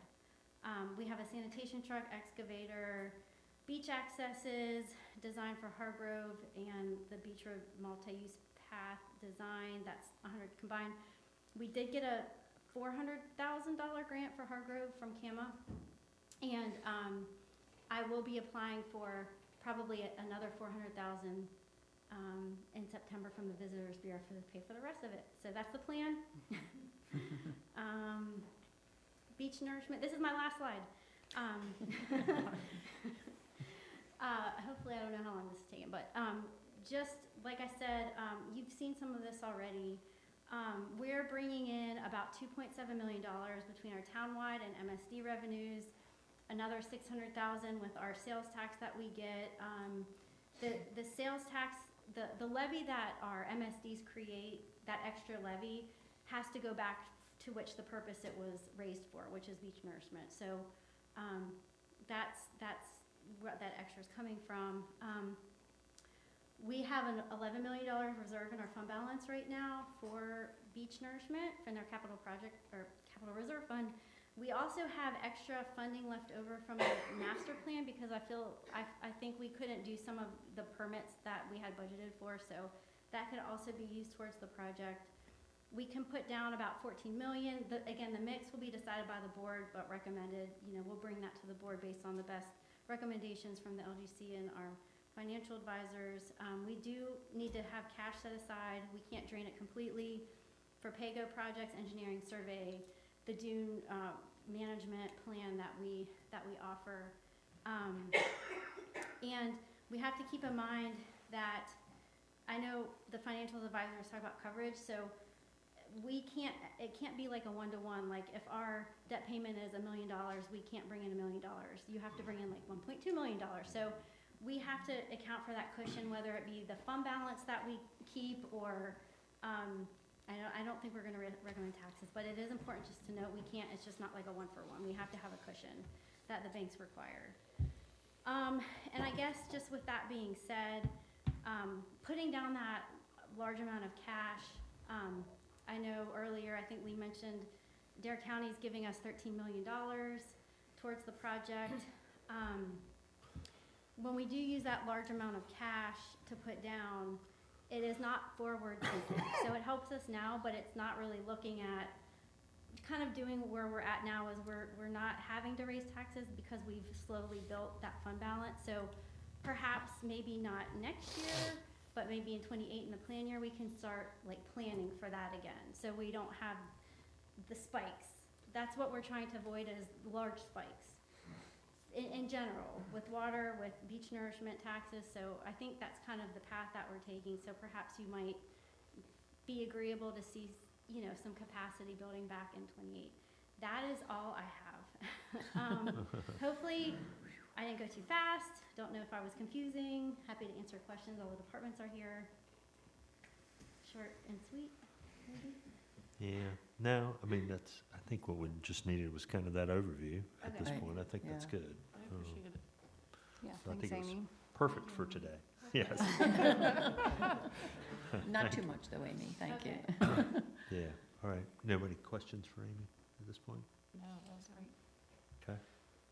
All right. Staff, anything else for this? Oh, I'm good, thank you. Okay, all right. Then, all that being said, we covered other business before we took that little break. So we need a motion to recess to the mid-month meeting, Wednesday, March 18th at 9 a.m. So moved. Second. I have a motion and a second. All in favor, say aye. Aye. Opposed? Thank you.